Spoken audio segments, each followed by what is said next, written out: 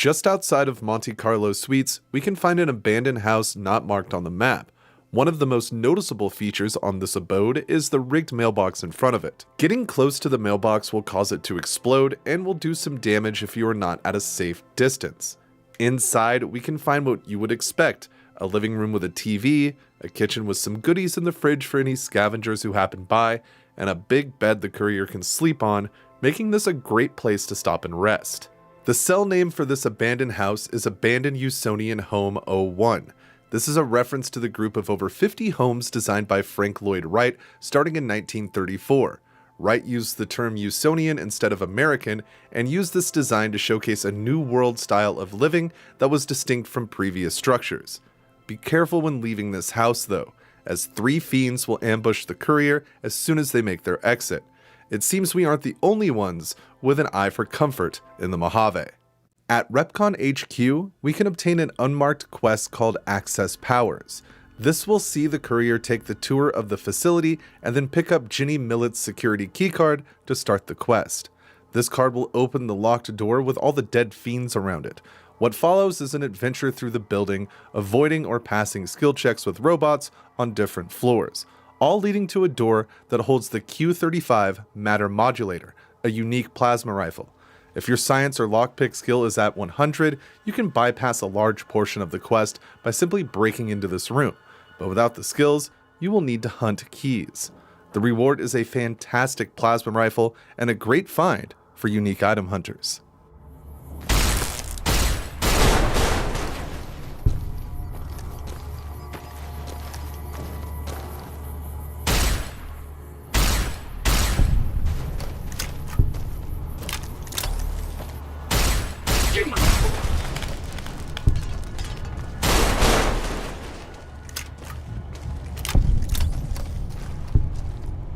Entering Vault 34 will lead us to an unmarked quest called All Fired Up. In the quest, we must find a way into the armory of the vault, which can involve some underwater antics. Vault 34 is very easy to get lost in and is covered in radiation. However, with a high science skill, we can get into some terminals that can make the whole experience a lot less traumatizing. After going through the labyrinth that is Vault 34 and finally unlocking the armory, we are rewarded with a lot of great gear. Weapons and ammo litter the room, but the main focus and pinnacle of the reward here is the All-American. This unique marksman carbine does more damage per shot and has a faster rate of fire than the standard variation, which is already a great gun.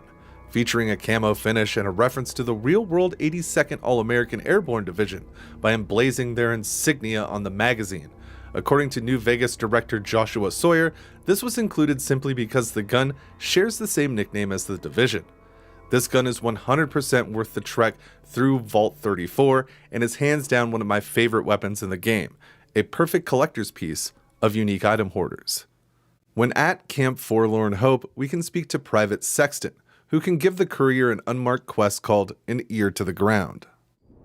Hey there, the name's Sexton, Private James Sexton. Welcome to Forlorn Hope. I've been placed in charge of morale. It's difficult trying to keep spirits up with the Legion nearby.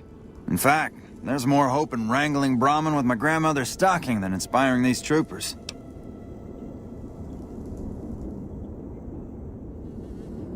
Ironic, isn't it? But it's understandable. The constant skirmishes take their toll on everyone in the end.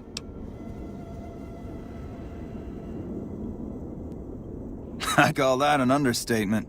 But I can't complain. I'm not in the field as much as the others. I just stay here most of the day coming up with activities to occupy the camp. Which reminds me of something I've been meaning to try. A killer competition to boost morale.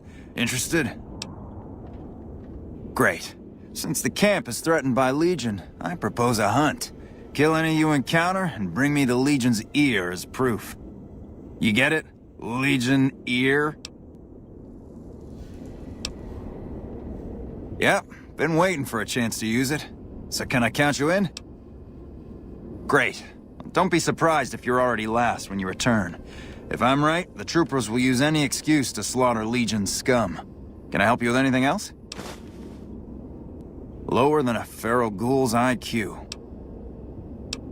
See you later. You can find ears on pretty much every legionary you put down, and the progress is tracked by tallies etched into the wall inside the mess hall of the camp. We can see that once we hit the max of 30, that 30 marks are left on the wall. What can I do for you? Oh boy! This puts you far ahead of everyone else. I think I'll have to declare you the winner of the competition. It's not much, but here's a little something I scraped together for the winner of the contest. Good job. You earned it.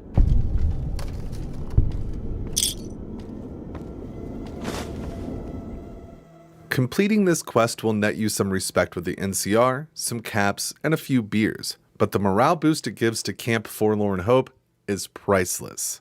Right outside of Jean, we can stumble across Barton Thorne, who kicks off the unmarked quest Barton the Fink. Hello? Can you help me? My girl is trapped by geckos on the ridge, and I can't get to her. Please, she's going to die.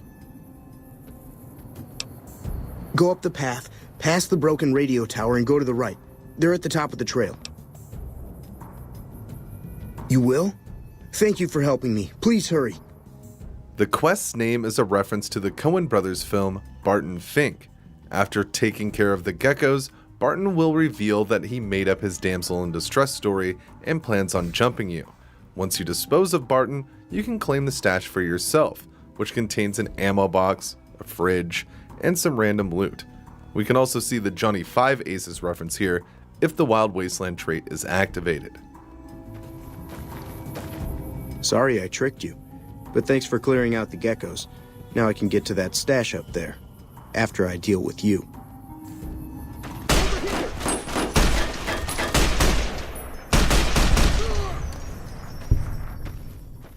When in Westside, you may find yourself at the Casa Madrid. This hotel is a haven for Pretty Sarah, a pimp who can tip you off to an unmarked quest called A Bit of Slap and Tickle. This is a British turn of phrase referring to sexual acts. The name is fitting, as this quest is completed by hiring one of the prostitutes who call the hotel home. Sarah gives the courier the rundown on each of the workers. Welcome to the Casa Madrid. If you got an itch needs scratching, you came to the right place.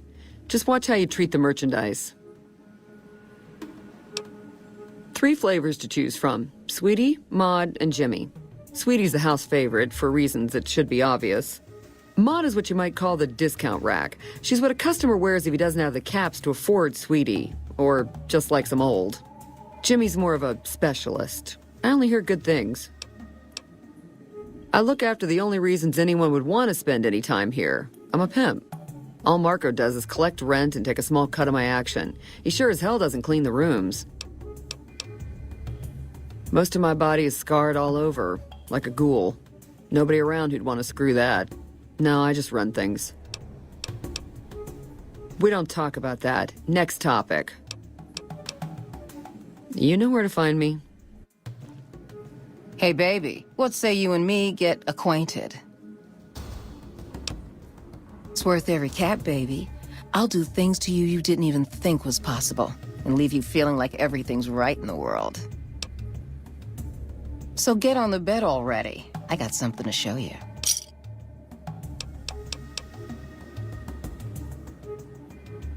You know you'll be back. Hey, mister, looking to relax?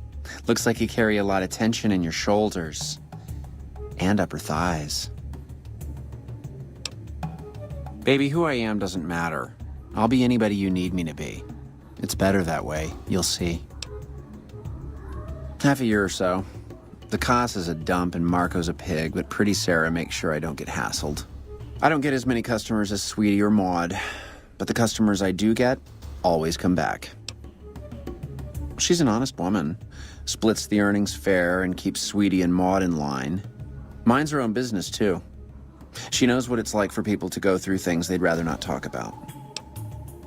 Pittance, sugar. And I'll leave you without a care in the world. Oh, we will, sugar. We will. I'm glad mean son of a bitch is on our side. Hello, stranger. You looking for a good time? Old but spry, honey. So long as my back don't give out, I can make a living lying on it. May not be as fresh as Sweetie or Jimmy, but pretty Sarah keeps me around for a good reason. Experience. Best prices around, so long as you don't try putting anything someplace it was never intended. How's that sound? You won't notice anything once the lights are out, hon. The places that count are still firm enough. Once the deed is done, the quest is over, and the only reward we get from this is the act itself. But the name of this unmarked quest alone is reason enough to talk about it.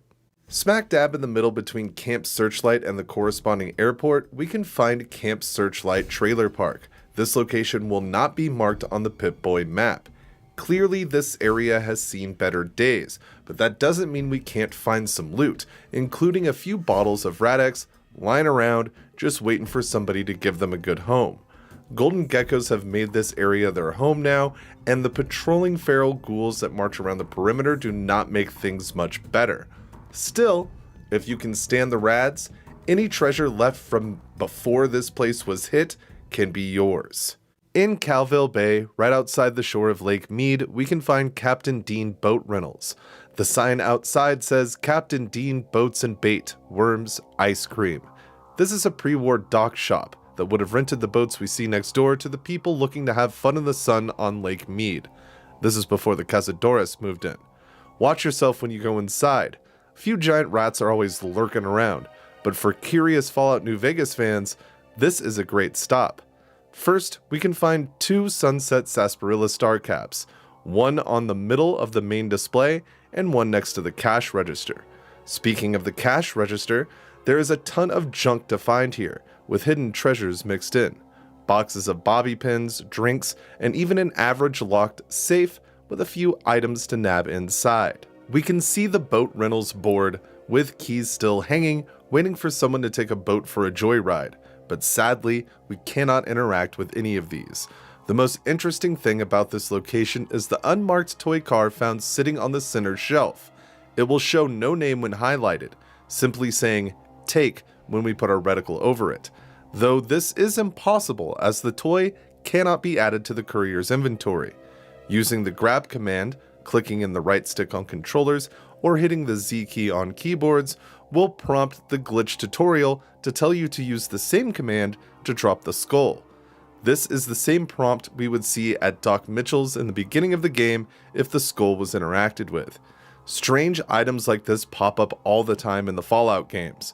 The question you must ask yourself is if you are willing to risk it with the Cazadores to see it for yourself. One of the biggest landmarks in Fallout New Vegas is also one of the most easily missed.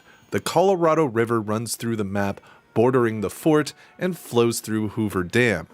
In the normal playing area of New Vegas, no part of the Colorado is radiated, making it a great drinking spot to refill some HP when you are hurting in the desert.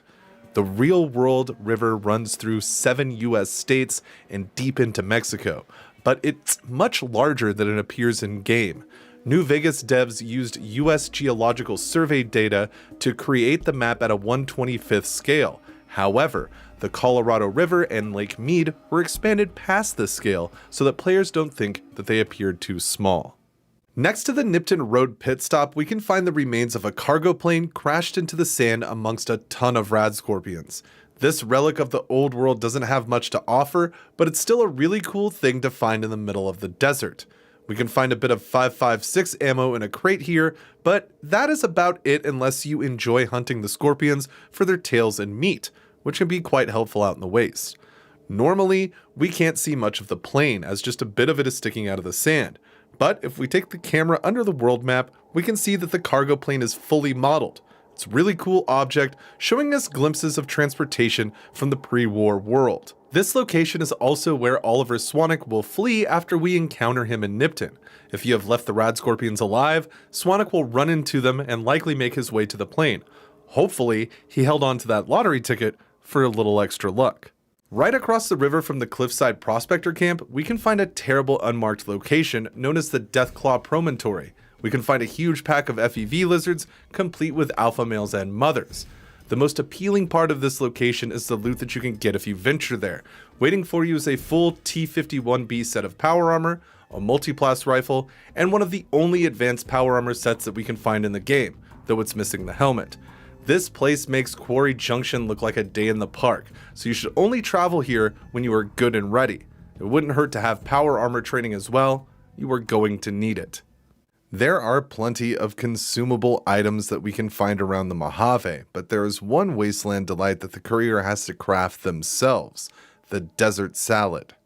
If you have a barrel cactus fruit, a Brahmin steak, and some pinion nuts, with a survival skill of at least 55, you can craft this delicacy yourself at any campfire. If the courier has a maxed out survival skill, this salad will heal a ton of HP, as well as restore both hydration and starvation levels when doing a hardcore run.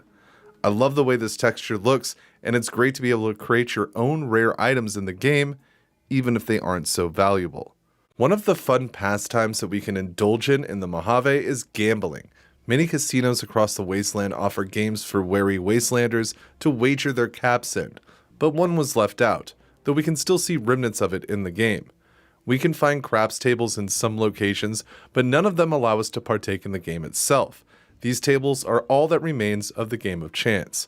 However, dice can still be found in the game files. While no games we play really use them, dice appear in Fallout New Vegas fully modeled. Now, I swear I've seen these in-game naturally somewhere, but I cannot remember where, and the internet doesn't have any answers either, so perhaps I had a mod that added them in some way. If you've seen these dice in this model in your vanilla game with no mods, let me know in the comments below.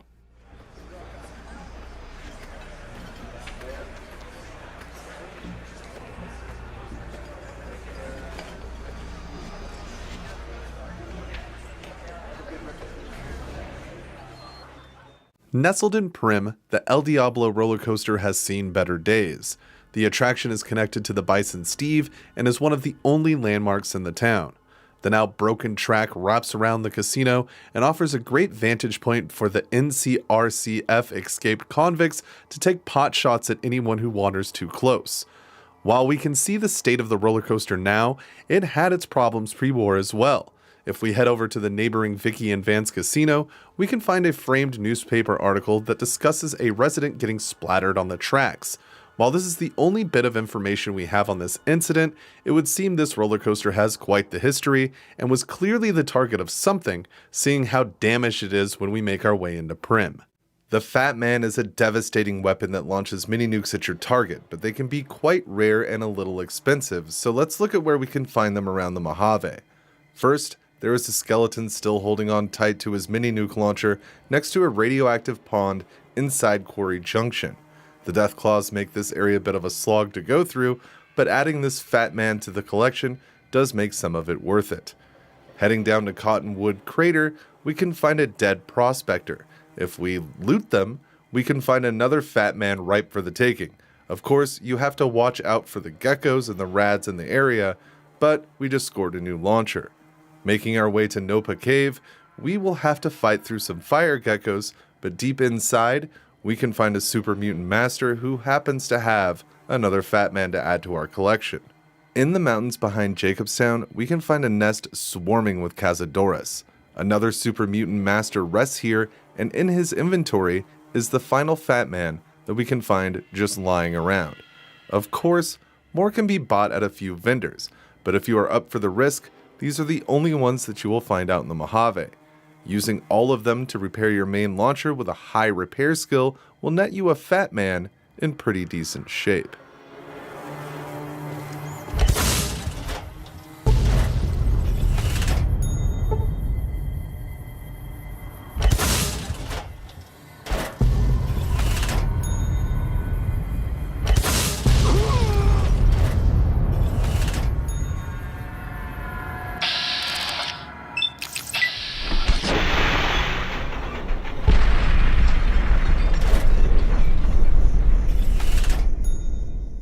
There are a lot of cars littering the roads around the Mojave, but one of the most rare is also one of the most interesting.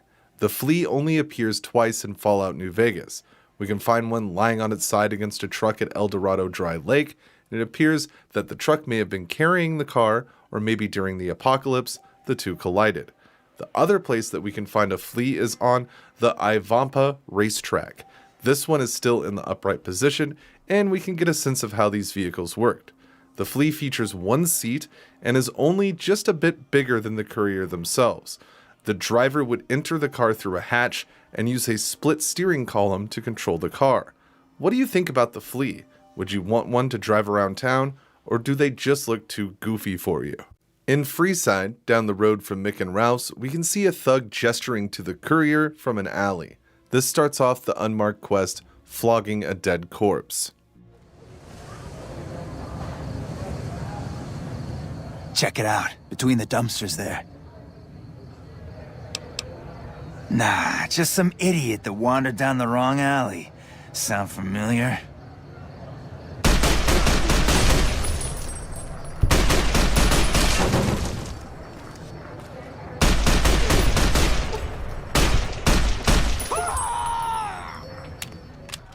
You have to wonder about the intelligence of somebody who would try to pull this kind of thing on the courier, but I suppose Freeside is a place to find such people. I take pride in my needlework, but you'd better tell me if I left anything out of place. How'd I do? At the start of Fallout New Vegas, Doc Mitchell will present the courier with the Reflectron, allowing us to customize our appearance. This is different than what we see in Fallout 3, where the gene projector was used, but we can still find these in Fallout New Vegas. We can find one in the Hidden Valley bunker in the medical area, another can be found upstairs at the RepCon test site, and finally, we can find one at Hoover Dam in the first power plant section. These can't be interacted with, but they're still a unique find here in the Mojave, even if they are just being used essentially as random set pieces. Looks like they've finished the gene projection. Let's see what you'll look like when you're all grown up.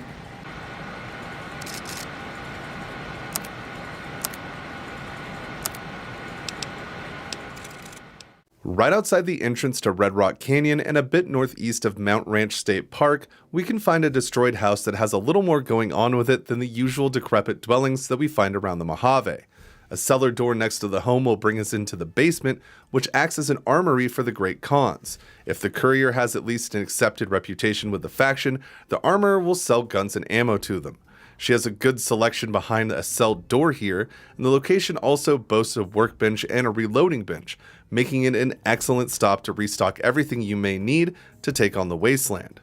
The only question I have is, why is there a jail cell in a random house's basement? I can only assume the Khans didn't build this themselves, so either this is some kind of detainment area for the pre-war state park, which is strange, or some Red Rock resident had some skeletons in their closet, or basement we could say in this scenario. Inside the gypsum train yard, we can find a ton of deathclaws, but we can also find the unmarked gypsum quarry office. If the lizards see you enter the office, they will come barging in one by one, and fighting them becomes much worse. The interior of the office has some fun things like giant ants, but more curiously, it has some posters from Vault-Tec, which could be due to the nearby Vault 34. Perhaps this office has some kind of ties to the underground bunker. We can also find a Sunset Sarsaparilla Star bottle cap here. When I arrived, it had clipped into the desk, but no clipping under allowed me to see that it was indeed still there. There are a few loot containers here that can offer some nice rewards, but none of them are quite worth the Deathclaw onslaught that will ensue if the courier gets spotted by the giant reptiles. In between Ranger Station Foxtrot and Brewer's Beer bootlegging, we can find an unmarked location known as the Hidden Cazador Nest, an area plenty in the Mojave are happy to avoid.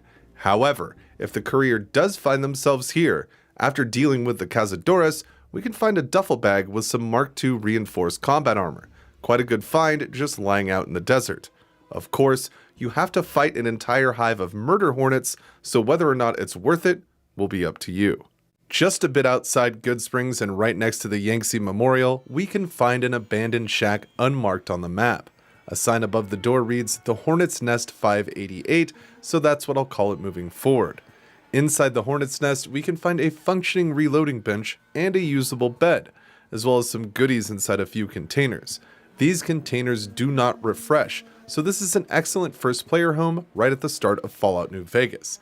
While I wouldn't recommend drinking from the sink or the toilet due to the overwhelming amount of rads that they produce, I would recommend picking up the doggy treat that's right next to the burning barrel, as this is the only one that we can find in the base game of Fallout New Vegas.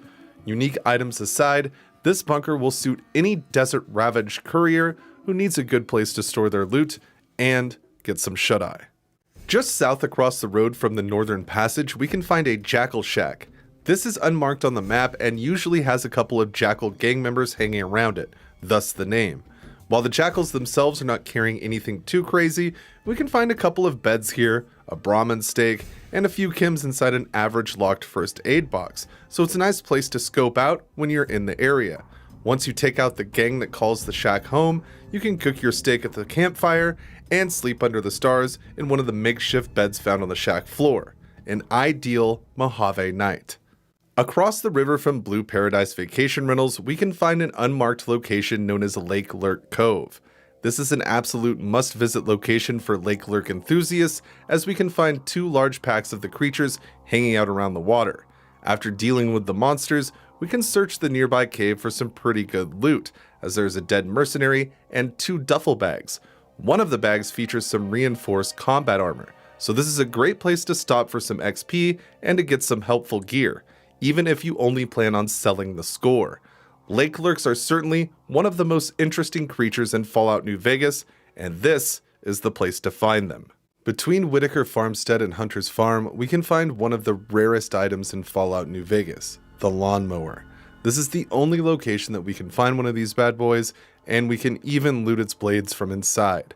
These blades are also rare, with the only other location that we can find them being Gibson's Shack. These have no use in New Vegas and really can only be sold for a small amount of caps, but if you are into rare items, this is a must-stop for you.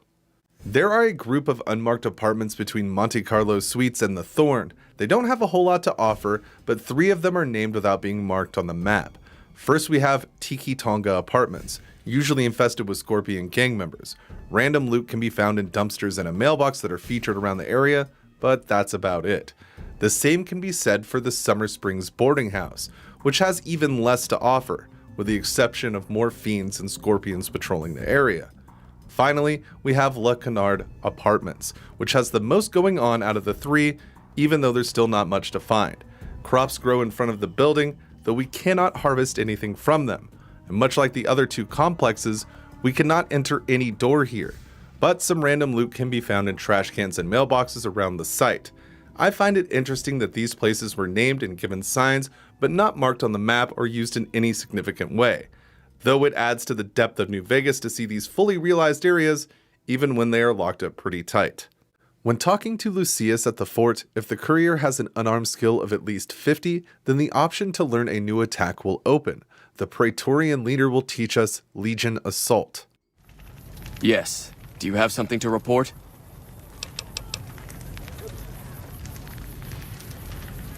Of course. This will take some time, and I'm not a forgiving teacher.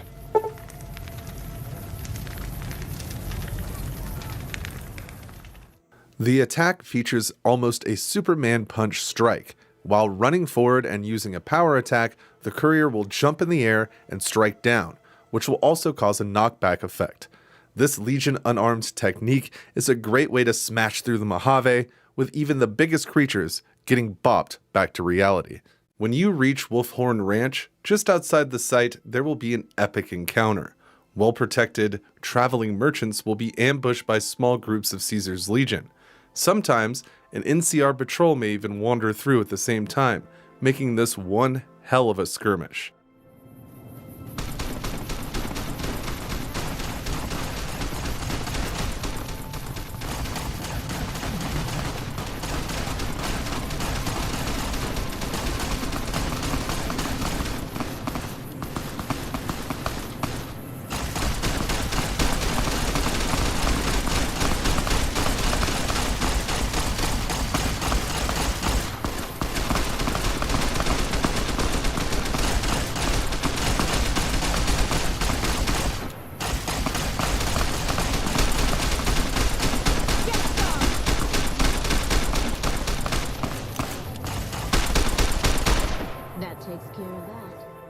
After the dust has settled, we can trade with the merchants, who have a good amount of caps and some decent gear, or we can even loot the losers of the conflict for some extra stuff.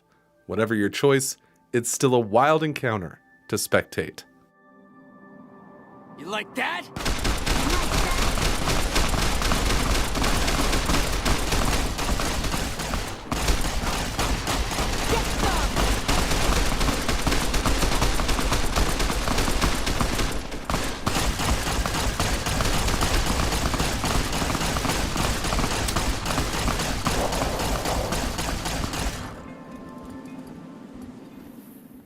Down at Ranger Station Foxtrot, we can meet Lank, who seems to be having troubles, and it's starting to affect her work as an NCR comm officer. Speaking to her will give us some details on her problems. You're here for the money. I told the Emeritus I was good for it. I just need more time.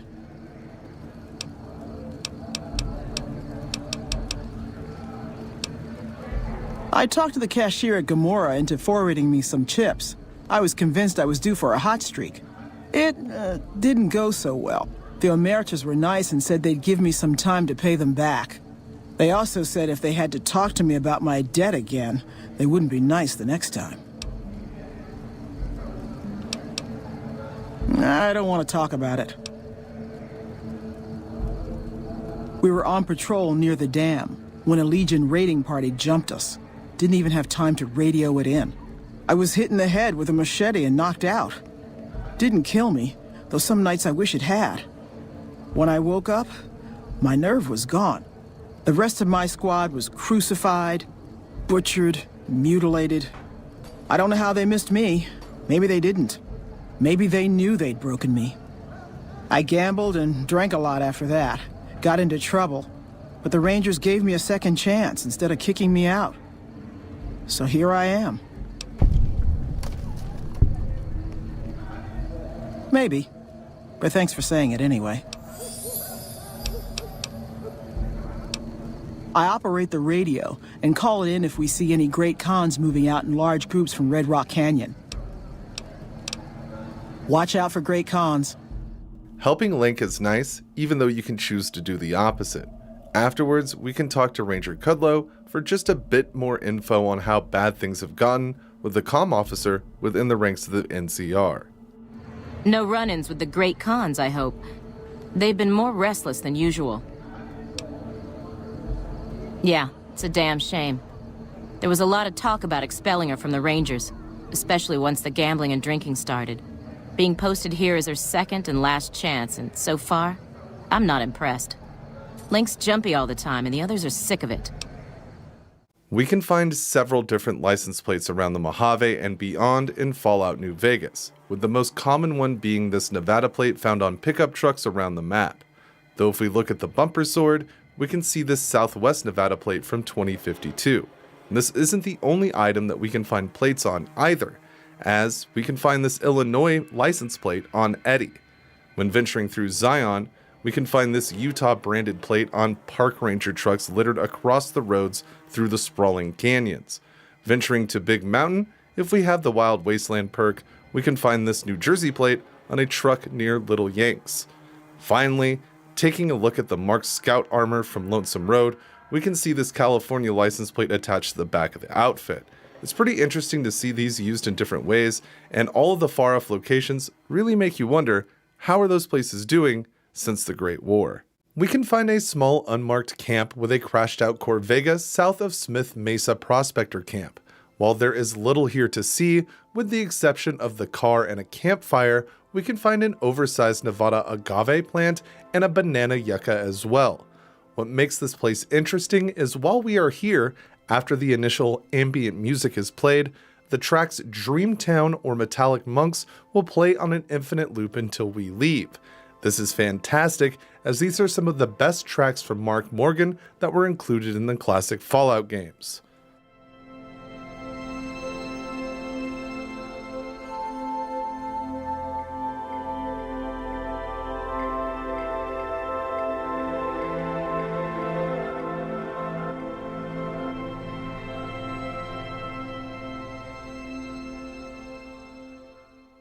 Most of the time, when I play Fallout New Vegas, I choose the Wild Wasteland trait, which means that the mercenary camp we find north of Horowitz Farmstead is always occupied by aliens.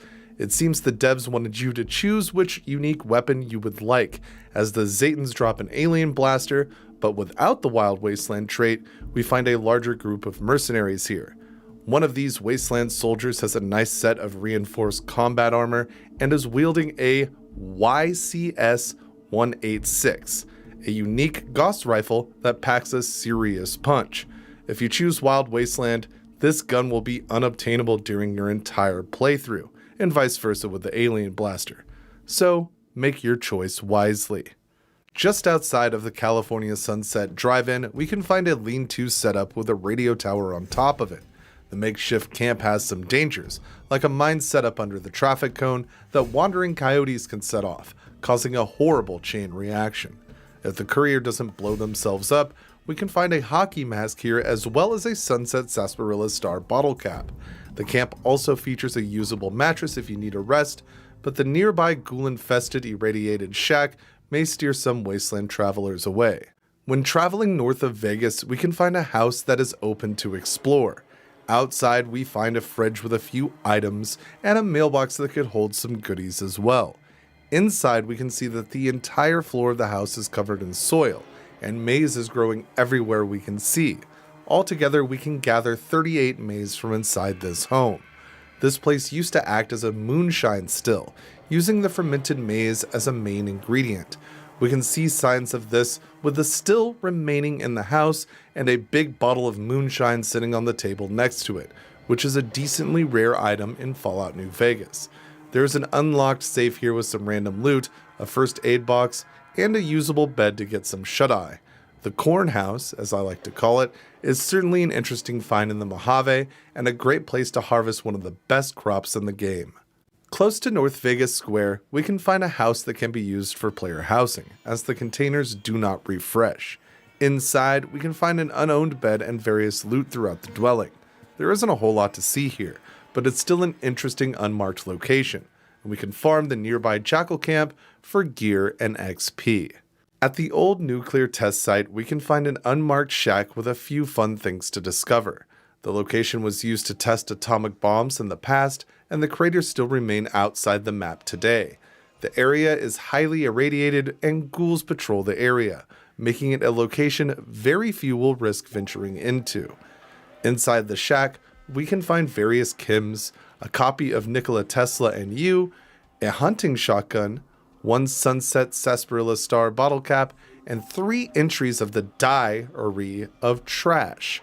The first entry is on the shelf. Dear Diary, I'm so done being confined in this human body, so today I moved into the shack at the abandoned test site. There should be enough radiation to turn me into a ghoul. All around me, this world is bleak and dreadful. Is it so wrong to want a body to match it? I wonder what color my skin will turn, and if I'll be able to find a good shade of lipstick to go with it. Probably not. God, everything is so miserable. The second can be found on top of the Nikola Tesla and You by the chemistry set. Dear Diary, I've been in this shack for almost a week now. Nothing is happening. I'm so bored, and this shack is so hot, and it's totally ruining my hair. It's like so hard to find dye this color in the wasteland. This sucks. I want to be a ghoul now. I hate all this waiting. Life. Ugh. Living is so overrated. And the third and final entry can be found on the corpse of Trash herself, who is also carrying a set of reinforced leather armor. Dear Diary. Good news, Diary. I think it's finally starting to happen. Okay, so I do feel like totally miserable. What else is new? Ha ha ha. And my skin is starting to peel off, but I'm pretty sure that is the first step. Oh, and my hair. I finally got it just the way I like it, and now it starts coming out. Why does ghoulification have to be so unfair? It seems Trash was a little dramatic and longed for a life more in line with her environment, likely not knowing the effects that large amounts of radiation would have on her. However, I imagine she is pretty lucky that the ghouls outside didn't find her first. Many buildings in the Mojave have kitchens, and most of these kitchens have refrigerators. However, we can find a rare variant around the wasteland, the Nuka-Cola fridge. Unlike most of the interactions that we see that capitalize every part of the object name, the Nuka-Cola fridge leaves the word fridge lowercase. There are 4 of these unique fridges around the map. In Vault 22, we can find one in the common area. Same with the Broadcast building on Black Mountain. Nipton General Store has one as well, right behind where we can find boxcars. And finally, we can see another one next to a standard fridge inside the mess hall at Cottonwood Cove. All of these Nuka-Cola branded cooling machines are empty, at least they were when I visited them, but their designs are super cool and they certainly stand out in a broken down kitchen. Just north of the NCR sharecropper farms, we can find an unmarked house belonging to Orion Moreno. Speaking with him outside of the Enclave quest will lead to a dead end. Looks like I forgot to lock the doors again. If you're with the NCR, get out. This place is mine, and I'm not leaving. Oh, like you wouldn't believe. The NCR makes a habit out of wrecking homes. I came out here to get away from them. Didn't work out so well. Next thing I know, I'm squatting in their land. Never mind that I already been living here for years. I don't do anything. I'm retired. I was a soldier. Why do you even care? I came out here to forget about the past, so quit bringing it up. The interesting thing about this house is that its interior layout is pretty much identical to Doc Mitchell's in Goodsprings. While similar looking locations are common in Fallout New Vegas, the inside of this house is instantly recognizable to anyone who has started multiple playthroughs of the game. While the bed here is usable, almost all of the items here are considered owned by Moreno, so taking them will ding the courier's karma, as well as piss off the lone resident. So keep your hands off of things unless you want to get into a fight with an ex-Enclave soldier. If the courier inspects the various artifacts at the Vicky and Vance Casino in Prim, they can discover that the gun is missing from the display rack. In fact, the only thing that remains in the museum display for the criminal couple is their death car, covered in bullet holes. Speaking to Prim Slim, if we have a science skill of at least 50, we can discover that the robot had been hacked. Howdy, partner. Welcome to the Vicky and Vance Casino and Museum. Prim Slim at your service. Authentic cowpoke and official spokesspot of the Vicky and Vance Casino and Museum. Yeehaw! Just mosey on over to the display case and you'll see it plain as day. Quite a piece, that gun. Mint condition, never fired.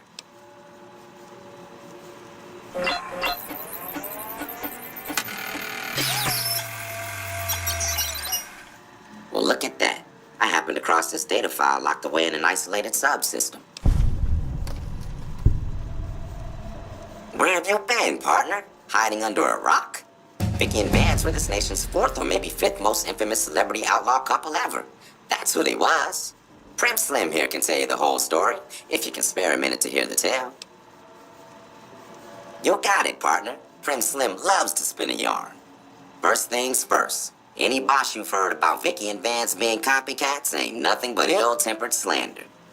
Fact is, they begun their crime spree 2 days before Bonnie and Clyde robbed their first bank. So who was copying who? Now, true, Vicky and Vance didn't exactly cut a wide swath of murder and bank robbery across the central U.S. like Bonnie and Clyde did. It was more like a narrow swath of shoplifting, check cashing fraud, and gas pump drive-offs. But crime is crime. They drove reckless, too. Having lived by the gun, well, Vance owned one anyway, it was only fitting that the duo of desperados would die by the gun.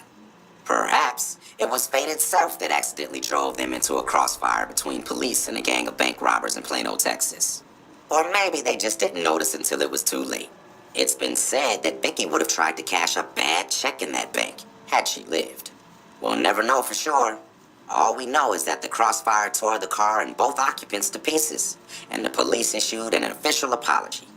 You can put your eyes on the genuine death card just over yonder, and there's Vance's machine gun in the case next to it.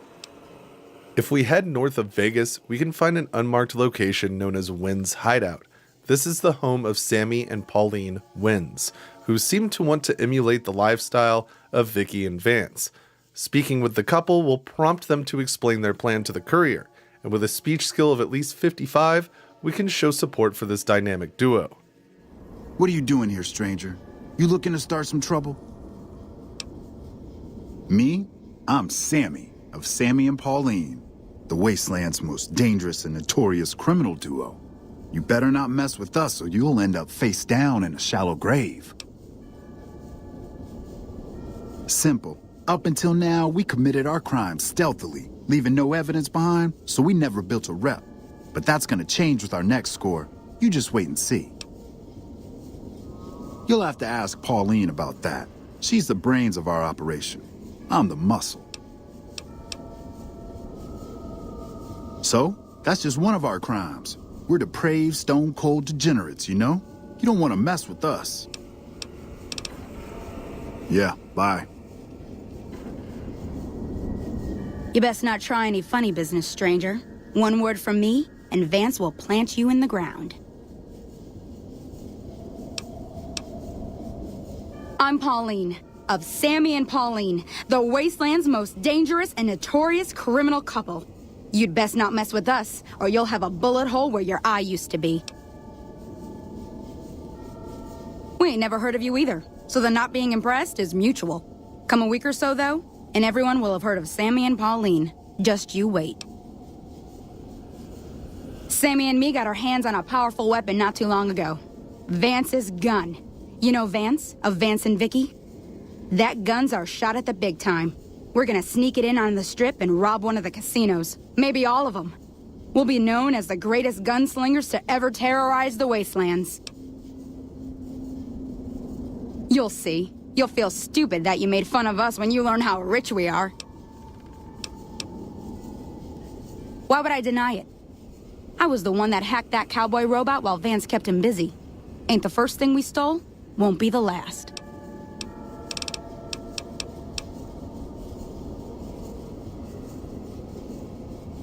Really? You think so?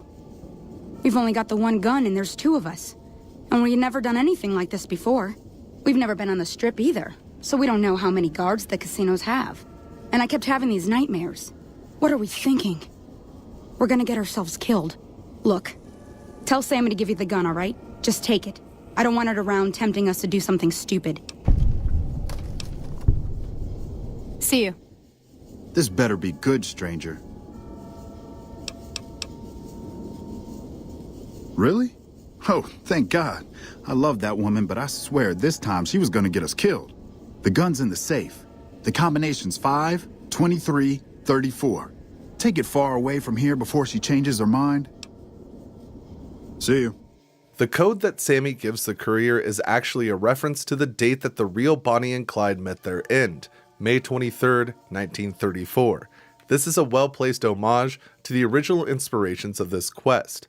Vance's 9mm submachine gun is the main reward here. It is better than the standard variant in almost every way and looks great in the game. This is a great quest to complete for unique item hunters.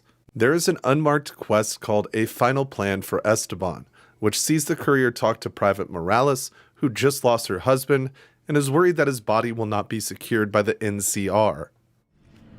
Did the Colonel send you? I was hoping he might have changed his mind. I know. I've been crying. Stupid. I'm supposed to be a soldier. My husband, he's a ranger, and he got murdered by a pack of fiends. Goddamn savages laid his body out to rot. Brass won't say it to me straight, but they mean to leave Esteban out there. I can see that plain.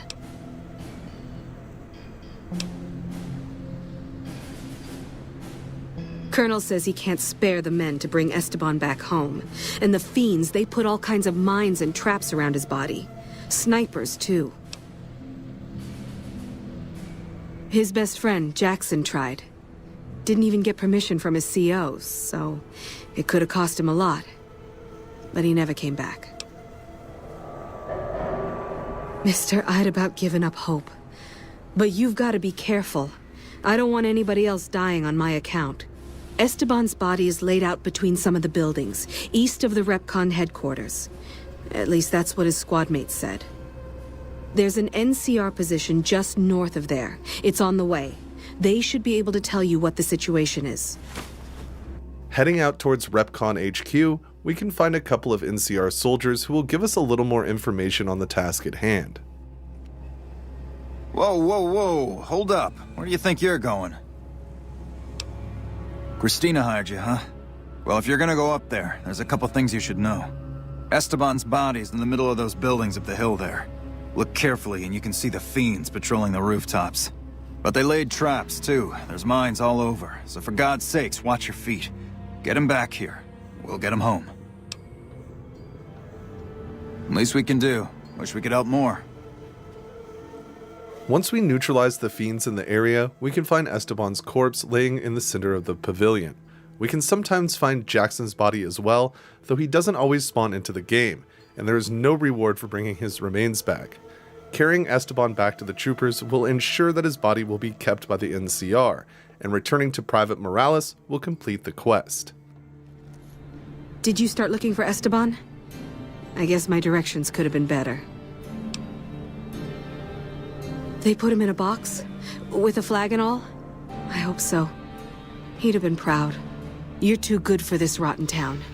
First kind thing anybody ever did for me in Esteban. You ever need anything, all you need to do is ask. Thank you so much. This will also influence Dr. Kemp at Camp McCarran to give the courier a discount on services and supplies, so this small task is pretty worth it for people who are friendly with the NCR. Leading into Bitter Springs, we can find an unmarked location known as Red Pass. Bitter Springs was the site of a terrible massacre when NCR forces opened fire on civilians as they fled from their camps in the rocks, and Red Pass has a memorial of sorts for visitors. We can see many graves running through the pass, each likely holding a member of the Great Khans who fell during the massacre. And we can find a rare item here though, as 3 Great Khan spike helmets decorate graves. These do not count as faction armor, so they are a good find for anyone who wants a new look while stomping around the Mojave. Across the Colorado River from Camp Forlorn Hope, we can find a small alcove that some lake lurks now call home. Water flows into the shallow cave, which features batches of lake lurk eggs. The main reason to visit this unmarked location is to look at the 2 explosive crates floating in the river. Each has quite a bit to offer the courier in terms of things that go boom.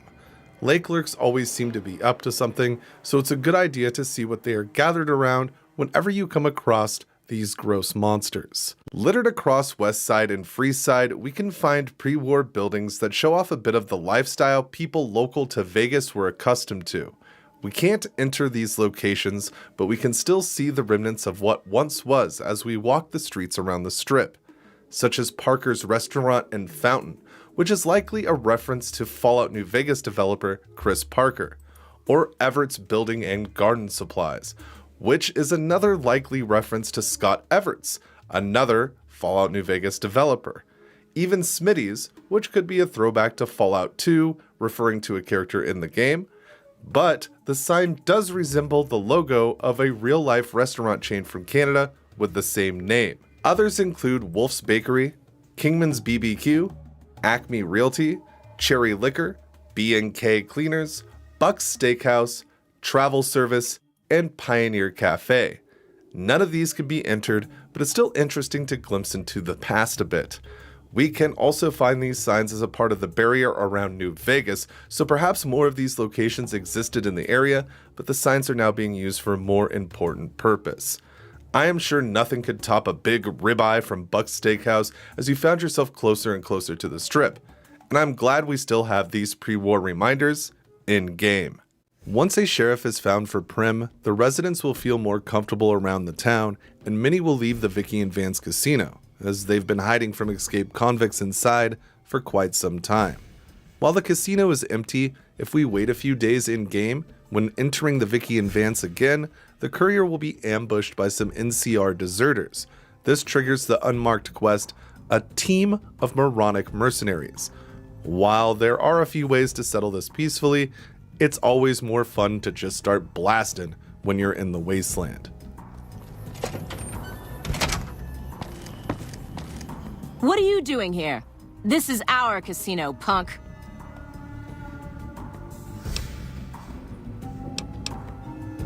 I like to think that we're prisoners of war that managed to escape before capture. I don't know how long it'll be before the Legion crosses the river, but sure as fuck I don't want to be wearing an NCR uniform when they get here. Fuck, we lose again.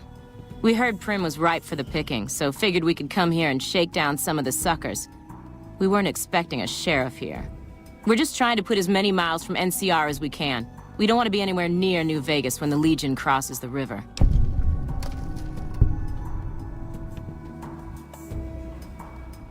Our luck has gone south since we lost all of our money gambling in Vegas. We didn't go AWOL from duty to become raiders. But we've seen what the Legion does to people that survive their battles. We wanted to be gone before the fighting starts. And we heard there may be some safety up in New Canaan.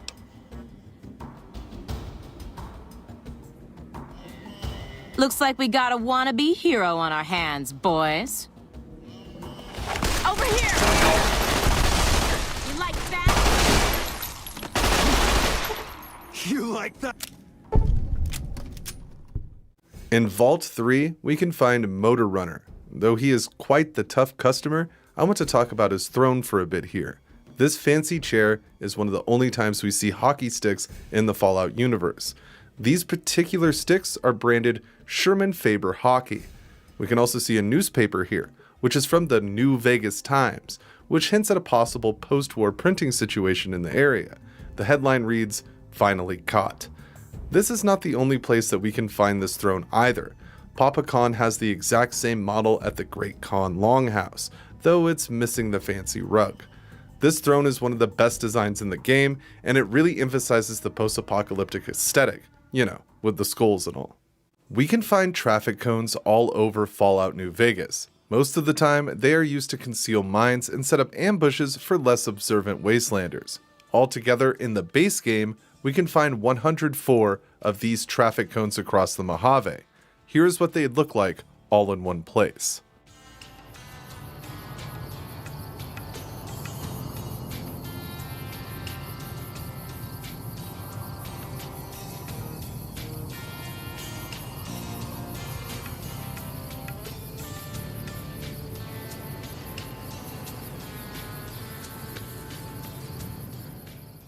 Between Raoul's shack and the Brotherhood of Steel's safe house, we can find a train tunnel that is secured with a very hard lock. This tunnel can lead us directly into Nellis, but there are some fun things we can find before we get there. Avoiding the death claws and entering the tunnel, we can find it is swarming with feral ghouls, looking for someone foolish enough to pick the locks and venture into the railway tunnel. Further inside, we can find some rare hats, like the fire helmet on a dead ghoul, which isn't quite as rare as the construction hat that we can find lying on the table in the maintenance room. In the base game of New Vegas, Chomps Lewis is the only other person that we can find this hat on, and having all the DLC will only bring 6 more into the game to find, so rare item collectors shouldn't miss this when they're in the area. The tunnel acts as a great way to get into Nellis that is a little less dangerous than coming from Vegas, if you have the lockpick skill to make it through. If you've made the choice to side with Caesar's Legion, or even just plan on helping out the group for a bit, you may obtain the liked status by the faction. After doing so, we can talk to Lucius, who heads the Praetorian Guard, and he will give the courier the key to the Legion safe house. You've proven yourself to be a true friend of the Legion. We have a safe house available to our agents in the Mojave. Here's the key. It's an excellent place to rest and store extra equipment. In addition, one of our veterans, Atticus, visits the house every few days. While he's there, you can acquire items useful for stealthy operations against our enemies from him. Nestled on a hill overlooking the vast Mojave, the Caesar's Legion safe house offers a great view and a nice campfire to cook some wasteland delights and take a rest under the stars. Inside, Atticus can give the courier various items and shows up just about every 4 days. What do you want? I'm here to keep everything in order. As a friend of the Legion, I can offer you some supplies while you're here. No, there are other places that require my attention. I have some goods collected during my travels. You may take something if you wish. Take it. Further into the structure, we can find a thieves' ransom of Legion gear. Sets of Centurion armor, Vexillarius armor, and Praetorian armor litter the beds, along with some great weapon choices. We can also find the Lucky Shades here, which is the only location in the entire game that they can be found in, so always make sure to pick them up when you have access to the bunker. When traveling the Mojave, one of the things you will likely see the most is the tumbling tumbleweeds that call the desert home. These are just miscellaneous items that don't do anything besides exist, but this wasn't always the case. 2 other versions of tumbleweeds were cut from the game, one being a far smaller variant. This is the Wind Brahmin, and likely would have tied into the quest where the super mutant wants all of your caps for a Wind Brahmin farm. These smaller tumbleweeds can be killed and even have their branches crippled by attacks. This also applies to their larger counterpart, the radioactive tumbleweeds. These dried plants glow green and emit radiation to anything that gets too close, but much like the Wind Brahmins, they are easily dealt with and can take critical damage. Only the devs really know why something like this was cut from the game, but it is still interesting to see how these would have worked had they remained.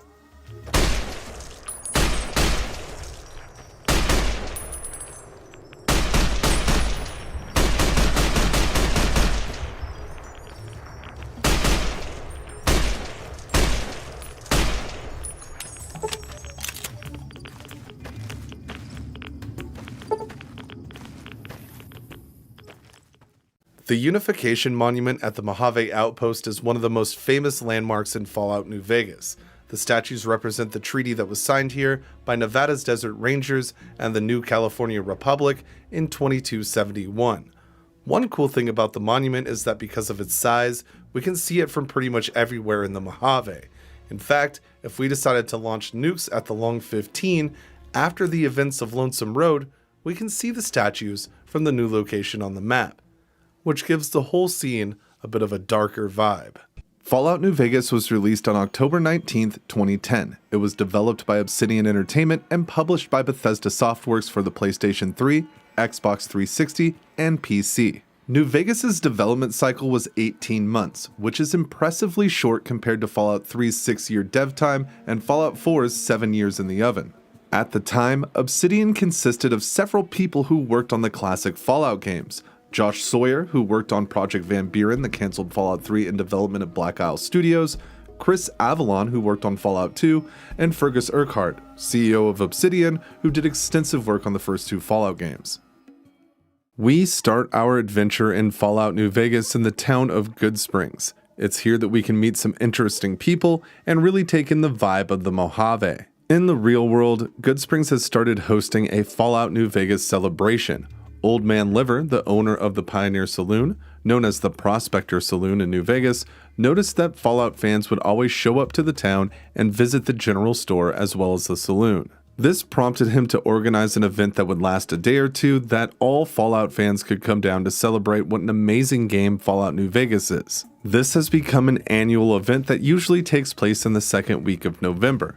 I have gone to every Fallout New Vegas Day celebration, and the vibes in the Mojave are unmatched. The town's layout is similar to what we see in the game, but the devs moved a couple of things around, likely due to game design choices. Still, Good Springs is a wonderful town, and if you are a fan of New Vegas, it is definitely worth the trip.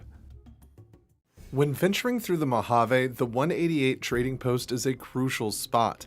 Located right outside of Vegas, it's one of the last stops we can make before hitting Freeside. Under the bridge, we can meet a gunrunner, Alexander, who is usually pretty standoffish. However, if the courier has a gun skill of at least 40, the arms dealer will open his shop for them.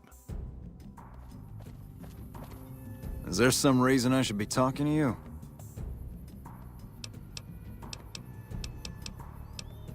Like you have a clue what that even means.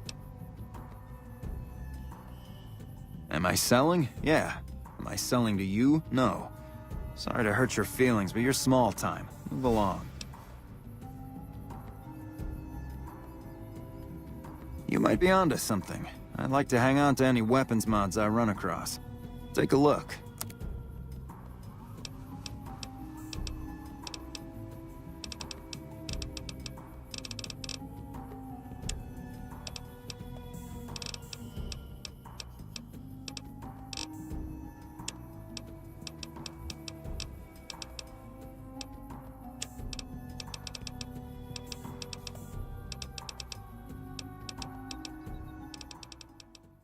While traveling through Freeside on the outskirts of Vegas proper, you can find the old Mormon fort.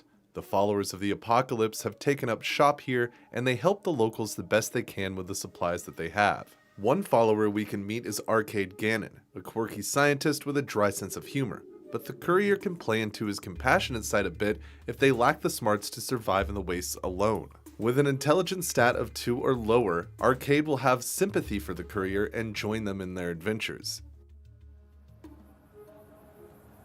No offense intended, but why should I go anywhere with you?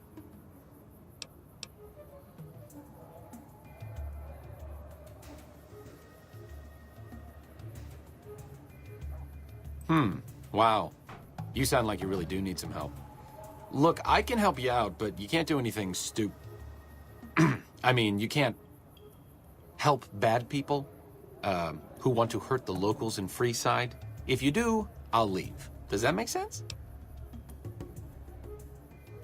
All right, let's not waste any time. There are people out there to help, things to learn.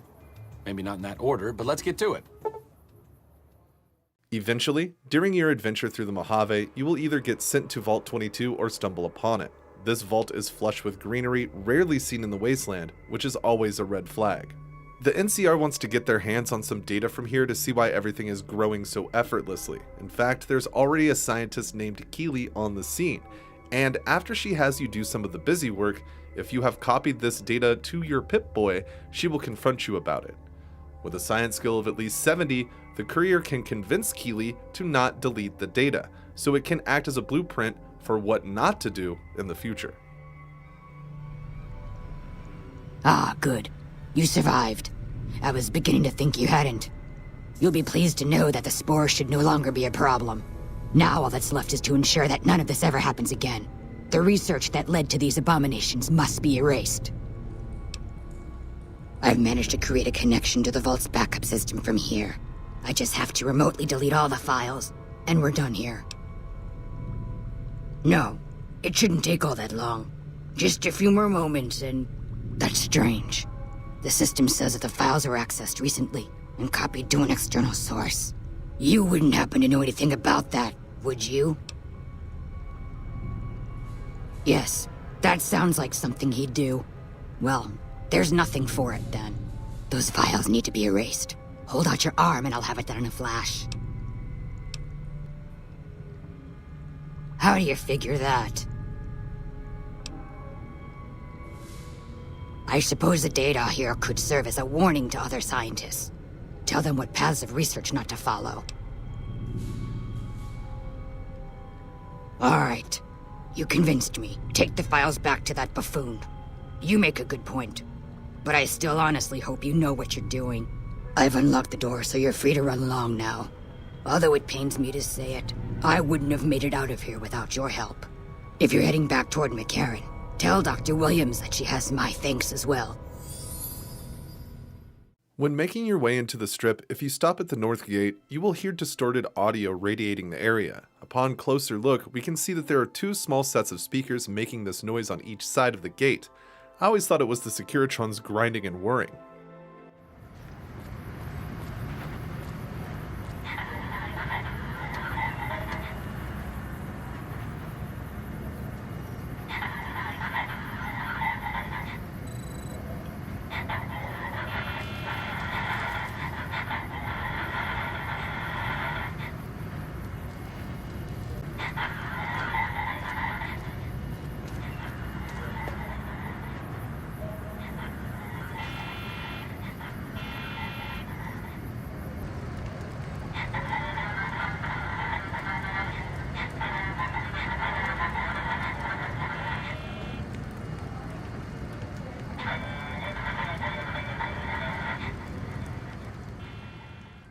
When approaching Helios 1, the courier will be stopped by Lieutenant Haggerty of the NCR.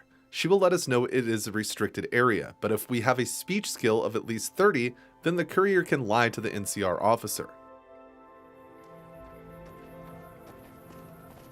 This is a restricted area. State your business.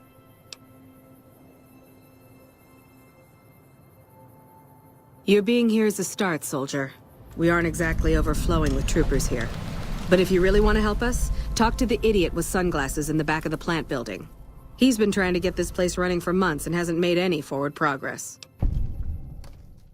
The Strip is the prime destination for the courier in Fallout New Vegas. However, when we arrive, we are greeted by Securitrons who want to make sure that we have the caps to spend in the big city. If the courier happens to have at least an 80 science skill, then they will be able to hack the Securitron by using the phrase 1C, 3C, R34M. When viewed written out, this passcode says ice cream in leet speak, a way of spelling words with numbers that gained popularity online in the mid to late 80s. Submit to a credit check or present your passport before proceeding to the gate. Trespassers will be shot.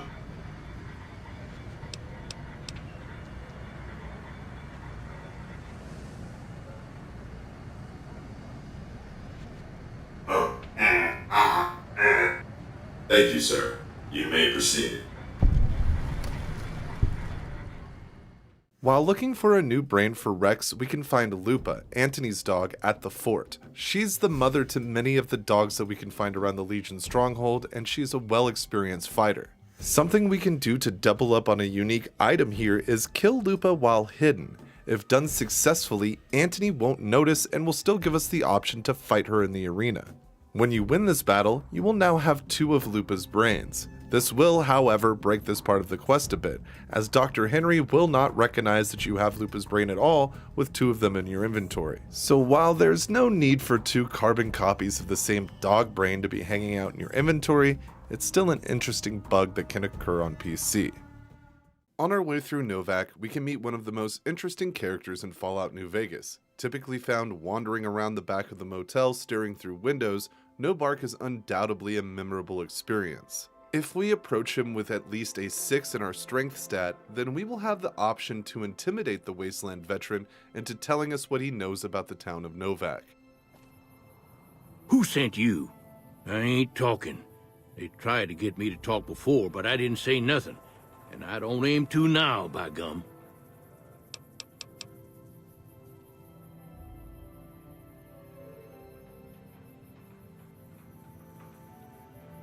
I give up. Please don't do no harm to me, mister. Leastways not my face. All I got left is my rugged good looks. What do you want to know? 'Cause they know I ain't just barking here. What I say has got bite, 'cause it's the truth. Them quack doctors can say what they want about all the rat scorpion stings that done pierced my skull, and I know what I seen. When heading towards Nelson, we can encounter Ranger Milo in the middle of the road. He will accost the courier and explain that some Legion snakes have set up shop in the small town. If you have an intelligence stat of 3 or less, the courier will have unique dialogue, thinking the ranger is talking about actual snakes on the loose. Hold up there. This area is locked down by the NCR military until we can dislodge some Legion snakes from Nelson.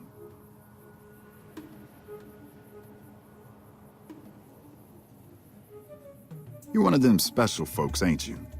They ain't real snakes, see? They're Legion soldiers. I just called them snakes because they're low down and sneaky. Like a snake. Anyway, we always have trouble with Legion around here. This time, they jumped the camp in Nelson while the troopers were setting up. Captured a bunch of gear and took the town. Couple of troopers, too. Got them crucified down near the center of town. Rex may be the goodest boy in the Mojave. The Cyberdog is certainly one of my favorite companions, and he is a loyal friend to one of the best characters in Fallout New Vegas, the King. While many people have adventured the Mojave with this wonder pup, few may know how long Rex has really been around. In a blog post from PlayStation that was posted back in September of 2010, we get some insight into what age Rex really is. The blog post reads, full name, Cyberhound Mark III, LEO support model, serial number B955883. Sex, not available. Age, 209. Ethnicity, not available. Profession, sidekick to the king. Perk, search and mark. While Rex is a companion, unequipped chems, firearms, and ammunition within a short distance are highlighted when you zoom in the camera. Description, Rex is a cybernetic dog that has been around since pre-war times. He was used by the Denver Police Department and Caesar's Legion before being mostly blown up during the Battle of Hoover Dam. Since then, he's been a loyal pet to the King of the Kings in Freeside. Capable of sniffing out loot and taking large amounts of punishment, he only has one big problem. His brain is starting to deteriorate. This post confirms that Rex is 209 years old and was used by Denver PD and the Legion before being wrecked at the first Battle of Hoover Dam. It also doesn't confirm the sex of Rex, leaving it open to interpretation. It's no surprise that Rex has such an immense backstory. It's just a shame that we don't get to see more callbacks to it in New Vegas itself. When visiting the Strip in Fallout New Vegas, one attraction we can see is Vault 21. Mr. House nearly destroyed this establishment when he filled most of it with concrete, yet one woman refused to leave and fought to live in the only home she had had. Sarah Weintraub is the host of Vault 21's Vault Tours and is one of the only permanent residents of the Vault, having lived there since her childhood. These are all wonderful reasons to hang around the Vault, but we can learn a bit more about her mental state through conversation. If the courier has at least an 8 in their perception stat, we can find out that Sarah is suffering from agoraphobia, which stems from not wanting to leave her home under most any circumstance. Hi, I'm Sarah Weintraub. Welcome to the finest vault hotel in the whole world. Sure I have. I made the scene in the Strip. It's just that I really like it here. Vault 21 is a kick.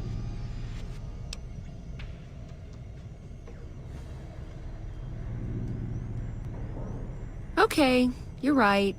I hate going outside. It's almost impossible for me to step out of here. Still, I love my vault. It's my pad.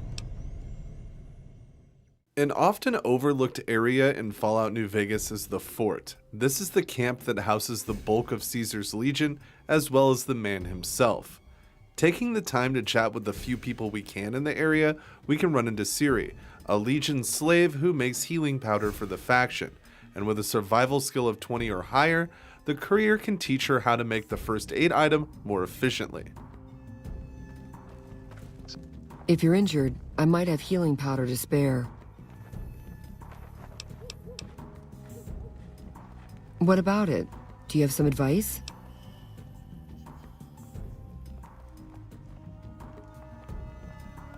Oh, I've been using 2 roots for flour. Thanks to you, I'll be able to create twice as much healing powder per day. Throughout the Strip in Fallout New Vegas, we can find various letters detailing personal experiences people have had in Sin City. There are 11 of these letters in total, and they are scattered out around Vegas for the courier to find and read. The first of these letters can be found in a guest room in Vault 21. It reads, "Dear Edna, lost all of our money at the casinos. Send more ASAP. We'll get it all back. Trust me, Lenny." Strip letter 2 can be found in another guest room here in Vault 21, and it reads as follows. "Billy, don't be mad, but I lost all of our savings at the tops last night. It's not my fault. I was on a hot streak and was up 2,000 caps. But then I had a run of bad luck and lost it all. I'm going to see if I can scrounge up a few caps and try to get it all back. Please don't hate me. Sue." And the last letter that we can find in Vault 21, Strip letter 3, says this. "Hey Mom, I have some good news and some bad news. The good news is that I didn't lose all my money on the silly gambling games as you call them. The bad news is that I lost all of my money on one of the girls at Gamora. You would have liked her though. She was a real classy lady. Well, since there's nothing left for me here and I'm all out of caps, I'll be heading home soon. Love you, Dennis." Strip letter 4 can be found at Las Vegas Boulevard Station, next to a Mojave Dropbox. "Nicole, all my years of hard work have finally paid off. I hit the jackpot last night over at the tops. I'll have to use a lot of the money to pay off some of the debts I've incurred over the years, but there is plenty left over to live well for the rest of our lives. I told you it'd happen. See you soon, Ralph." Right next to this letter is number 5, and it reads, "Bruce, I think it's time we see other people. We're just not a good fit anymore. Plus, I met this amazing and rich guy at the Ultralux last night. He's a real winner, not a dirty farmhand like yourself. I never want to see you again. Lacey." Letter number 6 is lying in a room on the 13th floor of the tops. "Dear Tracy, things have been going well for me here in Vegas. I've had pretty decent luck at the tables lately and have been able to almost break even. I'm going to hit the roulette tables again tomorrow. I'm going to win big this time, real big. I can feel it. Wish me luck, Mark. Strip letter 7 is found on the corpse of a gambler in some rubble next to the Monte Carlo suites. Those gangsters at the tops cheated me. I know it. They're cheats and liars and thieves. Their games are rigged. I've lost every cap, every NCR bill I had left. Those slot machines, you can never win. They're programmed just to make you lose, lose, lose. Their cards are marked so their dealers can cheat you. I promise you this. Invisible ink or something. And their roulette tables? Please, what a joke. The ball must be magnetic, and they can tell it to land wherever they want. The people that do win are plants, employees. There's no way I could have lost like that unless they were cheating. No way. No way. Those fancy suits can't buy them class. They're a bunch of damn con men. They've taken everything from me. I have nothing left. Nothing. What am I going to do? I was supposed to win big here. This is where dreams happen. People told me I could make a fortune here. I just had to have the caps, and I could win myself a new future. Now it's all gone. All gone. Back inside Las Vegas Boulevard Station on a desk is where we can find strip letter 8. Dear Bravo Company, being transferred to the NCR embassy on the strip has been the greatest thing that has happened to me since joining the NCR. It's a pretty easy gig watching the troopers during the day and making sure they don't get in trouble. And then we get to spend our free time hanging out at the bars and clubs, getting drunk and partying. Wish you were here, Private Seymour. The 9th letter will bring us to the mess hall in the NCR embassy, where it can be found on a table. To Private Humphreys. This has been the best 3-day pass yet. I learned my lesson early and ditched the casinos for the girls at Gomorrah. Now that is money well spent. You can't get that kind of service at Camp Golf. Going to sleep now while it's daylight and head back out to Gomorrah tonight for one last hurrah. Private Watkins. Strip letter 10 can be found inside the NCR Military Police HQ. To Private Jackson. This is the last time I take your advice. I went to the bar at Gomorrah, like you said. I got pissed drunk, kicked out after getting too friendly with the dancers, fell into the gutter and puked all over myself before being picked up by some MPs. Next thing I know, I'm waking up with a drunk tank 2 days later. Thanks for wasting my pass, jerk. Private Daniels. And the 11th and final letter can be found on a table in the NCR Embassy's barracks. To Private Irwin. If I hear of you pulling another prank on one of my troopers that causes them to return to duty without their clothing fully intact, I will personally make sure that you get transferred to Camp Forlorn Hope and don't come back. I'll be watching you, Lieutenant Asheville. These letters offer some small bits of lore that really help drive the vibe of New Vegas as a city home. Fallout New Vegas is filled with these types of lore dumps, and it makes the game world so much more immersive. When leaving the Lucky 38 for the first time, a crowd will gather around on the strip and start to gossip about it. You would be the first person to enter the casino in centuries. I gotta see that. Wow, that's crazy. I thought nobody has ever been inside Hello. that place. That one must be important around here. Check that out. He just left the Lucky 38. Damn, and he looks good to me too. One of the worst places to end up in the Mojave is Quarry Junction. The area is hot and dry due to the dust storms that frequent the valley, and even worse is the family of Deathclaw that calls this place home. A fully established pack lives amongst the machinery here in the quarry, with a mother and an alpha male guarding the group with their lives. Just past that is a group of cons who have been put between a rock and a hard place, quite literally. Melissa here will give you a quest to receive a delivery that doesn't seem like it's going to be arriving anytime soon, and we are sent to talk to Chomps and Sloan. Old Man Lewis will send us up to Prim to chat with a trooper named Tyrone, who is getting cold feet since the officers of the NCR are starting to get suspicious of the missing items. With a strength stat of 7 or higher, we can convince Tyrone to honor his deal. Hey, what can Tyrone do for you?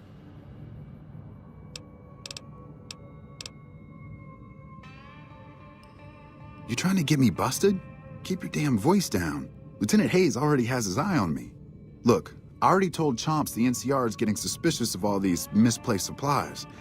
Bigger risk means bigger cost. 300 caps bigger.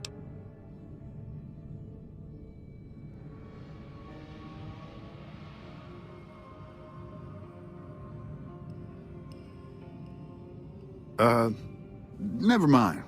Take the supplies. All yours, friend. On our way through the Mojave, we can stumble upon Wolfhorn Ranch. This quaint little farmhouse outside Novak has a storied past for those who look a bit closer. Outside the farmhouse, various crops grow, and antennae protrude from sporadic places around the property.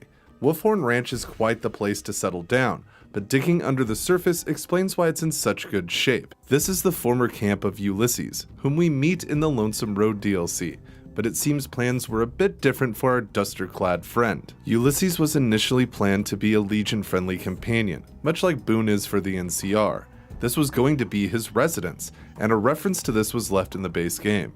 On top of the vista behind the farmhouse, we can find an unmarked grave that is supposed to reflect Ulysses' removal from the game as a base companion. We can even loot this gravesite without a shovel. This being the home of Ulysses is confirmed in the Fallout New Vegas official game guide, as well as the Italian, Spanish, French, and German versions of the game, which name the location Ulysses Camp in their respective languages. Inside the farmhouse, we can find a bed and some containers that do not respawn their contents, meaning that this location can be used as a viable player house. However, the bed here does not give the player the well-rested perk. We can find a Tumblr's Today's Skill magazine on the floor and a unique cleaver on top of the stove called Chopper. The melee weapon offers more damage with higher critical percentages as well. Chopper is excellent for attacking limbs, as it has a boost to damage against appendages. Wolfhorn Ranch seems like just another farmhouse on the side of a forgotten highway out in the Mojave, but it proves that if you look a little closer, you can find some of the most interesting stories in the mundane. Zion Canyon is a tremendous addition to New Vegas. The location features beautiful vistas and pure streams that run in every direction. It's almost as if Zion was completely unchanged by the Great War. Due to this, we can see something else in this veritable Garden of Eden, something that had surprisingly not been seen until the canyon in Fallout New Vegas. Rain will fall from the sky in Zion. This is the first time in the Fallout series that we see rain, and it makes sense that it would be in such a beautiful and untouched place. Of course, paradise isn't without its troubles, as warring tribes and mutated creatures cover the landscape. Still, Zion persists, hoping to wash away it all with each rainstorm. In Fallout New Vegas, we can find a lot of monstrosities that only seem to exist to make life in the Mojave a little more complicated. From zombie-like feral ghouls to mutated insects, the post-war desert is filled with horrors around every corner. South of the Allied Technologies offices, we can find an old barn swarming with fire ants. This should be enough to keep any curious wastelander away, but if we dig further, we can find the biggest creature in Fallout New Vegas. Inside the ant mound, if you listen closely, you can hear the sound of your impending doom as you get closer to the main hall.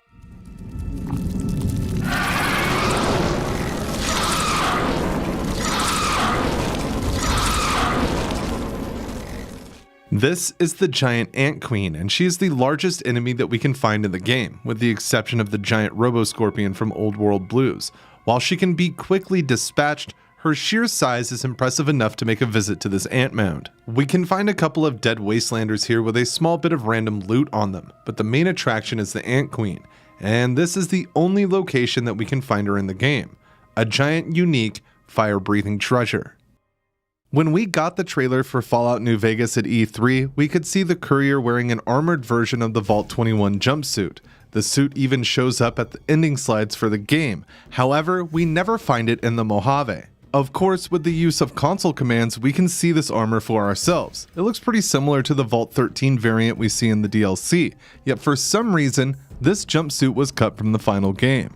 It turns out this was by accident, as both Fallout New Vegas game director Josh Sawyer and senior designer Chris Avalon have confirmed that the outfit was intended to be in the final version of New Vegas, but was accidentally removed from the game before it shipped. Luckily, we can still find this lost relic with console commands and wear the fit the courier was made for. Also, it's fun to add this to any other vault suits that you may have in your collection. We can find a lot of random objects littered around the Mojave in Fallout New Vegas. They come in all shapes and sizes, and some are even children's toys from the pre-war. One of these lost relics was cut from Fallout New Vegas, a teddy bear named Barnabas Bear. The stuffed animal would have shown up around the Bitter Springs area, and it seems to be tied to a dialogue line that reads, "I like you, will you take Barnabas Bear to New Vegas when you go?" This bear would have been added to the 2 other unique teddies that we can find around the Mojave, joining Mr. Cuddles and Sergeant Teddy. Both are involved in quests that see the courier return them to their child owners. The Fallout Wiki relates Barnabas Bear to a children's program from the UK called Becky and Barnaby Bear. The show would showcase different locations around the world, with Becky and Barnaby teaching the audience about the area. This would tie in with bringing Barnabas to New Vegas. Unfortunately, the bear was cut from the final game, but we can still make sure that old Barnabas makes the trip with the help of console commands. One of the best parts of Fallout New Vegas is the vast amount of items that we can find around the Mojave. Sometimes you can come across things that you didn't know were in the game, or find unique variants of stuff that you've seen hundreds of times before. One of my favorite things to do is to find rare items during my playthroughs and store them at my player house. Most of the time, I will never see them again, but I like collecting things around the wasteland. That led me to look into one of the rarest hats in the game, the beret. Now granted, we can see the standard green beret emblazoned with the NCR logo all over the Mojave, but it can be a little tricky to get our hands on one for ourselves. One of the easiest ways I have found is looting one from the NCR deserter Layla at the Vicky and Vance Casino. It's one of the only ways to get one without stealing, and it's an easy battle. Of course, one could nuke the Long 15 and go fight Royez for his, but that seems like a massive undertaking for such a small reward. There is one beret that we can find in the game world, and though it does count as stealing, we can get it without getting discovered easily. Inside the ruined store in Freeside, where Kieran is giving out supplies and food to NCR citizens, we can find a duffel bag in a small back room. This is the only place we can find the beret without it being on someone's person in all of New Vegas. One of the reasons this could be is the way the hat acts in the game world. If we drop one, we can see it's incredibly skinny and tends to bounce around a lot more than other objects do. It also likes to be placed standing straight up instead of lying down as one would expect, so perhaps we can thank some janky physics for why we can't find many of these berets in the wasteland. In Old World Blues, we travel far from the bright lights of New Vegas and into the Big Empty. The courier meets the think tank and Dr. Mobius while trying to get their missing body parts back. One of the think tank members has quite the history, Dr. Boris. Boris is responsible for the Night Stalkers and Cazadores that we find around the Mojave and at Big Mountain, though traveling to his old home in Higgs Village sheds some more light on the type of person that he was. In House 103, the one with Gabe's doghouse in the back, where you can find Stripe with the Wild Wasteland perk, we see the past living quarters of Dr. Boris. One of the first things that pop out is the many unique bird cages that litter the dwelling. Heading upstairs, we can find a recipe for making medicine books at the sink, and inside one of these bird cages, we can grab a key to the basement. On the way down, we can see a painting seemingly of Tranquility Lane, which furthers the connection to Higgs Village that simulation has. But more interesting is the scene we find downstairs. Cages litter the floor, and teddy bears can be seen with various medical instruments violently stabbed into them. We can find a ripper on the shelf, which any melee build will want to grab, though it was likely used on whatever experiments Boris got up to down here. Higgs Village is one of my favorite locations in Fallout New Vegas. It adds so much character to the think tank, and is one of the most eerie places I think we can find in the Fallout series. Traveling the Mojave can be pretty hot, especially in a post-war wasteland, and most of the drinks the courier can find are room temperature at best and red hot at worst. Luckily, we can find a solution to that through the NCR. First, if you have the Nuka Chemist perk, then you can solve this problem with some easy crafting. But for the rest of the couriers that don't take that perk, we can find some rare drinks that will hit just right. At the Mojave Outpost Barracks, if we check behind the bar, we can find 3 ice-cold Nuka-Colas. These drinks offer a bit of a boost over standard warm Nuka and will never lose their temperature. We can find 2 more inside Camp McCarran, next to the interrogation room inside the terminal building. Before the release of the Old World Blues DLC, these were the only 5 cold Nukas in the game. After the DLC was added, we could find 1 more Frosty Cola on the floor of Dr. Mobius's house, number 102, in Higgs Village. This ice-cold Nuka-Cola is the only one in the game that doesn't count as stealing if we pick it up, and with how hot the desert is, you will want to add as many of these bad boys to your collection as soon as you can. Thank you to Batspit from TikTok for suggesting this one. In Fallout New Vegas, we can find a lot of different ammo types, some large, some small, and some even have late 2000s memes on them. Suppose you come across a box of 22 LR ammo in New Vegas and look closely at the label. In that case, you may notice a crosshair fixed on a familiar face, the dramatic chipmunk. It seems whoever made this texture was either a fan of the meme or really hated it, as we see the prairie dog from the viral video is a target in this art. The meme originally came from a Japanese show called Hello Morning. During the episode, the hosts interact with a prairie dog, and he performs his famous bit. 犬じゃない。はい、君たちの T シャツのマークと同じリスさんの仲間。リスの仲間なんだ。泣きますか？子犬が鳴くような声に近い声を出すんで、それ警戒音なんだけど。ここで習ったことある。One of the strangest places to visit in Fallout New Vegas is the Ultra Luxe Casino on the Strip. It looks way too fancy on the outside to not have something nefarious going on within. And of course, anyone who has explored the veritable Garden of Eden for themselves can confirm that there is. During the Beyond the Beef quest that sees the courier help Heck Gunderson find his lost son, we can learn that there is an investigator looking into an earlier disappearance. This again? I thought this was all settled. I answered every one of that investigator's questions to his satisfaction and gave all the help I could. I know our reputation hasn't always been spotless, but that's all in the past now. How some people can't get over it is beyond me. For the last time, the White Glove Society has never and will never consume human flesh for any reason. It's written in the charter. There was an investigator who came through here last week. He'd been hired by a young man whose bride-to-be went missing during their stay here. Well, you can already guess what probably happened, can't you? It seems perfectly likely that she got cold feet and ran off. And that young groom just didn't have a clue, the poor dear. Private investigator. Ah, yes, I remember the gentleman. This was about the missing bride. Such an awful thing. I do hope he finds her whereabouts. If I might pry, have you found something that will help his investigation? Of course, of course. Now, ordinarily, we don't give out guest information, but I think given the circumstances, he'll want to speak with you. Let's see. He hasn't checked out yet. If you head back to the hotel rooms, his will be one floor directly above you after you exit the lobby. I hope we can put this whole matter to rest at last. Heading up to the room will lead us to discover the body of this PI. A couple of white glove thugs will jump the courier here, but after the fight, we can take a look at who is lying on the ground. This is Jay Barnes, and he was hot on the case when he was seemingly murdered, perhaps by the same two white gloves that just tried to jump the courier. Searching his person will show a matchbook as a clue, but the clothes he is wearing can't be looted.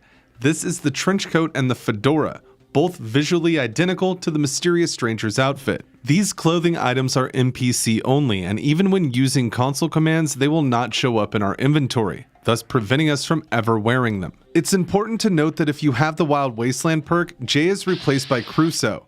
During this encounter, his clothes can be looted, but they are not the trench coat and fedora. In fact, they will not show up anywhere else in the game. So if you don't have the Wild Wasteland perk, this is your only chance to see them. This could be because the mysterious stranger wears these clothes and they may be coded to not drop for the player. Whatever the case, we are left to just observe these rare items, never being able to add them to our collection.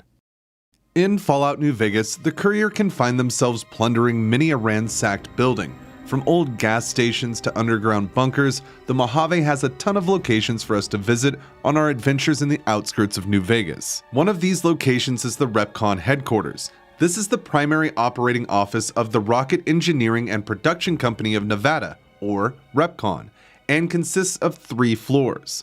The grounds are patrolled by Mr. Handy robots, and they become hostile to beings that don't pass their checks. However, if a courier with less than stellar intelligence finds themselves here, they can talk their way out of a potential dust-up with the robots, seemingly because of dumb luck. With an intelligence stat of 2 or lower, the courier will blurt out the first thing on their mind, which just happens to be a password for the Mr. Handy on the 3rd floor. 3rd floor access is for executives only. Please identify. Thank you, sir. Have a nice day. In Freeside, we can really see what life in the Mojave can be like for some people. The streets are filled with trash, hungry children chase rats for food, and thugs hide around every corner. One bastion of hope is the old Mormon fort, which rests just inside the belly of the beast. Occupied by the followers of the apocalypse, the fort could be one of the last hopes for Freeside citizens. 3 of these citizens that we can find inside the fort are resting after a quarrel with some NCR soldiers. Their names are Roy, Wayne, and Ferris, which, when combined, references one of the greatest professional wrestlers of all time. Roy Wayne, the ring general, approaches. I had the pleasure of spending an afternoon with the WWE Hall of Famer this year, and his insight into the wrestling business and his terrific sense of humor was an absolute joy to listen to. It's great to see that someone that was developing New Vegas decided to show some respect for one of the greatest to step in the ring. In Fallout 3, the Lone Wanderer is tasked to do research for a wasteland survival guide with Moira Brown of Megaton. Upon completion of the quest, we are rewarded with a copy of the book for ourselves, but we never see how much of an effect it has had on the wasteland when we are done. Though we can find 3 copies of the book in the base game of Fallout New Vegas. This was an intentional decision from New Vegas game director Josh Sawyer to show the impact the Lone Wanderer had on the rest of the wasteland. We can find one at Matthew's Animal Husbandry Farm, lying upstairs in the loft of a barn. There is also a copy at Lone Wolf Radio, close to the bed at the back of the trailer. And finally, one of the books rests on the scavenger platform surrounded by lake lurks. However, there is one more to be found in the DLCs of Fallout New Vegas. The Wasteland Survival Guide can be crafted in Old World blues, but more interestingly, we can find one in the Divide lying in some waste drums next to a skeleton. Here at the Waste Disposal Station is the only copy of the book we can find outside of the base game, and they are quite helpful, raising our survival skill by 3 with each one we read. While traveling the Mojave, the courier can learn a lot about not only the surrounding area, but how to survive in it as well. One of the key tools to surviving this wasteland is combat, and going unarmed is always an option. If we get our unarmed skill to 50, we can start to unlock some fun attacks when inside vats, one of which can be pretty easily missed due to the requirements to see it in action. The Stomp attack is only available after getting your unarmed skill to 50 and knocking your opponent to the ground. Once this happens, if we use vats on the downed enemy, we have the option to stomp them into the dirt. This attack went unnoticed by me for quite some time because anytime I knocked someone out, I would simply run up and spam attacks, not even thinking about vats. So when I finally saw it for myself when doing an unarmed run, it was a welcome addition to the arsenal. While traveling the outskirts of New Vegas, there are a ton of things to find and people to see on the desert highways that cover the Mojave.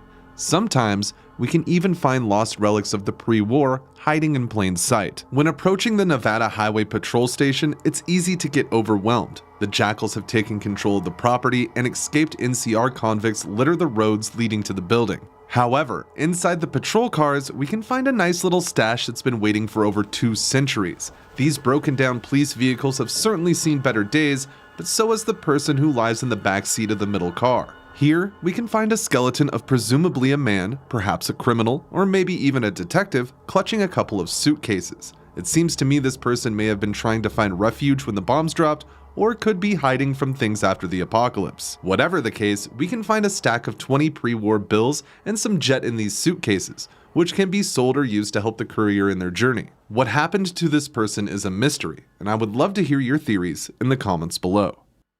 When stumbling through Fallout New Vegas, one of the things you should be thinking about the most is your armor. You aren't going to get far in the Mojave if you're just walking around in your underwear, and luckily we can find a plethora of options to cover up our sensitive areas. One of my favorite suits of armor is the Elite Riot gear found in the Lonesome Road DLC. I think it's one of the best looking clothing pieces in the Fallout series, and it offers a good amount of protection as well. One of the funny things about the helmet of the Elite Riot gear is that you can place certain hats on top of the headgear and reap the benefits of both items.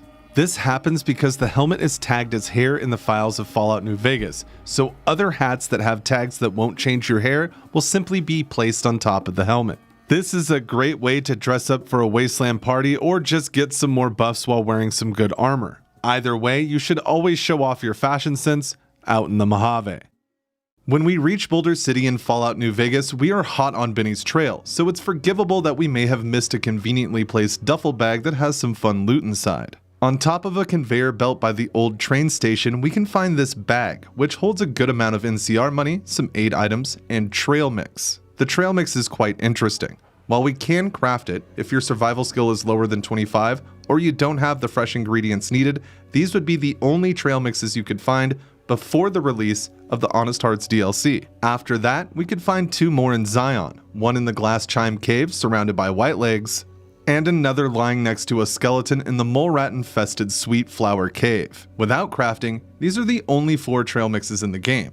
While the food shares the same item model as the lunchbox in-game, it's a rare variant that anyone would want to add to their collection. When venturing around the south side of Vegas, one of the biggest problems we face is the fiends that call the area home. These ruthless raiders waste no time attacking outsiders and are fueled by every chem under the sun. Some of the fiend leaders have quite the reputation around the Mojave, and if we restore the cut dialogue that was going to be used for non-hostile fiend encounters, we can see this rings true even amongst their own ranks. If a female courier shows up to talk to driver Nephi or Violet, both will warn the player about Cook, especially Nephi, who has unique dialogue for this. What you want, freak show? Don't fuck with fiends. Driver Nephi will brain your skull in. Cook. Don't even know what he'll do. Really? Listen, you don't want to mess with Cook, and you really don't want to let him get you alone. Trust me. Cook himself has unique dialogue for female couriers, and it only strengthens what his peers are saying about him. Morning. Hey there, sweet thing. Want to ride on the Cook Express? Who am I? I'm the scariest motherfucker you ever gonna meet. I'm Cook, bitch. Better not forget it. If I had to guess, it's because I cook shit for the rest of the gang. I'm a good cook. Maybe I'll make you dinner sometime. The small flies that you can find swarming around various corpses in Fallout New Vegas are actually low-poly tiny bloat flies. This is just another small detail that I think makes the Fallout series even better when you look at it as a whole. While in New Vegas, if you visit Vault 22 and you go inside Sarah's room, you will be able to see a portrait of James and Catherine from Fallout 3, the Lone Wanderer's parents. Now, this is either a Fallout 3 Easter egg for some reason, because of the Vault Tech connection, or this is just a photo reuse asset situation. Either way, it is an interesting discussion piece. If you manage to get the Sheriff's Duster in Fallout New Vegas, you'll notice that it's the same Sheriff's Duster that Lucas Sims had in Fallout 3, down to the Sheriff's Star, which even says Megaton. Now, this could be a Fallout 3 reference, but that's highly unlikely. Odds are it's just an oversight and a reused asset. Boy, I really hope somebody got fired for that blunder. Just outside the border of New Vegas and Freeside, in front of Camp McCarran, we can find the fabulous New Vegas sign. Adorned in lights, the sign welcomes or warns worried travelers that they are entering New Vegas proper. It would seem someone left a tiny bit of positivity in the message, as we can find a small smiley face drawn inside the O of welcome, a terrific greeting to a beautiful city. Shout out to Bees from the Discord server for showing me this one. Link to the post is in the description. In Fallout New Vegas, if you have the Wild Wasteland trait, you can find this group of aliens to the north of the city. While most players go in blastin', if you remain hidden and take out just the alien captain, the other 2 aliens will remain non-hostile to the player. It's always nice to have some friends in the Mojave, especially when they're from out of this world. When testing Fallout New Vegas, Obsidian used a test cell NPC named Testicles the Debug Centurion. We can spawn him using console commands, and when speaking to him, we can change many things with the save file like quest outcomes, reputation levels, and even spawn Rex as a companion. Interestingly, the same model is used for Ron the Narrator, who can also be seen using console commands by spawning him in or turning on player controls during the ending slideshow. Ron the Narrator acts as an NPC in-game in place of Ron Perlman's VA lines. If your sneak skill in Fallout New Vegas is over 60, you will be able to sneak up on Ghost and get this unique bit of dialogue. Didn't even hear you come up the ramp. You don't broadcast your movements. I like that. You a courier? If so, this might be your lucky day. If you don't mind walking a bit. And your eyes are good. In Fallout New Vegas, inside Sloan, we can meet Snuffles, the mole rat with the busted leg. but we will be focusing on a fun fact about a different part of his body in this video. It has always been a fun little factoid that Snuffles actually has a higher intelligence stat than Caesar, with Snuffles the mole rat maintaining a solid 5 intelligence, and the infamous leader of Caesar's Legion holding firm at 4 for the stat. Some would argue this is because Caesar has a brain tumor. I think it's just because Snuffles is a genius.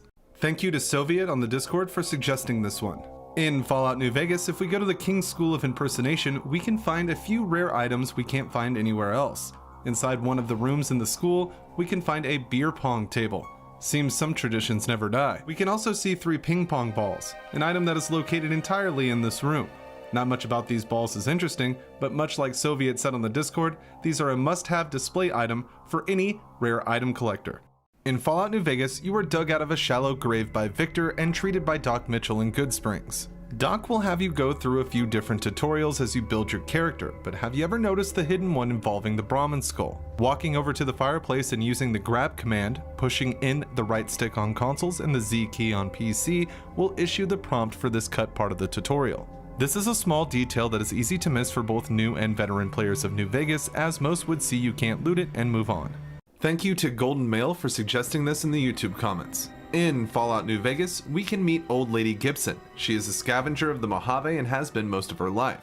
She will mention that her favorite piece is the O she got from the RepCon sign, and we can actually see where she got it in game. Heading to the RepCon test site, if we look at the sign, we can see the O is missing, and this is the place Gibson got her seat from.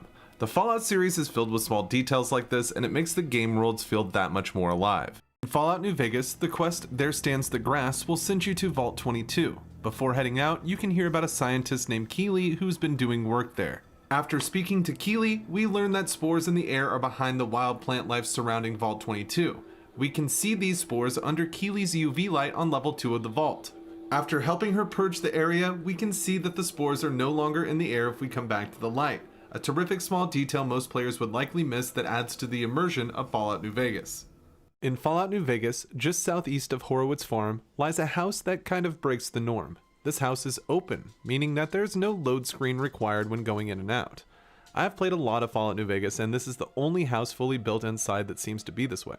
Of course, if you have found others, please let me know in the comments. Guarded by 2 fiends, the house is a nice resting area for anyone who can clear them out.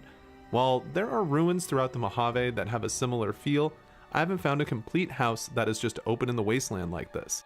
Northwest of the 188 trading post lies the Followers Outpost, which, as the name would imply, is an outpost for the followers of the apocalypse in Fallout New Vegas. On the outside, this looks like any standard quaint railway tower, but on the inside we can see that the followers really made use of their space. The ceiling is much higher than the outside would lead you to believe. The overall room available is far more than what is represented by the tower itself. This is probably more common than we think, so if you know of any more buildings like this, hit the comments and let everyone know. While filming for videos in Fallout New Vegas, I came across a really interesting bug with Victor. After siding with the town in Ghost Town gunfight, I tried to recruit Victor and then talk to him after the fight, and this is what happened.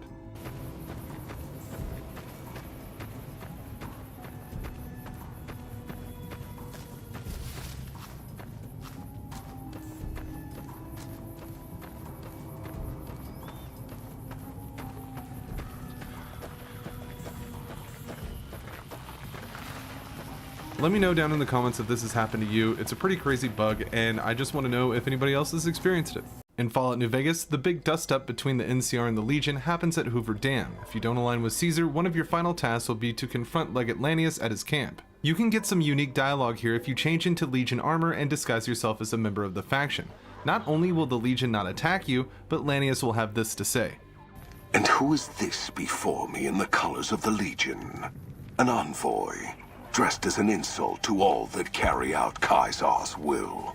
I love when games do this. Changing the encounter based on small things like what you are wearing is such a great touch.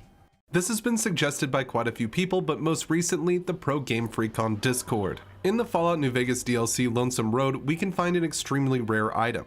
In fact, this is the only time that we can find this at all. After exiting the Hopeville silo, if we head to the back of the Solitaire gas station, we have a 1 in 10 chance of a Nuka-Cola Quantum spawning in this crate. If you miss it, you miss it. You would have to reload a save before you leave the silo in order to reroll the contents of this crate.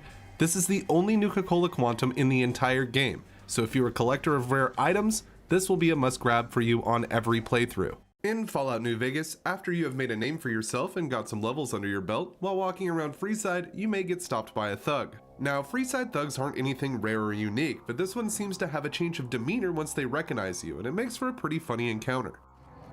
Give me all your cap. Whoa, I'm sorry. I didn't know it was you. Please don't hurt me. I've got a wife and kids and pets and stuff.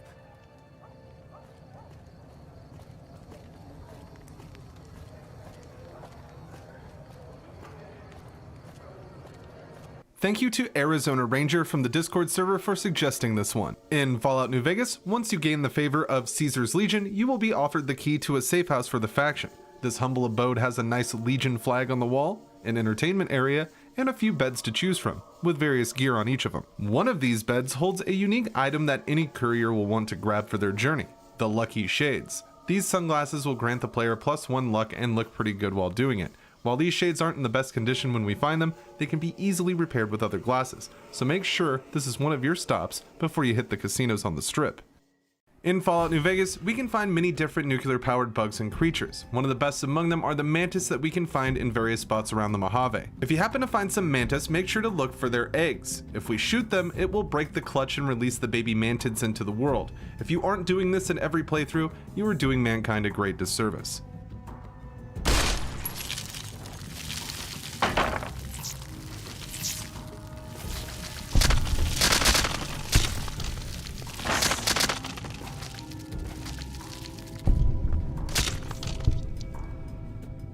Thank you to Leif Saturmo from the YouTube comments for suggesting this one. In Fallout New Vegas, one of the locations we can visit is Jacobstown, a city of super mutants that revolves around the Jacobstown Lodge. Inside the lodge, we can find a few things that can only be found here, like the Mount Charleston snow globe for example, but we can find an old pre-war game in the lodge that can't be found anywhere else in the Mojave.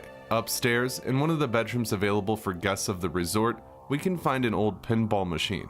This is the only pinball machine that exists in Fallout New Vegas, and because of that, it's worth a stop for people who like to check out rare items and objects. Thank you to Azzy from the Discord server for suggesting this one. In Fallout New Vegas, we can come across Lily Bowen, a delightful nightkin in Jacobstown that can be recruited as a companion. New Vegas is praised for the overabundance of spoken dialogue it has, and we can hear a rare line from Lily if we take her to Black Mountain. After speaking with Neil and getting the quest Crazy Crazy Crazy, if we have Lily with us when we meet with Tabitha, we can hear this unique dialogue regardless of how it all pans out. Tabitha, you naughty, naughty girl. Leo remembers what you did. Suppose you manage to make it to the fort in Fallout New Vegas before going to the strip and speaking to Mr. House inside the Lucky 38. If that's the case, he will have a few unique dialogue lines reflecting that you blew him off. Quite an honor you spurned my invite. You would be the first person to set foot inside the Lucky 38 in over 200 years. But you still wound up here, right where I wanted you. I knew I could rely on Caesar to return the platinum chip to you. But that's not going to happen, because you're going to work for me.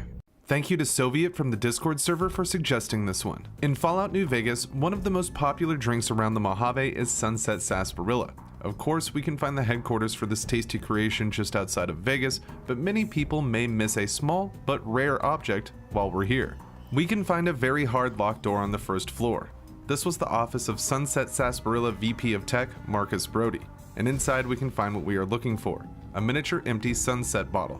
This is just a nice little find that may be worth picking up to decorate your room later if you find yourself in the area.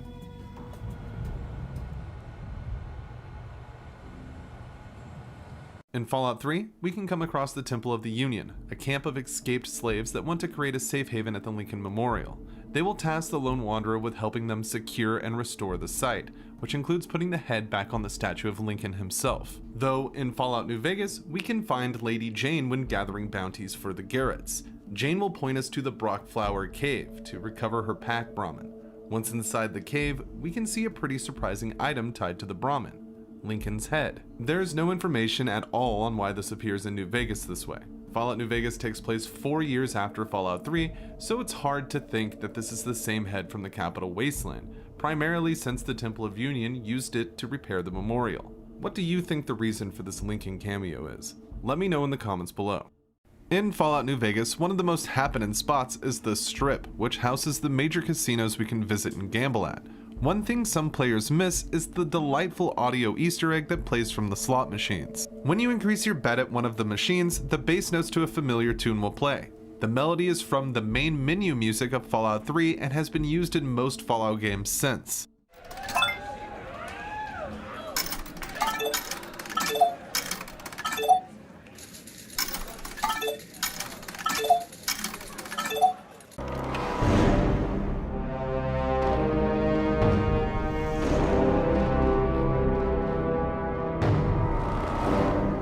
Most everyone who has played Fallout New Vegas is undoubtedly familiar with Yes Man, the agreeable AI that Benny planned to take over the Strip with. In-game, we see a smiling face on the monitor to represent this fan favorite, but there were more faces planned for Yes Man, and they don't seem nearly as cheery as his final form. These two faces can be found in the New Vegas game files, showing Yes Man with different expressions. I guess these would be used when saying something that Yes Man doesn't like, or attacking the Securitron he embodies. Perhaps showing on the Lucky 38 monitor if the courier was to somehow betray the AI. These were likely left out due to Yes Man's personality. He is supposed to always agree and be happy with whatever choice you make, and these expressions contrast to that. Only the devs of New Vegas genuinely know what these were going to be used for, but I would love to hear what your ideas are in the comments below.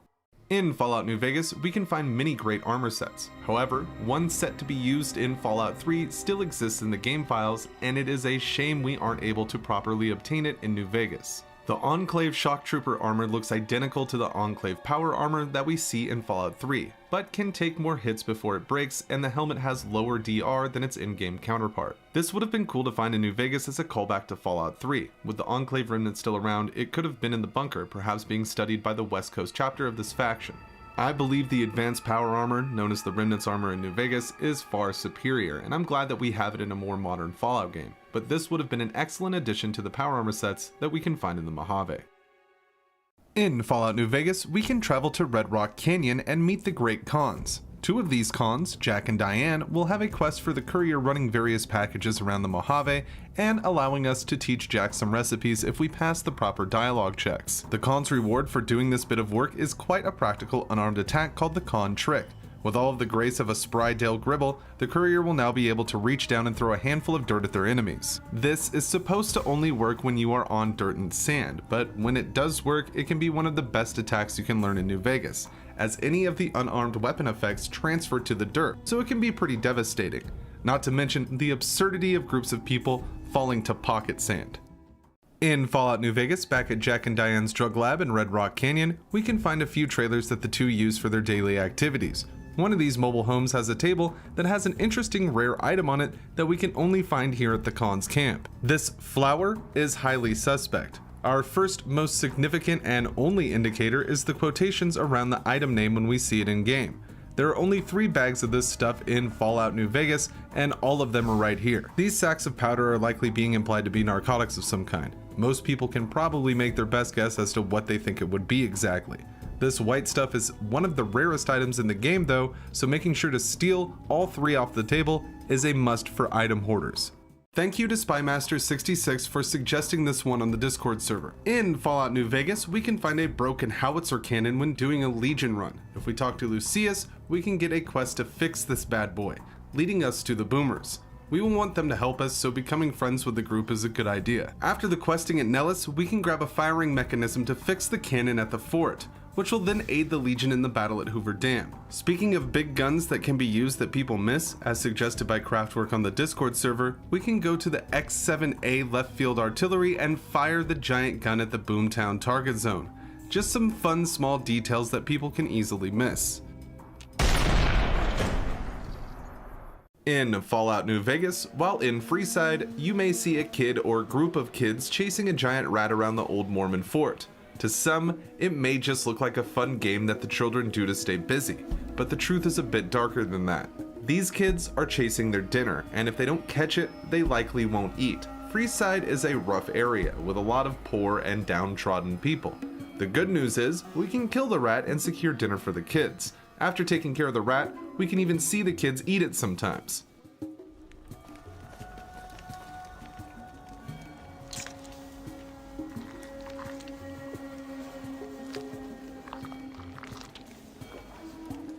Thanks, mister. In Fallout New Vegas, one of the casinos we can visit is the Tops. This is where Benny and his chairman can be found, so I'm sure most, if not all of you watching this video have been here at some point during your playthroughs. One area that many people miss due to no real quest objectives or loot being present is the rooftop courtyard that houses a swimming pool found by going through the equally less traveled diner or by going around the back of the main casino floor. This lush paradise is the perfect spot to relax after dealing with Benny or just after a long day of patrolling the Mojave.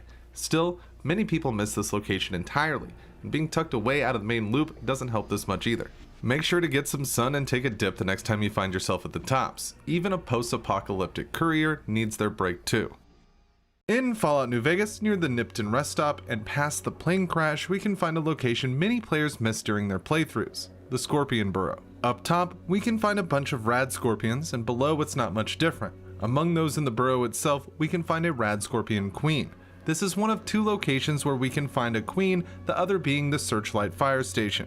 After dealing with the queen, we can find a few poor souls that couldn't stand the scorpions down here. Some, like a prospector with good loot, and others with strange loot like a wastelander with some Sierra Madre chips. The Fallout series is filled with hidden locations that lie just off the beaten path. This easily missable nest of hellbugs is an excellent example of how some of them can be hiding in plain sight. In Fallout New Vegas, we can come across a disgruntled bounty hunter named Little Buster. He will be punching his cares away at Camp McCarran with his unique unarmed weapon, the Cram Opener. Hey, yeah. Next time you see me, maybe I'll be rolling in a shitload of caps, right? Nothing is stopping you from killing him and taking it now, but if we complete the quest 3-card bounty and take out the fiends listed, Little Buster will be gone from the area. Turns out, the next time we see him, he isn't rolling in caps, he's actually dead outside the old Mormon fort, laying on the train tracks. Of course, we can loot the Cram Opener from him here, but some may miss this opportunity because it's such a poorly trafficked area. Regardless, it's nice that Obsidian tied his little story together, even if it didn't turn out so well. In Fallout New Vegas, we can find many unique items tucked away in the Mojave. Some have a practical use, and others you might just pick up because you feel it fits your personality. Even in terrible hellscapes like Black Mountain, filled with aggressive super mutants, large amounts of radiation, and Tabitha, the voice of Black Mountain Radio, even here we can find a unique item that rare item collectors will want for their home display. Inside the broadcast building, set up by a stand by some equipment, is the sheet music book. While this item has no use in-game and a value of 100, it is still the only sheet music book we can find in New Vegas, meaning that anyone who has a connection with music or just one-of-a-kind finds will want to add this to their inventory. In Fallout New Vegas, one of the more striking locations that we can find is the Searchlight area. Searchlight proper was victim to a chemical attack from the Legion, which has decimated the NCR in the small city. One of the more exciting things we can find is at the fire station, lying between the two parked fire trucks. The training dummy looks like a dead NPC. In fact, I'm not entirely sure it's not, since we can use the cannibal perk on it and even resurrect him. Most people believe this to be a pre-war model used to train the firefighters in the area. But who's to say it's not just a dead NPC named Training Dummy that managed to get caught up in the attack at Searchlight? Either way, the damn thing has always creeped me out, but make sure to pay our boy a visit during your next playthrough. In Fallout New Vegas, you will likely acquire the quest Come Fly With Me. In this side quest, we have to help Jason Bright and his followers get their rockets to working order to travel to the far beyond.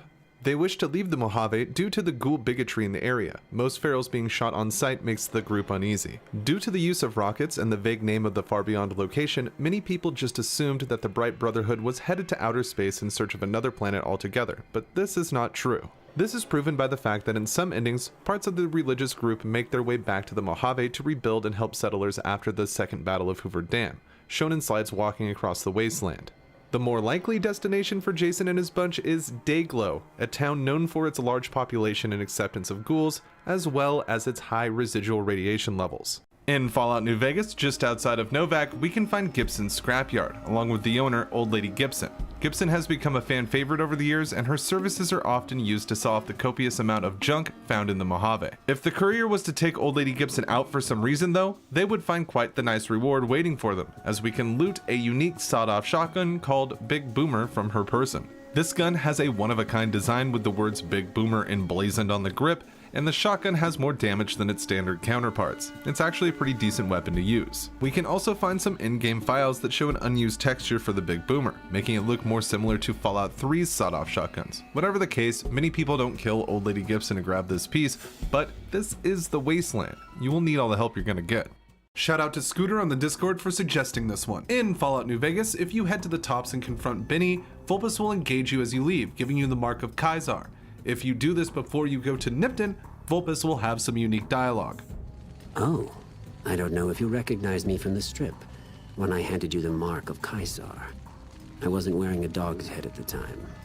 Don't worry, I won't have you lashed to a cross like the rest of these degenerates. It's useful that you happened by. I want you to witness the fate of the town of Nipton, to memorize every detail. And then, when you move on, I want you to teach everyone you meet the lesson that Kaisar's Legion taught here, especially any NCR troops you run across. In Fallout New Vegas, the area around Vegas proper can be quite dangerous. Raiders, fiends, and various traps await any courier venturing off the beaten path. Just outside the Monte Carlo Suites, we can find one of the rarest explosive traps in New Vegas. On the road next to the suites, this house has a mailbox unlike any other we can find in the Mojave. Notice the telltale spinning antenna protruding from the back. This, to my knowledge, is the only mailbox trap in New Vegas. If the courier gets too close, it will explode unless the proper skills are applied to disarm it. These types of mailbox traps were found in a few places in Fallout 3, but it is not something we see in New Vegas outside of this location. But if you have found any others, let me know in the comments below. In Fallout New Vegas, we can come across all kinds of bugs in our travels. Obsidian added a small detail that I really enjoy, and I have noticed that some people on my live streams do not seem to know about it. When we come across the smallest variant of the giant mantis nymph in New Vegas, because of their size, we can simply walk over them, thus stepping on them and killing the bug instantly. We can find a gang of these creepy crawlies inside the Nevada Highway Patrol building, a great place to brush up on the Bug Stomper challenge. Of course, we wouldn't get away with this with the larger variety of mantis that inhabits the Mojave and Zion. A group large enough could take over places like Camp McCurran or the Strip. The mantis might be the most varied bug in the Fallout series, coming in so many different shapes and sizes.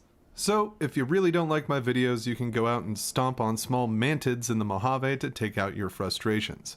In Fallout New Vegas, in the remains of Boulder City, we can find the Bighorn Saloon.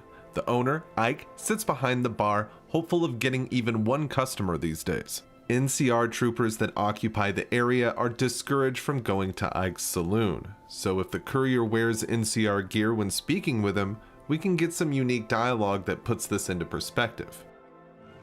Hello. Howdy, trooper. I thought the Bighorn was off limits to you guys, but who am I to complain? Customer's a customer. The workers here don't much like the military. After too many fights and broken noses, the NCR doesn't allow troops to spend time here. That doesn't stop a few people like yourself, of course. Don't worry, I won't say a word.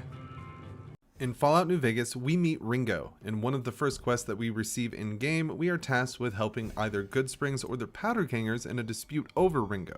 It seems the Powder Gangers from the NCRCF were charging tolls for caravans along the I-15. When they approached Ringo, instead of paying the fee, he tried to shoot his way out of the robbery. He even managed to take down a Powder Ganger or two on his way out. He made his escape to Goodsprings and held out for about a week before we meet him, biding his time before the inevitable shitstorm coming his way as Joe Cobb seeks revenge for his fallen faction mates. One small detail that gets overlooked is the fact that we can find Ringo's caravan just down the road from Goodsprings, right outside Gene Skydiving and the NCRCF.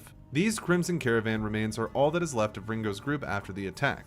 While the site is nearly picked clean, there is still some good stuff to find here. In Fallout New Vegas, we can find Vault 34, protected by hordes of golden geckos and mass amounts of toxic waste that seep radiation into anything nearby. Not to mention, once inside, we have the crazed vault dwellers turned ghoul and the copious levels of water that have plunged a lot of the vault into murky darkness.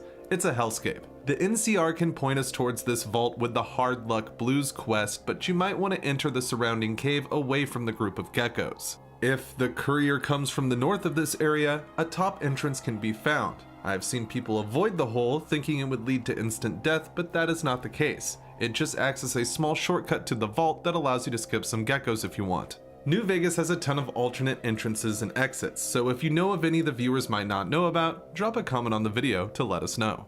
Thank you to Avery from the Discord server for suggesting this one. In the Fallout New Vegas DLC, Dead Money, we end up at the Sierra Madre Casino and Resort, a place both filled with treasures and death. Still, it's home to a few rare items that can only be found within its resort walls.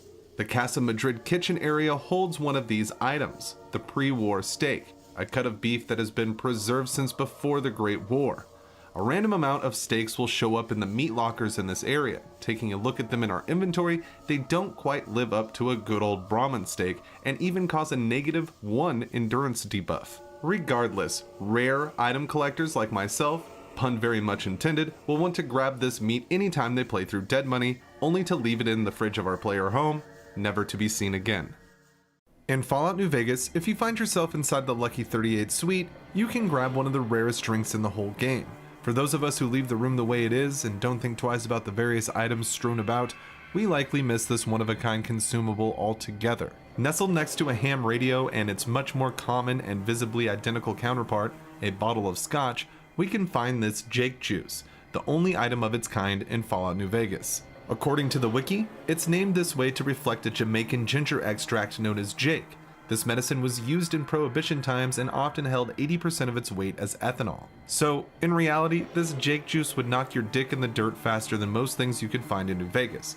In game though, it's identical to scotch. I think it's best to leave it just where it is due to its rarity, an excellent conversation piece for Cass.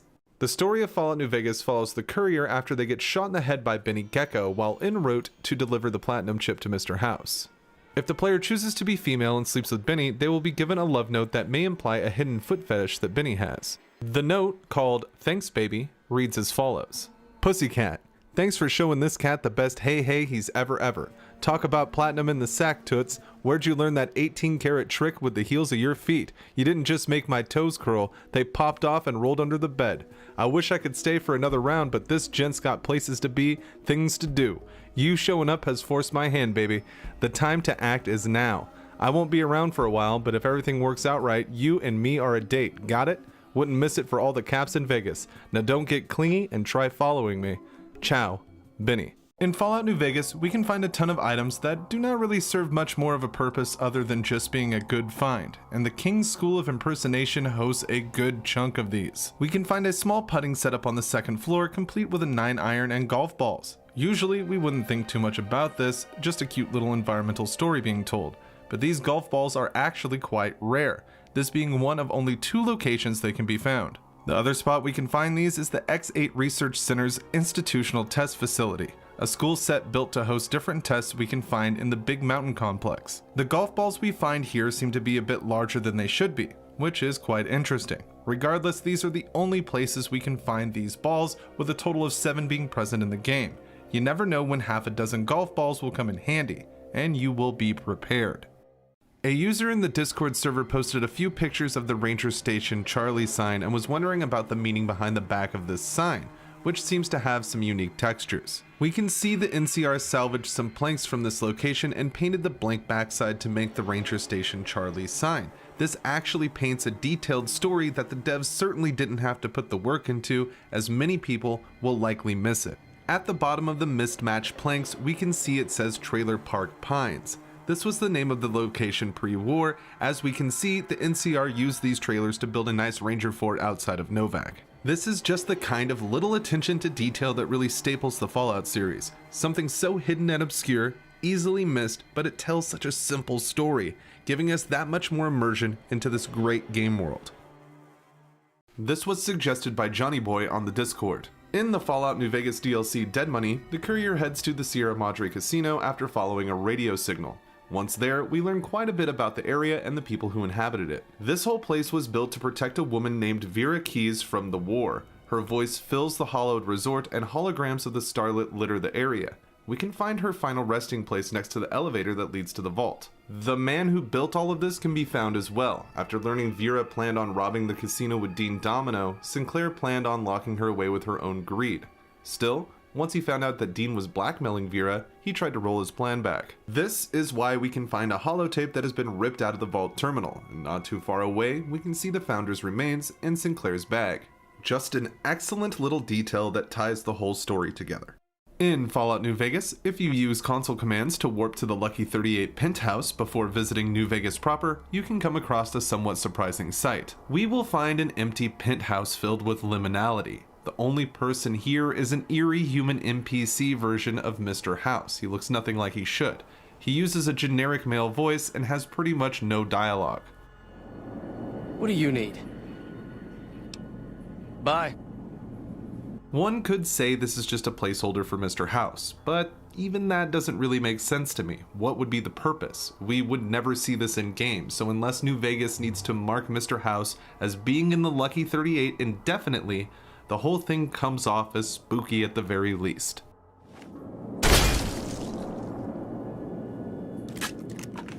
In the Fallout New Vegas DLC Lonesome Road, we travel to the Divide and learn a lot about ourselves along the way. One thing about Lonesome Road that gets overlooked quite often is the fact that Ulysses, the courier we meet here, watches us from the jump. In at least 2 locations, we can see this for ourselves. Though I have heard rumors of other places to spot Ulysses, these are the 2 I can confirm. First, we can see Ulysses while heading towards the Crow's Nest. He will be overlooking the broken highway and staring a hole through us while doing so. The second time we can see him is by the Sunstone Tower. After he speaks through Eddie, we can see him walking off in the distance. This is an incredibly cool small detail that really drives the character of Ulysses home. If you know for sure of any other places we can spot him, let me know on Discord in the video suggestions with a screenshot or something like that, and I will update the video. As far as I know, these are the only 2 locations to see him. This one was suggested by Oblivion Walker on the Discord. In the Fallout New Vegas DLC Lonesome Road, there is an item that many people miss entirely, mainly because it looks like an object we usually wouldn't be able to loot. The Roughin' It bedroll is perhaps one of the best items in the game. They can also fetch a pretty penny when doing some merchant runs, as you only need 1 bedroll and there are 3 throughout the Divide. The first one we can find is above the entrance to the Hopeville silo, nestled between a car and a hard place. The second one we can locate is at the ruined highway interchange, leaning against a median. Then, third and finally, we can find one in a makeshift stone hut around the Ashton Silo control station. These bedrolls will allow you to sleep pretty much anywhere you want, meaning you can heal yourself and get some rest around Lonesome Road, which helps out quite a bit. All you have to do is select it in your Pip-Boy and catch some Z's. Not something you want to leave behind the next time you visit the Divide. Thank you to House from the Discord server for suggesting this one. Fallout New Vegas held the record for most dialogue recorded in a video game at the time of release. That's quite the feat. Judging how much unique dialogue we find in the game, it's not hard to believe. Some of these interactions can be found by pointing your gun at various companions that you can recruit in your adventures around the Mojave. How about I aim my gun at you for a while, see how you like it? Why do we always hurt the ones we care about the most? I assure you, you look extremely virile. Now, would you mind pointing that somewhere else? Thanks. Don't like no one drawing a bead on me. Leo doesn't like that theory. You should stop. You want to point that someplace else, boss? I got enough holes in me.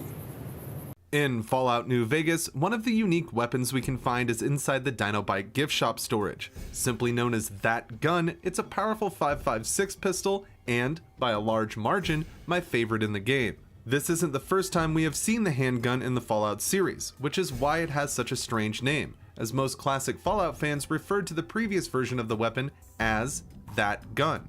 In the first Fallout game, we could receive the 223 pistol from a quest, but by the time we hit Fallout 2, the gun is no longer unique. This version of the weapon uses a different caliber of ammo, but the design remains the same. That is because these guns are based on Deckard's pistol in Blade Runner, making this not only one of the best handguns in the game, but one hell of a great movie reference as well. In the Old World Blues DLC for Fallout New Vegas, we can explore Big Mountain. The location is one of the most advanced in the Fallout universe. It holds many surprises, secrets, and exciting characters in its midst. One of my Discord members pointed out that we can find a dead follower's doctor on the sink roof. The overwhelming amount of technology and scientific experiments could be why we see this poor follower here. The followers are passionate about many forms of research, including human longevity, which could be what brought this cursed soul to their doom. You can actually get to this doctor and loot him by expertly jumping up the ramps by the entrance. On his corpse, you can find a doctor's coat, a super stim-pack, and a few regular stim-packs. Still, the most interesting thing about this person is wondering just what brought them here and how they met their end. My best guess is they were trying to find a way into the sink but got stopped fast by the advanced security measures. Or got shot by a lobotomite. A cruel fate. Big thanks to Nasser on the Discord for suggesting this one. In Fallout New Vegas, you will meet the boomers at Nellis Air Force Base. Their primary focus at the moment is raising the Lady in the Water, a crashed B-29 bomber that is on the surface of Lake Mead. Going through the quest Volare, we'll see the courier use inflation devices to raise it from the lake, and Loyal will state that the boomers are sending robots to clean up the parts. As we can see beforehand, the boomers already have a bomber in their hangar, but this one was found in the old museum and they can only use it for parts. The one in Lake Mead is pretty much entirely intact. After some time in game, we can see the boomers repairing the plane to complete working order, something a lot of people miss because very few come back to Nellis after helping the boomers. Another small detail that doesn't have to be in the game, but makes the world have that much more depth. You gotta love things like this. Thank you to Sniper65615 from the Discord server for suggesting this one. In Fallout New Vegas, one of the first things you will deal with is the Good Springs tutorial, which ends with a quest that sees you either protect the town from powder gangers or help the gang take the settlement. One thing many people don't do is take out Joe Cobb before anything is said and done. In fact, it's looked down upon by the townsfolk to do so. But if we do, we will get this unique, nervous dialogue from Ringo. Thanks, I guess. Cobb wasn't the problem, though. I could have handled him if he ever found me. Cobb's friends are the bigger problem. And when he doesn't get back, they'll be coming here for blood. There's no way I can fight them all. I'm gonna lay low for as long as I can, assuming the town doesn't throw me to the wolves. I've got no chance against the gang on my own. In the Fallout New Vegas DLC Lonesome Road, the courier is regularly beckoned by Ulysses, who holds quite the grudge against us throughout our Mojave adventure. In the middle of the high road, many people know about the advanced riot gear perched high in the crow's nest, being worn by a dead ghoul NCR riot control officer. The great thing about this armor set is that it can be used to repair an even better outfit later on in the Divide. We can find another dead ghoul NCR riot control officer on the top floor of the 3rd Street Municipal Building.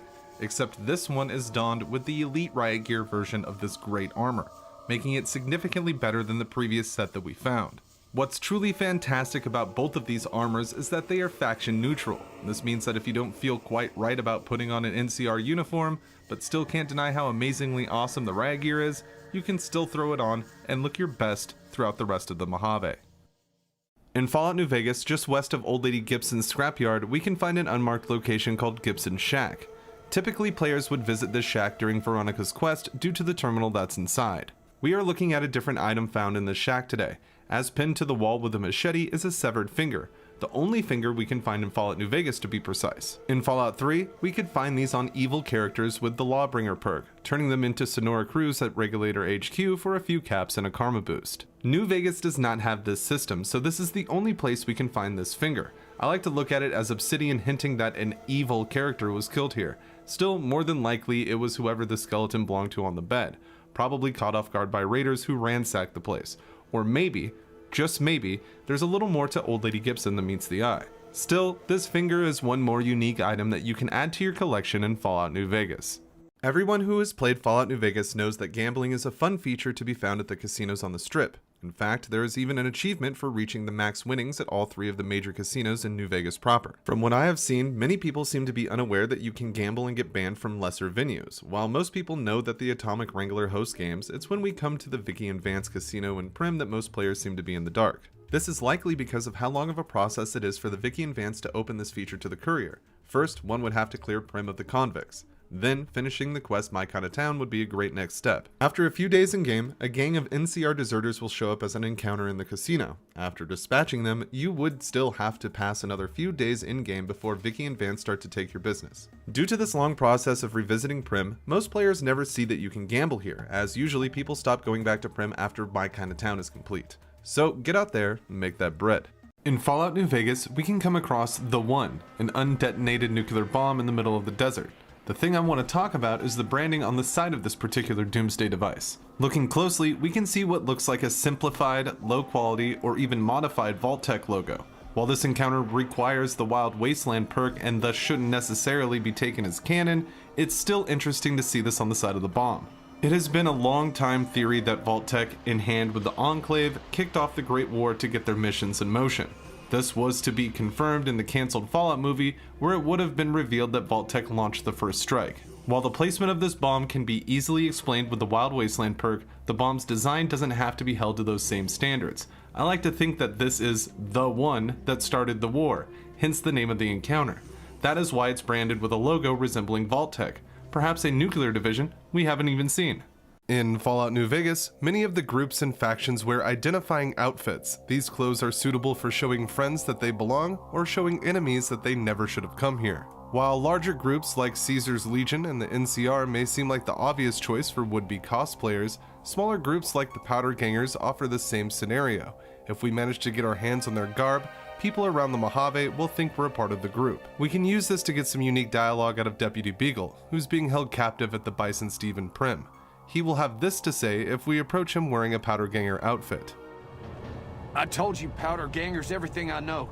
Please don't hit me anymore. Well, look at that. You aren't a Powder Ganger after all. I'd suggest against wearing that outfit around the townsfolk. You may get shot by accident. I don't suppose you came here to rescue me? While playing Fallout New Vegas, you may hear some crazy sounds that you can't quite place. These electronic, static-filled noises sometimes sound like a distorted scream. They often confused me through my playthroughs, but recently I've discovered the source of these noises. The first one is easy to identify, a glitchy sounding slide guitar track. We can track this down to the Hawaiian hula girl found in many places throughout the wasteland. It's a shame we can't collect these, as it'd be fun to hoard all the hula girls in the game.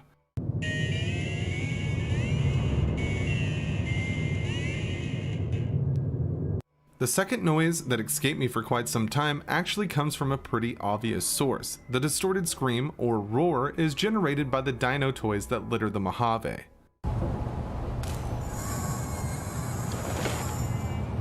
For years I thought my game was haunted when I would hear this dino noise until I finally figured out where it was coming from.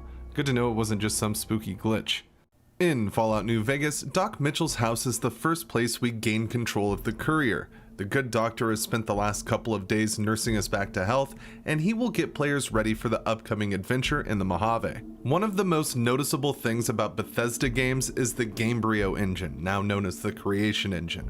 Fallout New Vegas was developed by Obsidian using this game engine. Because of this, we can find a lot of dev tricks that we see in other Bethesda games. We can find one here, in Doc Mitchell's house. If we no-clip through the roof and locate this note, we can see that it's a placeholder for the hardcore mode explanation. This typically pops up as we leave the house while talking to Mitchell on the way out, but we can also trigger it this way. This is placed here because the Gamebryo engine needs a reference point for the dialogue on screen, so the developers hide it outside of the map to keep everything tidy.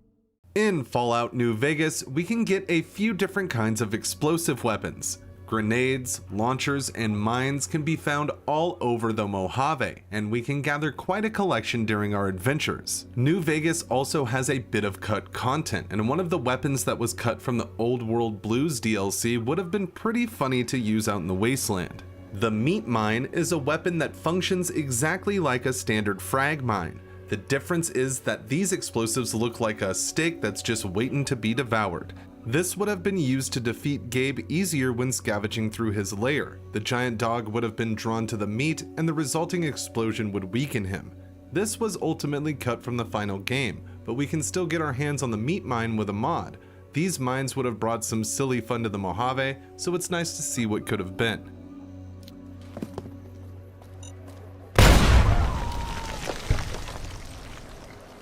While checking Twitter this morning, I got a ping from my friend Nurbit. He had mentioned an item in his latest video, and a lot of people didn't know about it, so it was suggested I cover the topic.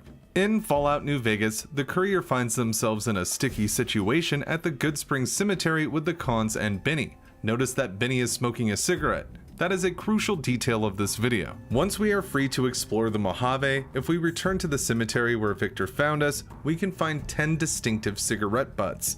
Benny left these and then can be used to confront him when we meet Swank at the Tops Casino. Another item we can find through the cons is Benny's lighter, which serves a similar purpose. Huh. Well, yeah, okay, these are Benny's brand, and they ain't too common. You got anything else? Yeah, that looks like Benny's lighter, all right. Still, not exactly a ton of proof. Got anything else, kid? In Fallout New Vegas, one of the locations we can visit is the Old Mormon Fort in Freeside. This is home to the followers of the Apocalypse and their regional administrator, Julie Farkas. Julie helps the area of Freeside the best she can, and this includes the courier, as she will treat our wounds and sell what medical supplies she has. If the courier asks for help with very low health, we will get some unique dialogue from the doctor. Okay, what level of care do you require?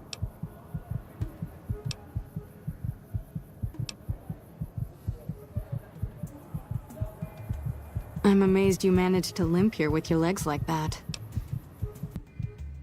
I didn't think red, purple, and swollen was your natural eye color. I can fix that right up. How have you been using the bathroom with your arms that messed up? Oh, forget I asked. Oof. You might want to brace yourself. This might get a bit painful. This should help with the pain. Evening. Thank you to Ulysses from the Discord server for suggesting this one. In Fallout New Vegas, when you find yourself on the Strip, it is easy to get distracted by the many neon-soaked temples of debauchery that can be found here. One thing a lot of people overlook, perhaps because of these temptations pulling them every which way, is the magazine vending machines that occupy the center block of the Strip.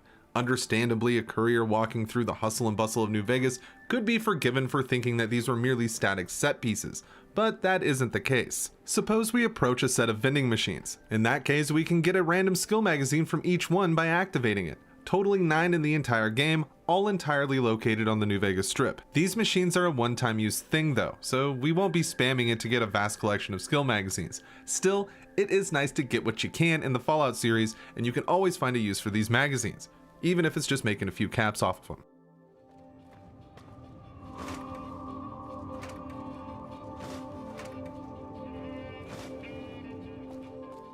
Thank you to Ranger of the Mojave from the Discord server for suggesting this one. In Fallout New Vegas, there are a ton of raider gangs that will try and accost the courier at any chance they get. The Fiends, the Vipers, and the Jackals are just a few of the groups of riffraff that you will likely find roaming the Mojave, and they can cause quite a bit of trouble. However, there is one NPC that we can find in the game that shares no allegiance to these groups as far as we can tell, and her body can be found on the overpass by Novak. Simply called Raider, she is the only NPC in the game to have this name. While we see a bunch of raiders in Fallout 3, by the time we hit New Vegas, all of them are named after the faction they belong to, like the 3 I've previously mentioned. Presumably, this raider was heading towards Novak, and either Boone or Manny took her out before she was a problem. This is an excellent piece of environmental storytelling and an exciting find for people into rare encounters. Shout out to Kyrosian Crane on the Discord server for suggesting this one. In Fallout 3, traveling through the Jury Street Metro, we can find the Jury Street tunnels. This acts as the operating station for Ryan Brigg, a scientist acting as a raider who has been making jerky from mole rat meat and wonder glue. According to his terminal here, it makes the meat far more desirable. He has big plans to sell it around the Capital Wasteland too. Unfortunately, Ryan is hostile to the Lone Wanderer, and we don't get to see his mission realized. But we can still use his meat box to craft our own mole rat wonder meat if we have the ingredients needed. Strangely, we can find one singular piece of mole rat wonder meat in Fallout New Vegas. The journey will take us to Cannibal Johnson's cave. Inside, next to a knife by the fire, we can find the ultra rare slab of meat. Pun very much intended. Who knows how it found its way inside Johnson's Haven? Perhaps the old timer figured out the recipe for himself. Regardless of how it got here, rare item hunters should be making this a required stop in any of their playthroughs. In Fallout New Vegas, during the introduction video to the game, we see the New Vegas Strip. The difference here is that we see an earlier rendition of the Strip, one without the gates that separate it into 3 sections. This was how the Strip was originally going to look in New Vegas. Due to memory restrictions, the developers were forced to add the gates to keep the game stable. Today, over a decade after the release of New Vegas, newer computers can still have trouble opening up the strip like this, which speaks to the devs' reasoning for the split. Still, coming into New Vegas with everything opened up like this is a very nice touch. Seeing all the way down the road, you can really take in the scope of what post-war Vegas has to offer. What we got in the final game worked just fine. The solution to the memory issue felt lore-friendly and allowed us to travel the strip lag-free, while keeping the game stable. Looking back at the original design is neat, as we can see what could have been, and New Vegas as a city looks far more impressive. Thanks to Kevin the Dragon from the Discord server for suggesting this one. In Fallout New Vegas, while at Camp McCarran, we can find many things to get up to that will bolster our rep with the NCR. One overlooked NPC is Corporal William Farber, located in the mess hall inside the concourse at the pre-war airport. Helping him out will boost morale for the NCR through better meals, and we will be able to buy quite a nice bit of fresh food and water from Farber directly as well. We learn that he needs the food processor fixed, some spice to perk up the spirits, and a steady meat delivery. While there are a few ways to get these things done, you can pass a repair check for the food processor and speak with the Crimson Caravan to get a good meat run going with higher speech and barter. The only thing left is a little something to perk up the troops. This will take us to the infamous Vault 22, where we can find this food additive in the food processing area. Bringing this back to Farber will complete his unmarked quest and open an excellent selection in his inventory, which is well worth it every time you are going for an NCR run.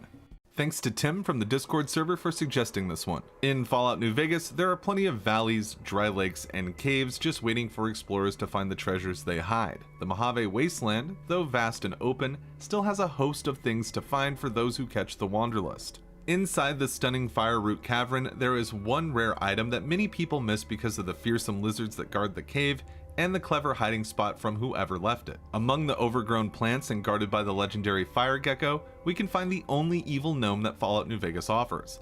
While the standard gnomes look how we would expect, this figure is wearing black-rimmed glasses and has a more elaborate beard with darker hair. This is a reference to Scott Everts, the lead world builder of New Vegas, as in the game files, the gnome is referred to as Scott E. Gnome and bears a resemblance to the man himself. Fallout as a series has never been shy about self-referencing and having fun with the developers, and this gnome is a great way to show love for one of the leads of New Vegas, so make sure to give Scott a good home the next time you are scavenging around Fire Root Cavern. Thank you to Ranon from the Discord server for suggesting this one. In Fallout New Vegas, we can find some of the most unique weapons in the series. The Mojave is great at hiding fun things to collect, and the various one-of-a-kind weapons are just the tip of the iceberg. At Mick and Ralph's, we can find a few of these, but one has a bit more going on than meets the eye. When speaking to Mick, we can buy the Nuka Breaker, a unique melee weapon made from an old Nuka-Cola sign. This is a nod to the fan-created web series Nuka Break. Ironically enough, the creators of the series saw an early screenshot of the sign from an advertisement for the GRA DLC and put it in their show. This means that the devs of New Vegas, some of which appeared in Nuka Break, liked the show so much they paid homage to it with this weapon. Still, before it was added to the game proper, the creative minds behind the Nuka Break series added the same sign to the show, eventually having it used in battle. It's great to see the Fallout developers adding references to fan-created media. It makes the community feel awesome to be a part of, and the Nuka Break show is one of the best Fallout stories out there. I highly recommend watching it if you haven't already. In Fallout New Vegas, deep in the belly of Hoover Dam, we can find the offices. Various staff mill about the area looking for something to do. But behind the door marked with a radiation warning, we can find a nice treat in this otherwise dull workplace. Upon first inspection, nothing seems special about this room, just some toxic waste barrels and large storage crates. Still, to the left of the entrance, if we search the wooden boxes, we can find the only 2 sets of Chinese stealth armor that exists in the game, besides the decommissioned one in Old World Blues, likely used to create the American Stealth Suit Mark II. These suits are an older model than the ones found in Fallout 3 and around the Anchorage simulation, and they do not produce an invisibility cloak, which could hint that they are tied to the cancelled Fallout 3 project known as Van Buren, which would have seen Chinese infiltrators sealed inside a sublevel of the dam. These suits could have belonged to them, but Van Buren is non-canon, so we can only assume. Still, these suits are a perfect find for rare item collectors, and they will likely be missed entirely by most people due to how tucked away they are. In Fallout New Vegas, the devs did a lot to ensure people were discouraged from mad dashing to the shiny beacon that is the Strip. This is why when heading through Sloan, Chomps will stop you and have this to say. Hold up. There are death claws all over the damn place north of here. I'd turn back if I were you.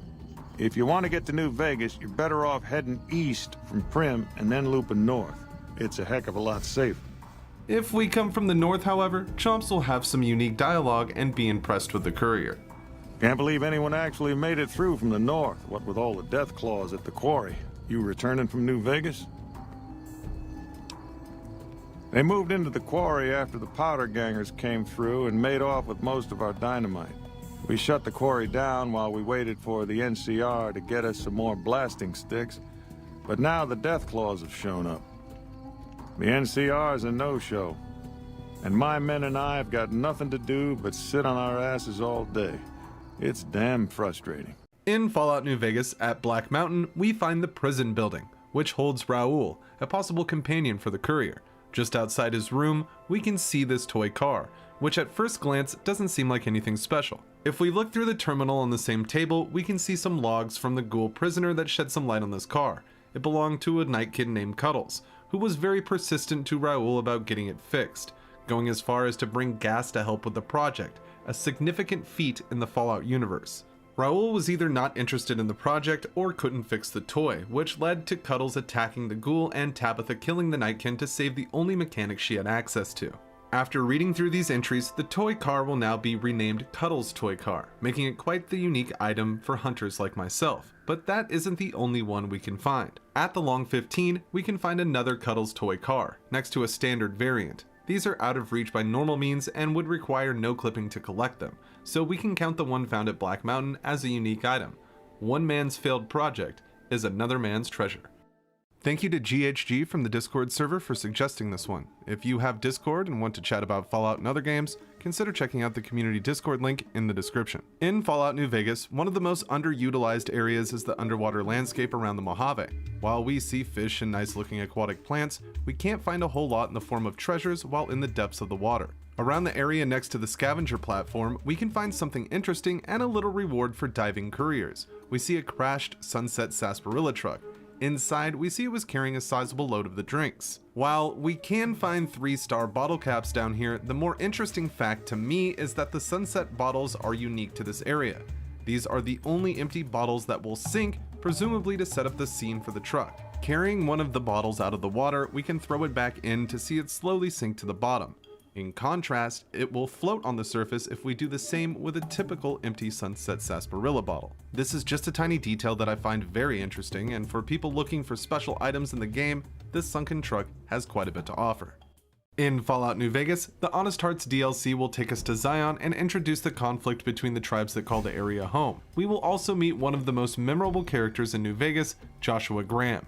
The burned man spends his time reading the Bible and preparing guns for his tribe. The courier will have the option to side with Graham at the close of the DLC, which sees the courier and Joshua mow through hostile tribals to secure Zion. Suppose the player asks Joshua Graham to use melee combat in this sequence. In that case, he will start using his trademark 45, a light shining in darkness, as a melee weapon, smacking enemies with the butt of the gun. This is an actual in-game item called Joshua's Pistol Whippin' 45. Through standard gameplay, the player can never obtain this weapon. Still on PC, we can add it to our inventory with the use of console commands. The Lights Out special attack does tremendous damage to anything in front of you when using this weapon. While it may not be the strongest melee weapon in the game, it is by far one of the most satisfying to use.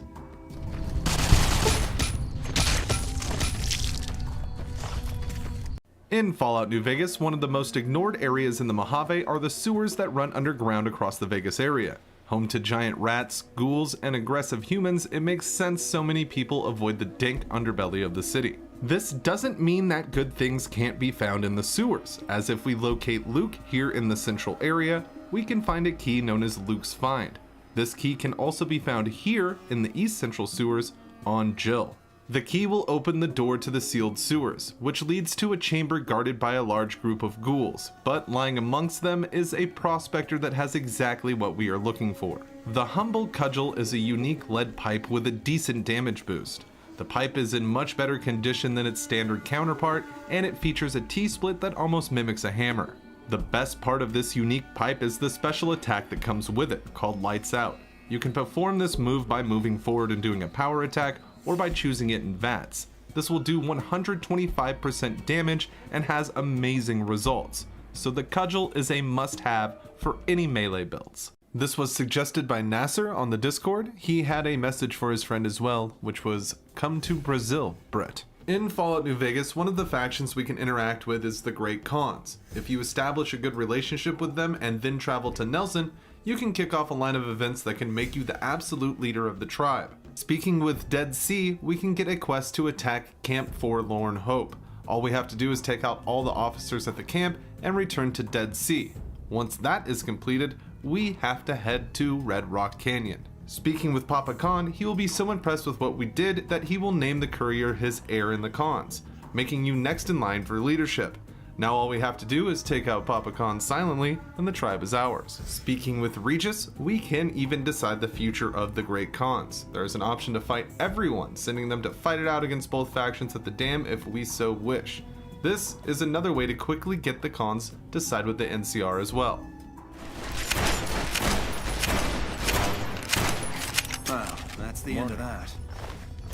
A lot of people have suggested this for a video on Discord and in the YouTube comments. In Fallout New Vegas, we can meet a variety of creatures that call the Mojave home. From fierce cazadores to lowly radroaches, the wasteland has no shortage of hostile monsters for the courier to find. One of the most common Mojave animals is the gecko. While it comes in many colors and sizes, these monster lizards should not be taken lightly if discovered in your adventures. One thing that some players miss, due to the geckos being hostile and the scarcity of water in the desert, is the fact that these mutated reptiles actually have a unique swimming animation. Like most creatures in Fallout New Vegas, the gecko will float in water when found in wet areas, but if the liquid is deep enough, we can see the geckos use this animation to become more hydrodynamic. This is not only a cute animation, but it is pretty accurate to how lizards swim in the real world, adding a bit of fun realism to the otherwise larger-than-life specimen. While rare, it is possible to catch geckos in Fallout New Vegas going for a swim, but keep your distance,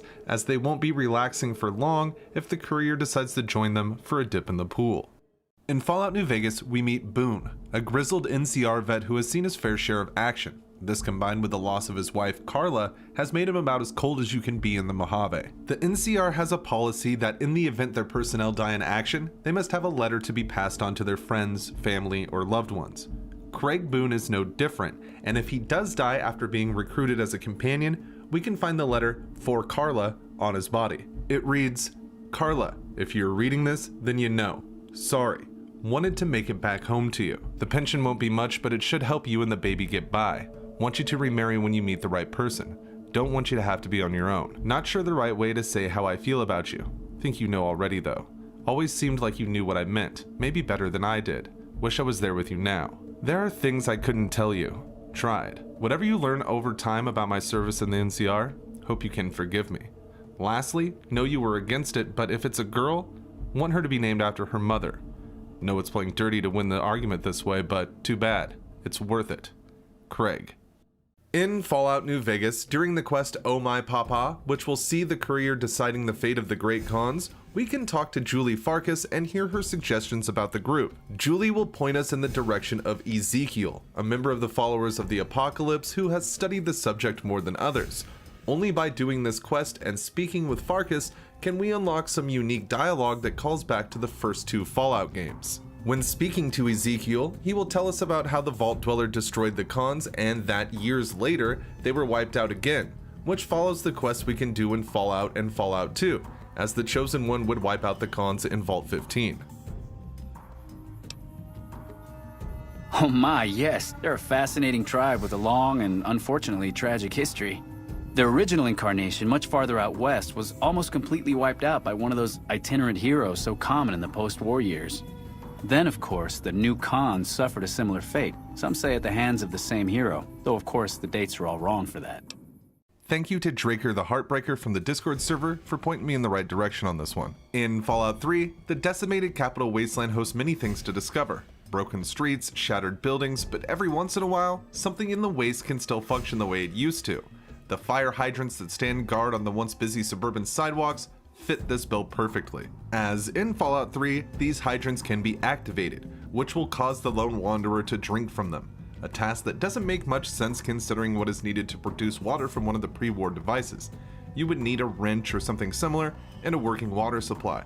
But this is a video game, so it can be overlooked as a fun source of HP at the cost of some rad levels. New Vegas, however, isn't buying into this idea. If we try to drink from the hydrants we find in the Mojave, the option will no longer be there. It's hard to say why the devs ultimately decided to cut this feature. Still, it could have been what I mentioned before, that the interaction just didn't make a whole lot of sense. So while you may be used to the flowing water of the Capitol hydrants, be wary in the Mojave. If you want a quick drink, a toilet would likely be a stronger candidate. In Fallout New Vegas, we can come across the Sunset Sarsaparilla headquarters. Guarded by Old Festus and a few Protectrons, this location acted as a bottling plant and operating facility for the pre-war drink. Still, after all these years, a beloved employee remains. Inside the maintenance closet, we can find Mr. Janitor. This Mr. Handy model was used to clean the building before the Great War, and he is still in remarkable condition. Hacking the average locked terminal on the other side of the room will allow us to start Mr. Janitor's routine. This can be quite rewarding for people who have the patience to let him finish his job. The robot will begin making rounds through the Sunset Sarsaparilla HQ, visiting rooms and cleaning up all that he can find. After his route is finished, he will stop at a garbage can and empty all he collected, wishing farewell to the rubbish. This being a bottling plant, most of what Mr. Janitor has picked up consists of caps, the currency of the wasteland. He will deposit a random amount of caps into the trash can. Still, the number is usually decently high, so this is a great way to get a nice boost when you make it to this area, and Mr. Janitor is happy to do the heavy lifting for you. In Fallout New Vegas, we can visit the Boomers at Nellis Air Force Base. This hermit group has a lot going on, and one of the most mysterious projects they have, we do not even have access to. Inside the mess hall, we can find some VR pods. When asked about them, the Boomers will not allow the courier to use them, leaving the pods a mystery for every player that has come through Nellis. The VR stations are used as flight simulators. The Boomers train on these to be prepared for the day that they raise the crashed bomber out of Lake Mead and take to the skies. Still, the screens show a familiar image if we look closely at these pods. We can see Tranquility Lane, much like we could in Vault 112 in Fallout 3. This is very likely just a case of devs reusing assets like the VR pods and not changing the picture on the screen. Though it is fun to think about the Boomers having access to Tranquility Lane after the Lone Wanderer shut things down. Using the pods to get some peace from the ravaged war zone they live in sounds pretty nice, but I'm going with the reused asset theory on this one. This has been suggested by a few people, but most recently by Doom from Shroom on the Discord server. In Fallout New Vegas, if you decide to go with the Legion, after a few quests, Caesar will need to lie down after his head starts to hurt. This will prompt him to retire to his bed, but you can still talk to him during this state. God damn it, go away! Come back when I've had some sleep. Disturb me again, and I'll have you killed. This threat is not an empty one, as if we wake Caesar up one more time, he will turn the entire Legion army against us, no matter how good of a reputation we've built up. I'm sure we have all felt like doing something like this once in our life after being woken up, but Caesar just has the resources to make it happen. I warned you not to bother me! Praetorians, kill this asshole! Another kill to my name! You like that?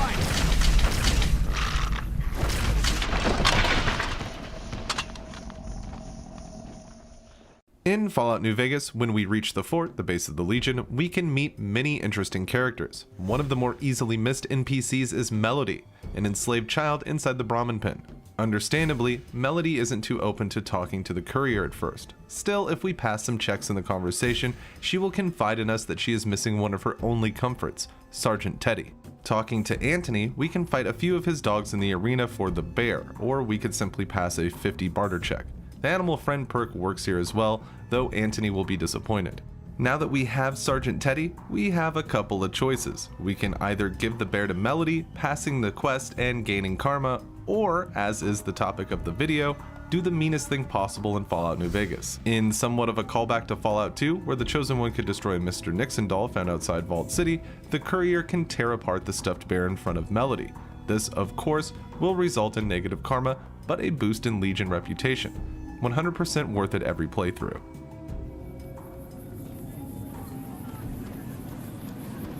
to talk to you. I hate you.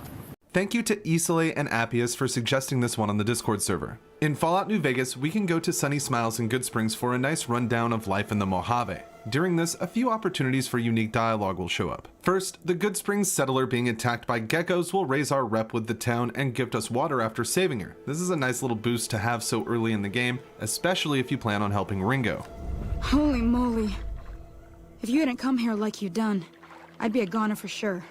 I came up here to draw water, but here, you should have what I got. You look thirsty. As for the topic of the video, if Sunny's dog Cheyenne dies in combat, we will receive some understandable unique dialogue from her.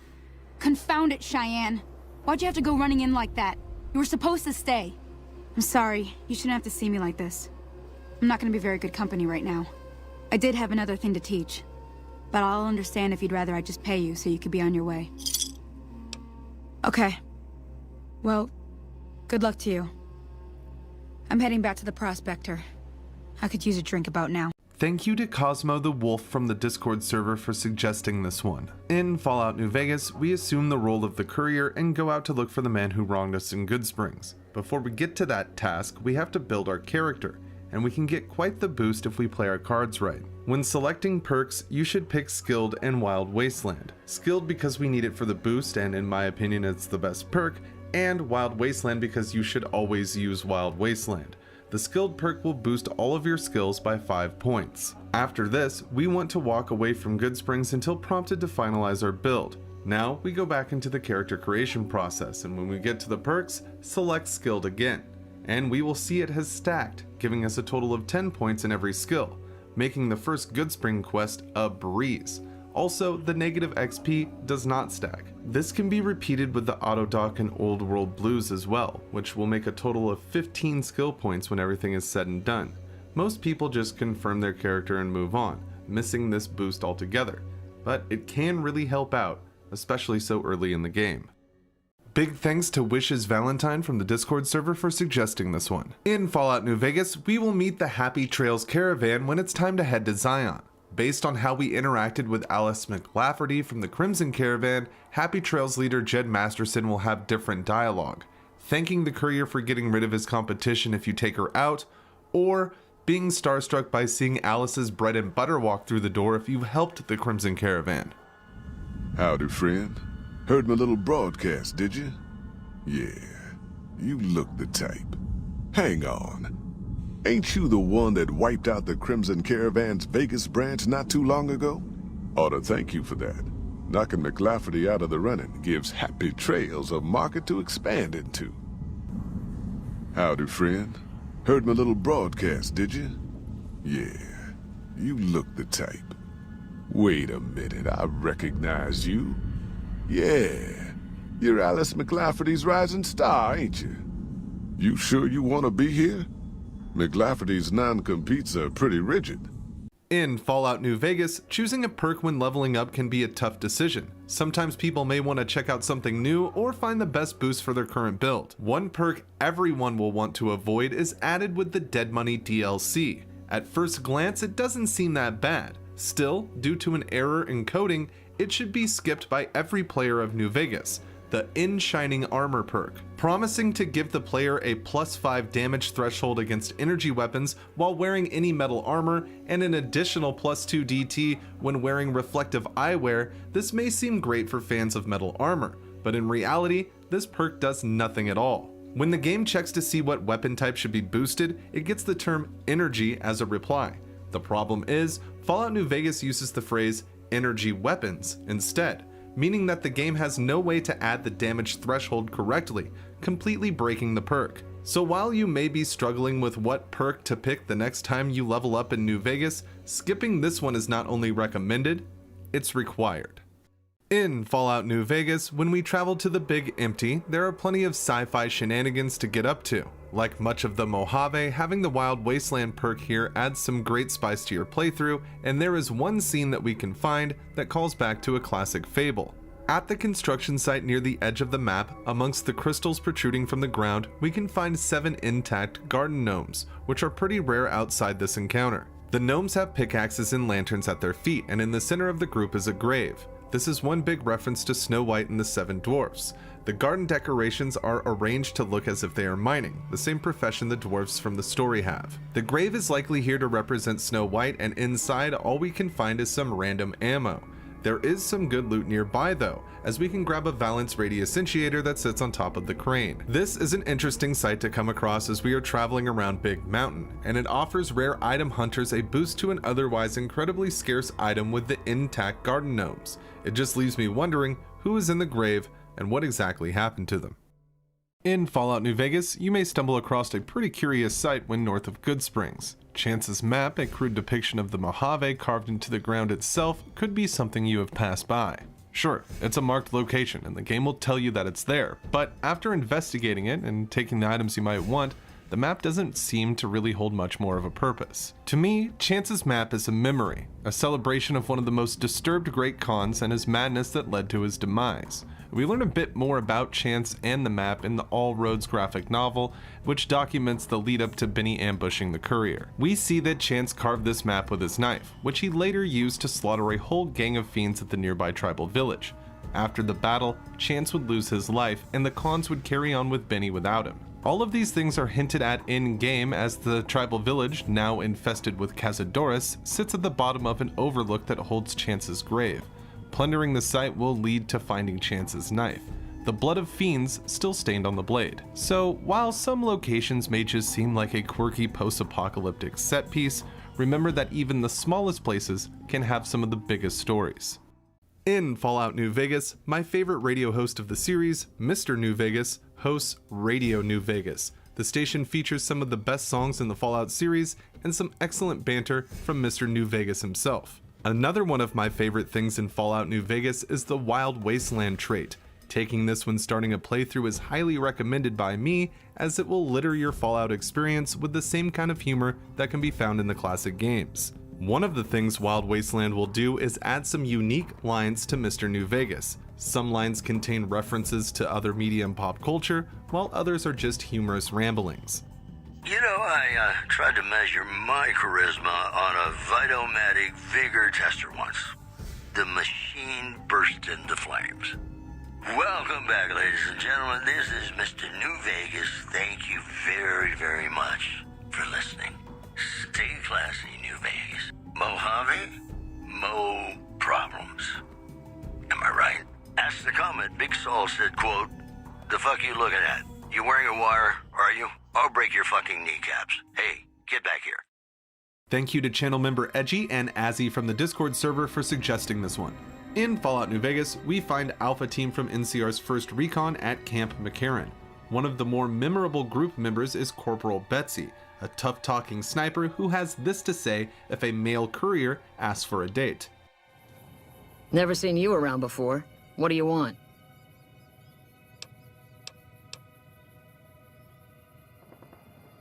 Yeah, right. You're sniffing up the wrong skirt. Try me again when you're tall, blonde, and female. However, if we approach Betsy as a female, she has some somewhat spicy dialogue to share with us. Girl, you are some grade A poon. Anybody ever tell you that? Trust me, the alpha males are overrated. Plenty of them in the army. All they're good for is killing each other and taking smelly shits. Yeah? So what? I could take a bullet in the skull tomorrow. I haven't got time to take it slow and subtle. I see somebody I like, I go ahead and tell her. That's about the only thing that the horn dog males get right. In Fallout New Vegas, one of the first settlements the courier will likely come across is Prim. The NCR has a camp right outside, but can't seem to keep order now that a group of convicts has taken the town, forcing the citizens into hiding. The convicts have mostly taken control of the Bison Steve, a multi-story casino with a decrepit roller coaster surrounding it. Still, inside, we can find something the developers left behind that might leave you scratching your head. One way to visit each casino floor is by fixing the elevator, so couriers with high enough repair skills can use this shortcut when dealing with the convicts. This isn't the only button we can find, as if we no-clip through the ceiling, we can see another elevator switch suspended in the void. Interacting with it will prompt us to repair it, but it never fixes the button. This is likely just a leftover placeholder for the original prompt of the elevator, or perhaps even a reference to the top floor, which can be visited through the elevator. Whatever the case, this is still a cool find for people who like to look outside of the playable map for hidden gems, something that the Fallout games are no stranger to. Thank you to Tommy Huang from the Discord server for suggesting this one. In the Fallout New Vegas DLC, Lonesome Road, we come to the Divide, a war-torn hellscape, ground zero to multiple nuclear strikes. Crumbling highways and destroyed buildings litter the area, but so do marked men and Deathclaws, one of the roughest spots in the game. We can find caves and valleys hiding even more dangers through the rubble, one of which hides quite possibly one of the strongest Deathclaws in Fallout New Vegas. Entering the cave will trigger a collapse in the entrance, trapping you with the beast, with a pretty likely outcome for those who are not prepared.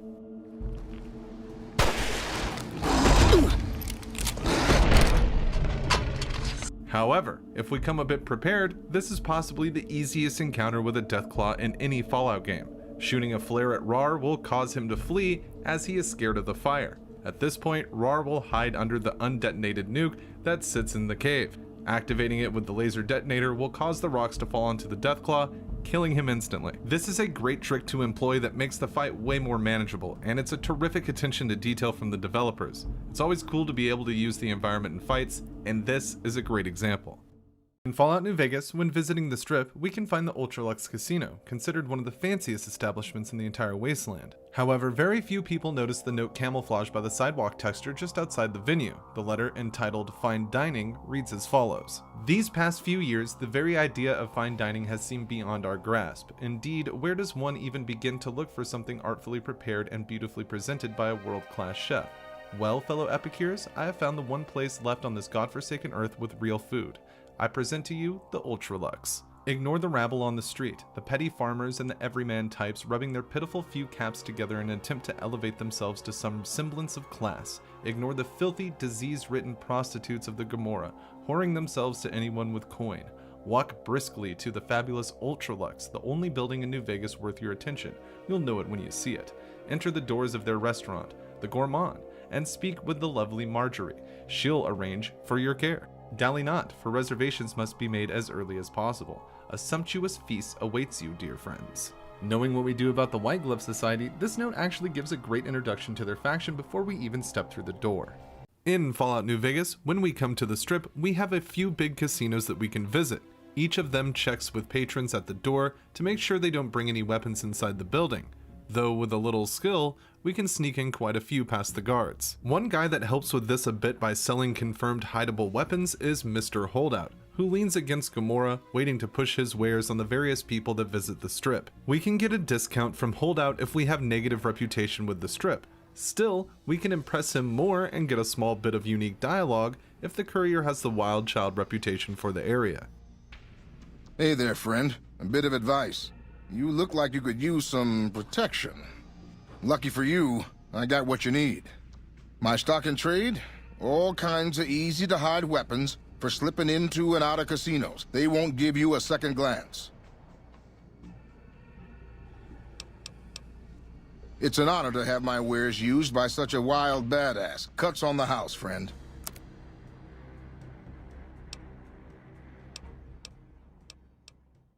In Fallout New Vegas, one of the locations we can stumble across on the Strip is Vault 21, or what it has become now. Before the war, the vault was hidden under the Strip and actually managed to keep the dwellers safe, functioning as it should and using gambling as a problem solver throughout its existence. It wasn't until Mr. House used his influence to change the location to an attraction post-war that we would see the building we see today. Its neon sign fitting perfectly into the New Vegas skyline. This does cause some conflict with the snow globe that represents the Strip, as we can assume these trinkets were made pre-war, as House has been collecting them for that long. Strangely, we see the Vault 21 sign in the depiction of the globe. Obviously, the developers wanted to make the snow globe look like the Strip we see in the game, and the sign is perfect for the silhouette. Still, this does conflict with the story we hear about Vault 21. Perhaps the Strip's snow globe was made post-war by a handy wastelander. Whatever the case, these little worlds are the perfect collectible for a Fallout game, and Vault Tech hit a home run with these promotional items. Thank you to Kevin the Dragon and W6B from the Discord server, both of which really wanted me to cover the Mojave Express drop boxes in a video. In Fallout New Vegas, there will be multiple times you can come across these Mojave Express containers, and they can be used to ship different items to each location they appear at. In total, there are 5 throughout the Mojave, located outside the general store in Good Springs, inside the Nash residence in Prim, next to the door in the Dino Delight Motel in Novak, right outside the Old Mormon Fort in Freeside, and inside the LVB station on the New Vegas Strip. Most people I have talked to ignore these drop boxes entirely, but they can be of some use. If you're planning a route to sell some items or take them back to your player home, you could send thousands of pounds of gear to any of these boxes and pick it all up whenever you want. These mail drops don't mimic traditional containers though, so you won't be able to just store items in the one that you're currently interacting with. Still, you can send some items off to another drop spot and everything will remain there until it's picked up, so these are underrated as a stash for items. While often overlooked, this is an excellent feature in Fallout New Vegas that ties nicely into the story of the courier.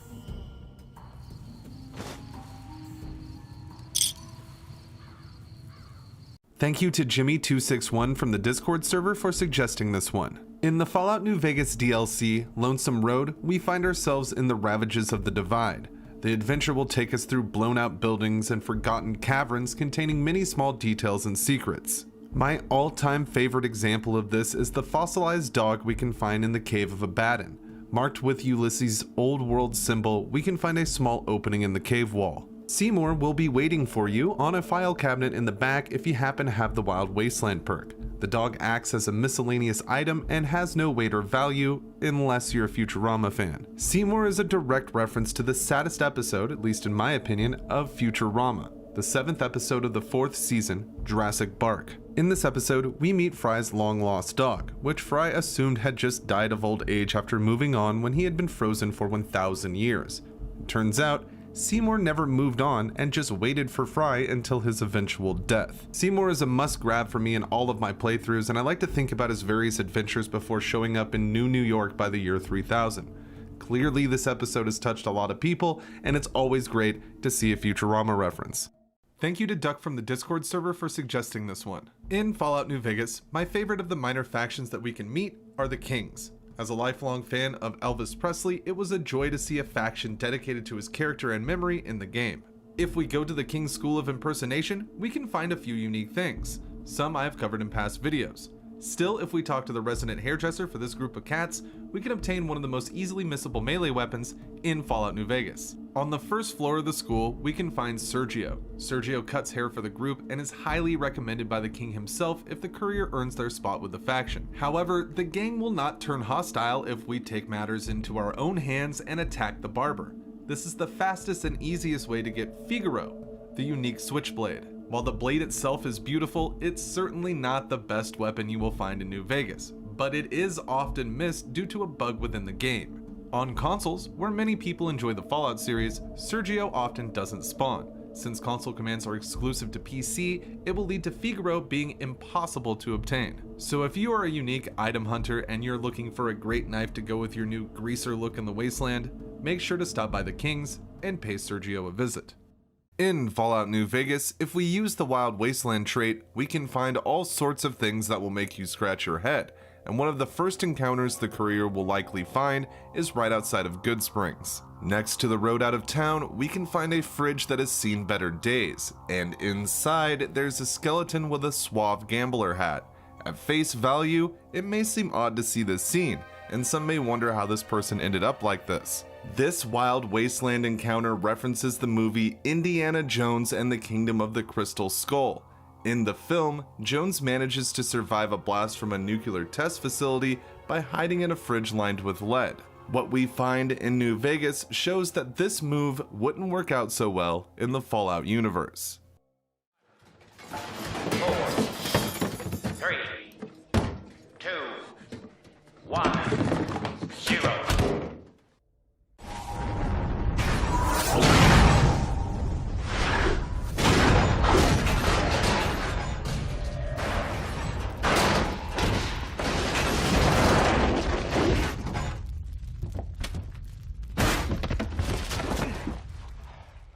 Thank you to Steven the 429th from the Discord server for suggesting this one. In Fallout New Vegas, the city is crawling with good and bad alike. New Vegas is a city of vice and prosperity for those who seek either. With such a place, it has left a lasting influence on the groups and individuals that call the area home. One casino in particular has quite the shroud of mystery around it, the Ultralux. The residents, the White Glove Society, who wear masks to protect this mystery, have a strange appetite, and even stranger things lie around the resort. Inside the kitchen of the Gourmand, we can find a few mysterious items that do not seem to have any use in-game. The infected Brahmin meat. This meat is unique because if we pick it up and add it to our inventory, it will be filed under miscellaneous items instead of aid. This means we cannot consume this meat, and with its low value and high weight, rare item hunters will want to store it away as a trophy instead of selling it. The infected Brahmin meat was going to be used in a quest that would see the courier using it in a stew for legionaries at the fort. This meat could have been added to the mongrel's dog bowls as well, but these quests were cut from the final game. This would explain why the meat appears in our inventory as miscellaneous items rather than aid like most food in game. So if you are a fan of rare items and cut quests, these 6 slabs of Brahmin meat will act as a perfect trophy in your player home. In Fallout New Vegas, you can find many slabs of meat. Brahmin steak, dog meat, and even human flesh are just some of the different kinds you may encounter when out in the Mojave. One stands out quite a bit due to rarity, and that is the doggy treat item that can only be found in 2 known places in Fallout New Vegas. The first place we are looking at is pretty close to where the courier starts in Goodsprings, right outside the Yangtze Memorial in an unmarked abandoned shack. This rundown old shack can actually act as a player home. It's safe to throw your items on the ground or store them in any container you can find inside. More relevant to this video, we can find one of the doggy treats here on the floor. The other doggy treat is a bit further away, at Big Mountain. We can find it in the X-13 research facility. This is where we would get the Stealth Suit Mark II armor. There are a lot of dog-heavy themes here, including a Night Stalker haven. This is why it makes perfect sense that we find a doggy treat in one of the dog bowls here. This makes the item a bit rarer, in my opinion, as the first one we can find is laying in a shack that most players would likely never see, and the only other doggy treat in the game is guarded by a group of Night Stalkers in the basement of a Big Mountain facility. This has to be one of the rarest items in Fallout New Vegas. Too bad you can't give them to Rex or any other dogs, but they will act as a good conversation piece. I want to send out a big thanks to everybody who's been leaving suggestions in the YouTube comments and on the Discord server. This is one of the most suggested, so thank you very much. In Fallout New Vegas, while in Freeside, we can come across Rotface, a panhandling ghoul outside of Mick and Rouse that will offer tips and info on the surrounding area for the price of 1 cap. After exhausting all of Rotface's dialogue, if we wait a few days and come back to Freeside, he will be wearing a fancy new hat, which interestingly belongs to Eulogy Jones from Paradise Falls in Fallout 3. This doesn't seem to be a coincidence either, as the hat does not appear in Fallout 3, just here in New Vegas, so who knows how it got here. Diving deeper, we can find that this was part of a larger quest involving Rotface that would see the ghoul raise his prices each time you tipped him enough, going from 1 cap to 10, and from 10 caps to 100. This could lead to Rotface wearing Eulogy's entire outfit. There is a mod that restores this content, but the clothes are renamed to reflect Rotface. If this was how it was supposed to appear, then perhaps it may not be the clothes of the Paradise Falls head honcho. Still, the hat is a new item. It wasn't in Fallout 3, and when we have no mods affecting it, the name shows as Eulogy Jones's hat. Either way, Rotface is a likable character that deserves a new hat, so make sure to pay him a visit on your next playthrough. In Fallout New Vegas, one of the locations we can visit is Cerulean Robotics. The old shop is hidden away in a corner of Freeside and is home to everyone's favorite robot, Fisto. However, suppose you have the Wild Wasteland trait. In that case, this location becomes the scene of a pretty humorous encounter and a great reference.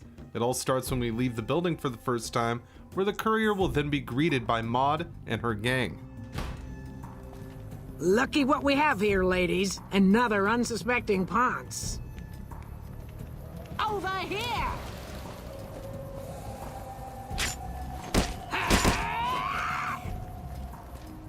These 3 old ladies make up the Freeside gang, Maud's Muggers, and they are looking to make us the next victim in their crime spree. This encounter is bound to catch people off guard the first time they stumble upon it, and the ensuing battle is one of the funniest in New Vegas. This group is a reference to Hell's Grannies, a gang from a Monty Python sketch that parodied the Hell's Angels, so this reference goes pretty deep. Regardless, make sure to watch out for grandmas in spring dresses, because you may just end up with a rolling pin upside your head. Thank you to Gus and Slick Daddy B from the Discord server for suggesting this one. In Fallout New Vegas, the courier makes the long journey through the Mojave, meeting the wonderful people that call the desert home.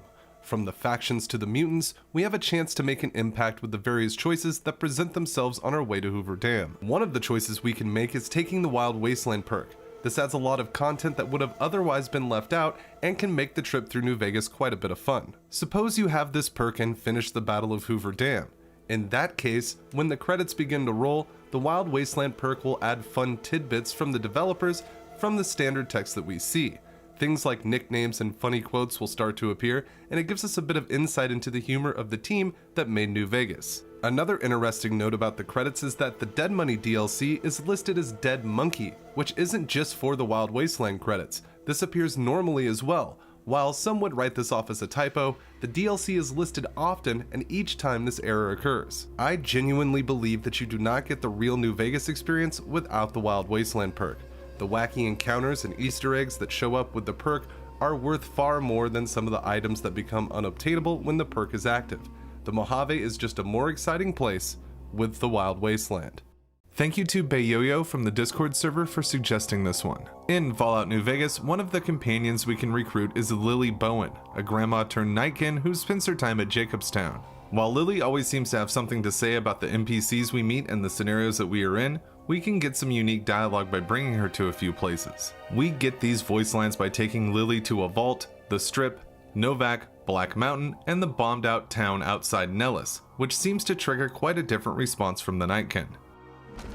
My, this reminds me of when I was a girl. Right over there would have been where your grandpa and I had our first kiss.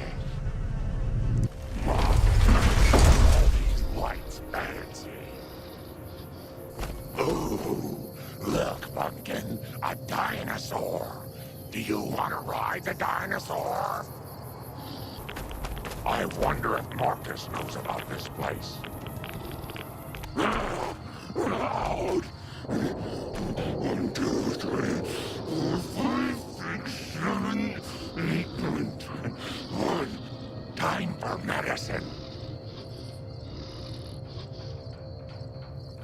Thank you to Kata the Leopard from the Discord server for suggesting this one. In the Fallout New Vegas DLC Dead Money, the courier is brought to the Sierra Madre Resort and Casino, fitted with a bomb collar and forced to work with a pack of characters in order to make a grand escape. Plenty of things stand in our way: the ghost people who call the area home, various traps, and a thick poisonous cloud that can drop even the strongest wastelander in seconds. Still, one item waits for us at the Sierra Madre, an item that has no real use and is out of the player's way just enough to go widely unnoticed by those who aren't looking for it: the embalming fluid. The only 4 jars of this substance in the game can be found in Salida del Sol North, at the Campanas del Sol. This room clearly acted as a morgue and chapel pre-war, and these jars are a reminder of the good old days. Embalming fluid prevents decomposition in bodies post-death in the real world. As for Fallout New Vegas, the substance has no use. It's not used in any quests, nor can it be crafted into anything. Seemingly, the jars were placed here for the ambience and to further identify the room. Whatever the case may be, rare item hunters will want to go out of their way to collect this 4-of-a-kind find. Just don't think about what it'll cost you to get to the Sierra Madre in the first place. In Fallout New Vegas, we can find a thieves' ransom of different plants and animals out in the Mojave, just waiting for the courier to harvest their resources. One thing I didn't learn until after a long time with the game is that one of the most common plants in the Mojave is also one of the most addictive: the coyote tobacco plant. I ran a poll on Twitter to see how many players knew about the tobacco addiction that can occur in Fallout New Vegas, and it seems I wasn't alone in missing this little tidbit. Make sure to follow me on Twitter as well for more polls like this and daily Fallout factoids. We can find a ton of these plants around the Mojave, and eating the coyote tobacco chew will increase our perception and agility by 1 for 4 minutes. Eat enough of these plants though, and the courier will become addicted to tobacco, draining the charisma and perception stat by 1 until cured. While cigarettes exist in the world of Fallout and we can collect them in mass, New Vegas doesn't allow players to use them as consumables, making the coyote tobacco chew the only way we can consume the plant, besides when crafting black coffee, which does not cause addiction in game. So keep this in mind when looking for a little perk up in the desert. The withdrawal may not be worth it. Thank you to Vilnia from the Discord server for suggesting this one. In Fallout New Vegas, one of the best shops you can visit is Mick and Ralph's. The two have a great setup in Freeside, but if players keep their eyes open, we can find some things that may hint at the duo's past. Leaning against one of the walls are posters for the Super Duper Mart, which we do not see in Fallout New Vegas as a location. Still, in Fallout 3, the Lone Wanderer was tasked to explore one of the supermarkets for the Wasteland Survival Guide.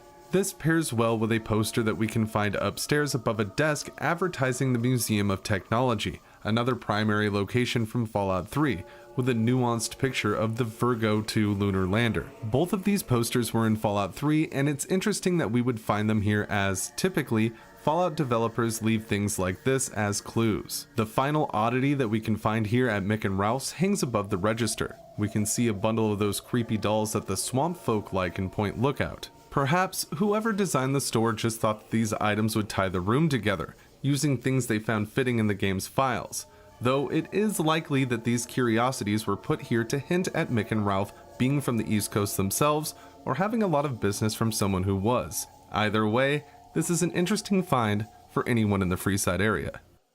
In Fallout New Vegas, there are rare items scattered throughout the Mojave just waiting for a courier to get their hands on them. The desert wasteland is deceptively sneaky when it comes to its treasures. Still, those with an eagle eye can spot the diamonds in the rough. One of the biggest treasure coves is the Devil's Throat, a dark nickname for a radiated hole in the ground crawling with centaurs. Inside the radioactive pit, we can find a truck, and inside the trailer, we can find a dead prospector with one of the rarest hats in the game, the party hat. We can also find the unique minigun, the CZ-57 Avenger, one of the best weapons in New Vegas, lying next to the unlucky Explorer. While the party hat doesn't offer much in the way of boosts or armor, the rarity of the item itself could drive a person to collect it, as this is the only party hat that can be found in the game. We can find around 10 similar hats at the RepCon test site. Still, these are the destroyed variant of the object and are not the same, and cannot even be repaired with the intact party hat. Hiding something as silly as a party hat in one of the most dangerous areas of the game, right next to one of the best weapons that can be found, is the type of thing that makes me love Fallout. The hat acts as a reward itself due to its rarity, so you get a fun trinket for exploring along with finding the Avenger. Make sure to stop by the Devil's Throat to get this hat so you can properly celebrate your new minigun. Thank you to Arctic Penguin and many others for suggesting this on the Discord server. In Fallout New Vegas, the first location the courier will land is Good Springs. Typically, the player would talk to the people around town and find out what they can do to help them start their Mojave journey. The settlement has a ton of skill checks, making it a fun way to test your early build in the game, but we can have some fun if we are more prepared. One of the things that can be easily overlooked in this area is a chemistry set inside Doc Mitchell's house that can be interacted with. If the courier has a high enough science skill, various chems or a handful of stimpaks can be crafted, which is an excellent boost at any point in Fallout New Vegas. Inside the Good Springs store, Chet runs a tight ship. He is perhaps the least interested in getting into a gunfight with the powder gangers. Of course, there is a skill check to convince the shopkeep, but if you happen to have Chet's suggested amount of caps on you, you can offer that to him as well. New Vegas is filled with small details and alternate ways to approach quests like this, making it fun and interesting to try new ways to handle things in each playthrough.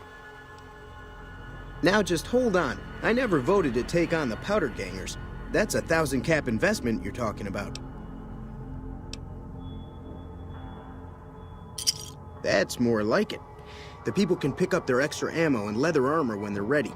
Was there anything else? Thank you to Uji in the Discord for suggesting this one. In Fallout New Vegas, while in the town of Novak, we can visit the Dino Bike gift shop inside the giant T-Rex. Behind a locked door, we can find a ton of Dinky the T-Rex souvenirs, that gun, and more importantly for this video, toy rockets. Most people make a habit of grabbing these toys before doing the Come Fly With Me quest, which sees us use them as rocket fuel. They do have another use in New Vegas though, and it will take us to Nellis Air Force Base. The boomers that inhabit this base are not used to outsiders and have little to no trading with the Mojave. Pearl, their leader, will request you get on the good side of the tribe, and these rockets can help with that in a great way. we can find mini boomers, the children of the tribe, running around, playing, going to school, and pretty much doing anything else you would expect a kid to do in the post-apocalypse. If you have a charisma 7 or higher, the courier will get unique dialogue options. Each kid has some type of game they are playing, seemingly based on skill magazines, and if you have some of these rocket toys in your inventory, the courier will be able to gift them to a lot of the mini boomers. Most people likely miss this, as charisma is widely considered a dump stat in Fallout New Vegas, leading many to set it to 1 and use the points on other parts of their build. Regardless, if you have the stats, it makes dealing with the boomers that much easier.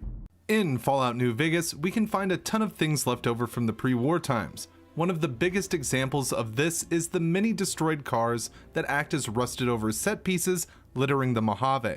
Usually, there is nothing special about these old world vehicles. They are broken down and we won't get a chance to get them in working order. Still, there is one truck that stands out amongst the rest. If we go just a bit south of the Big Mountain West Tunnel, we can find a military truck cut in half with a bunch of radioactive waste as cargo. And taking a look at the license plate, we can see that it's from New Jersey, and it reads Rocket 88. This is the only plate in New Vegas from the Garden State, and it only appears with the Wild Wasteland trait activated. This is one big reference to the Ike Turner song Rocket 88, but even more so to the movie The Adventures of Buckaroo Banzai Across the Eighth Dimension, where the plate is featured on a vehicle that drives through a mountain.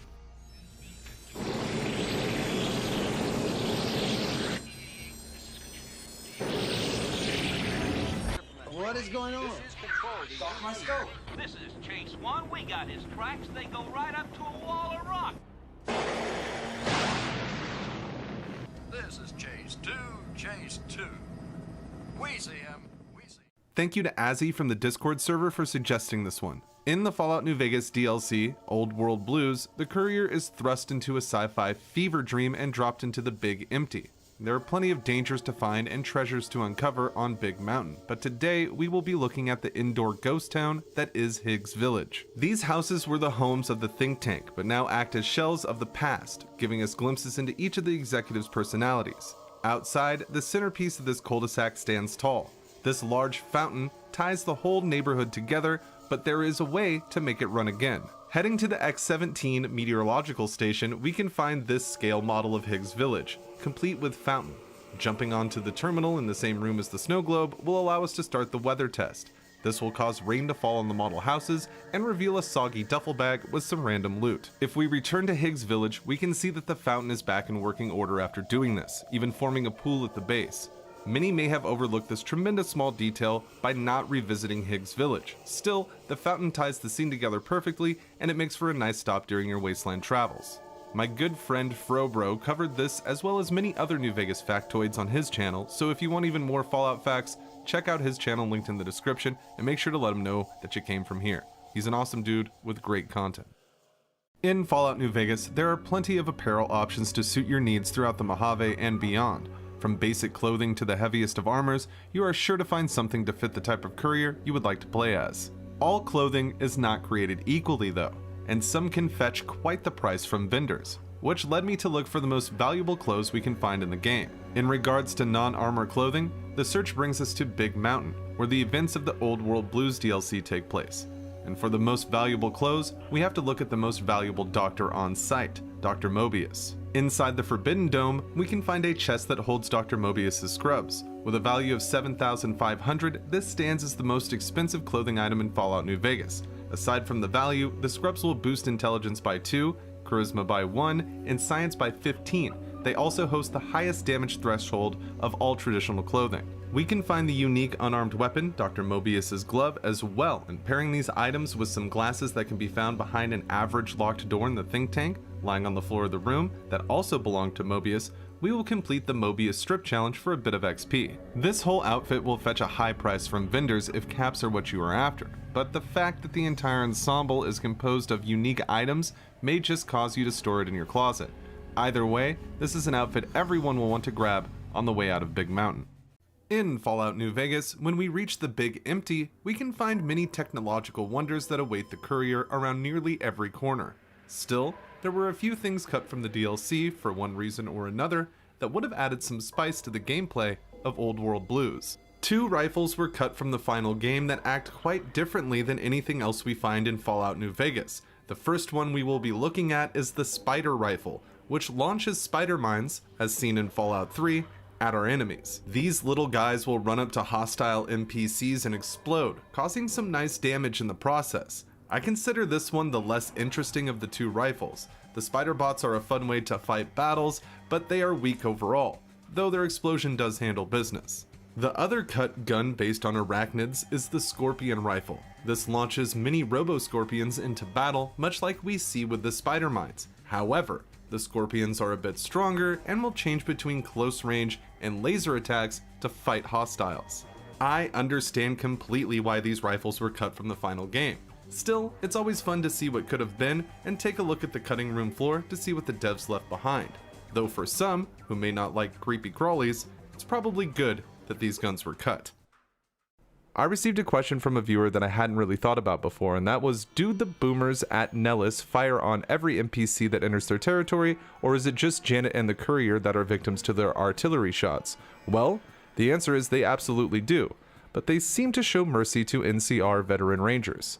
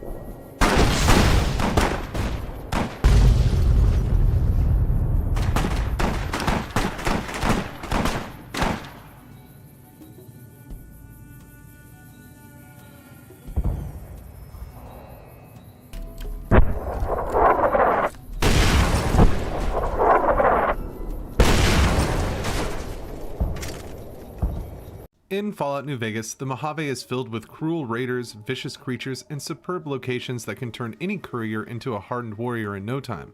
Amongst everything we can find, many valuable items wait to be taken, and some of the most expensive we don't even have the option to sell. The item with the most value in all of Fallout New Vegas is the disassembled weapons shipment guarded by the Fiends, which holds a value of 5,000. This is only used in a quest, but I thought it was worth mentioning in this video. Two stand out when it comes to the most valuable non-quest items. The first is virtually unobtainable due to being cut from the final game, the Mantis Scythe schematics. With a value of 800, they stand at the top of the most valuable miscellaneous items in the game.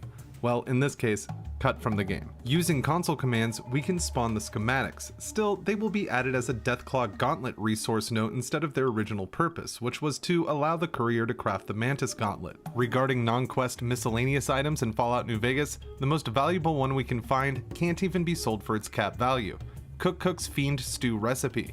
With a value of 400, this is the most expensive item in the game, not counting weapons and armor, of course. The item immediately gets added as a note to our Pip-Boy, preventing us from selling it. While Cook is known for his skill in the kitchen, after defeating the raider boss, we can harness this power for ourselves.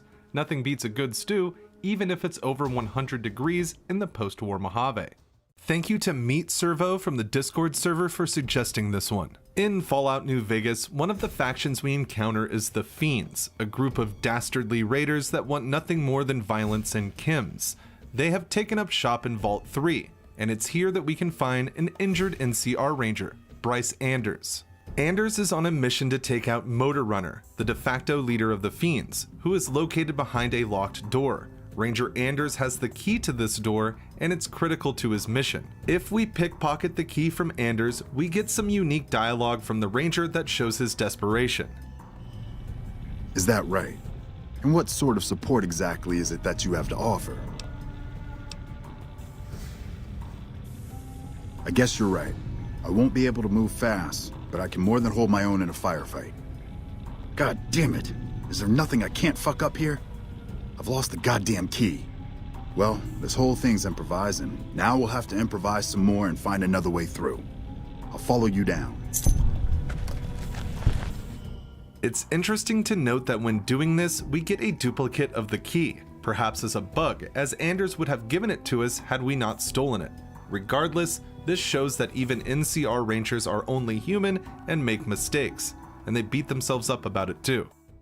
Shout out to Max on the Discord for suggesting this one. In Fallout New Vegas, you can encounter quite a unique home if you travel to the northern part of the map. Brooks Tumbleweed Ranch takes its name quite seriously, as inside we can find the tumbleweeds that call this place home, one in the living room and one in the bedroom, seemingly taking a nap. Interestingly, the items in the shack are owned, likely implying that the tumbleweeds own the property, though outside there is one living creature to find. Amongst the free-range tumbleweeds, we can find a nightkin that will turn off his stealth boy when we get close. You want to buy Windbramen? Right here. Where did you come from? Tumble... what? Crazy with low prices on Windbramen. You buy one. All. They are very good, Windbramen. All caps. Ha ha, stupid human. Obviously, this is a bad deal and we can kill him and take our caps back after the deed is done. If you refuse the offer, it will lead to him being hostile anyway, so this is the best way for it to pan out. This is a fun location to find and, to me, shows signs of the classic Fallout humor. In Fallout New Vegas, with the Old World Blues DLC installed, one of the traits we can pick while creating our character is Skilled. This grants +5 to all skills, but debuffs our gained experience by 10%. For me, the trade-off is far worth it as we gain experience completing quests and doing various other things. It just takes slightly longer to level up, especially the higher our level gets.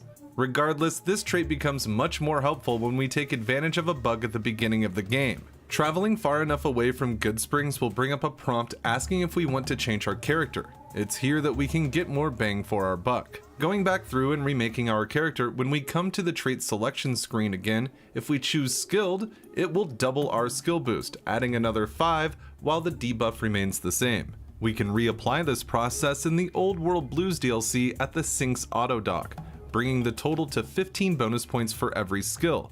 And if that 10% debuff on experience is bugging you, it's here that if we remove the skilled trait, the bonus skill points remain while the debuff is removed. This makes the skilled trait likely one of the most overpowered choices in Fallout New Vegas when following this path. This is why every time I go to the Mojave, I pick Wild Wasteland and Skilled. The pair can't be beat. At the Tops Casino in New Vegas, we can talk to Tommy Torini inside the Aces Theater. He will ask the courier to recruit acts for the casino. The quest will lead us to the comedians Billy Knight and Hadrian, and the musicians Bruce Isaac and the Lonesome Drifter. While recruiting the boys, we can see that the marquee for the Tops is starting to fill up with these names. An excellent small detail, but it also offers a hint at a bigger reward for completing the quest. We can watch these acts once they've settled at the Aces Theater. I told my wife, she's good looking for a ghoul.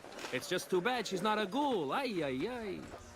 The most interesting of which is the Lonesome Drifter, who will play reimagined folk songs that will fit into the Fallout universe, such as singing Streets of New Reno based on Streets of Laredo, which was first published in 1910 in John Lomax's Cowboy Songs and Other Frontier Ballads, but was made famous by Marty Robbins. These songs were recorded by Fallout New Vegas lead Joshua Sawyer.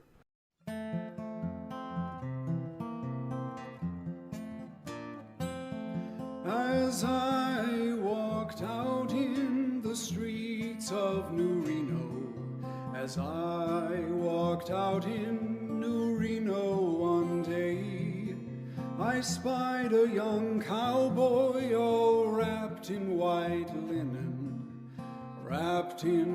linen and cold as the clay. In Fallout New Vegas, we can find many different items that have somehow stayed around after 200 years of a post-nuclear apocalypse. Some, of course, are more interesting than others, but the fact that we see anything intact from before the war is pretty impressive. One of the things I was surprised to see the most was that a couple of musical instruments had survived out in the wastes. We can find a small number of harmonicas in our travels, and it makes sense that these still litter the area. While they are rare, they still appear enough to have a decently sized collection of mouth harps. However, only one other instrument appears in Fallout New Vegas, and it is far more rare, the acoustic guitar. The courier can only obtain 3 of these throughout the game, and 2 of those require stealing from a well-liked NPC. We can take the first one from the stump the Lonesome Drifter sits on. After doing so, if we complete his part of the talent pool quest by recruiting the Drifter as an act, a second acoustic guitar will spawn in his inventory. We can pickpocket this from him with good enough sneak, bringing our count to 2. Finally, in the Sierra Madre Villa, we can find the only other acoustic guitar in the game, across the street from the police station, next to a music stand.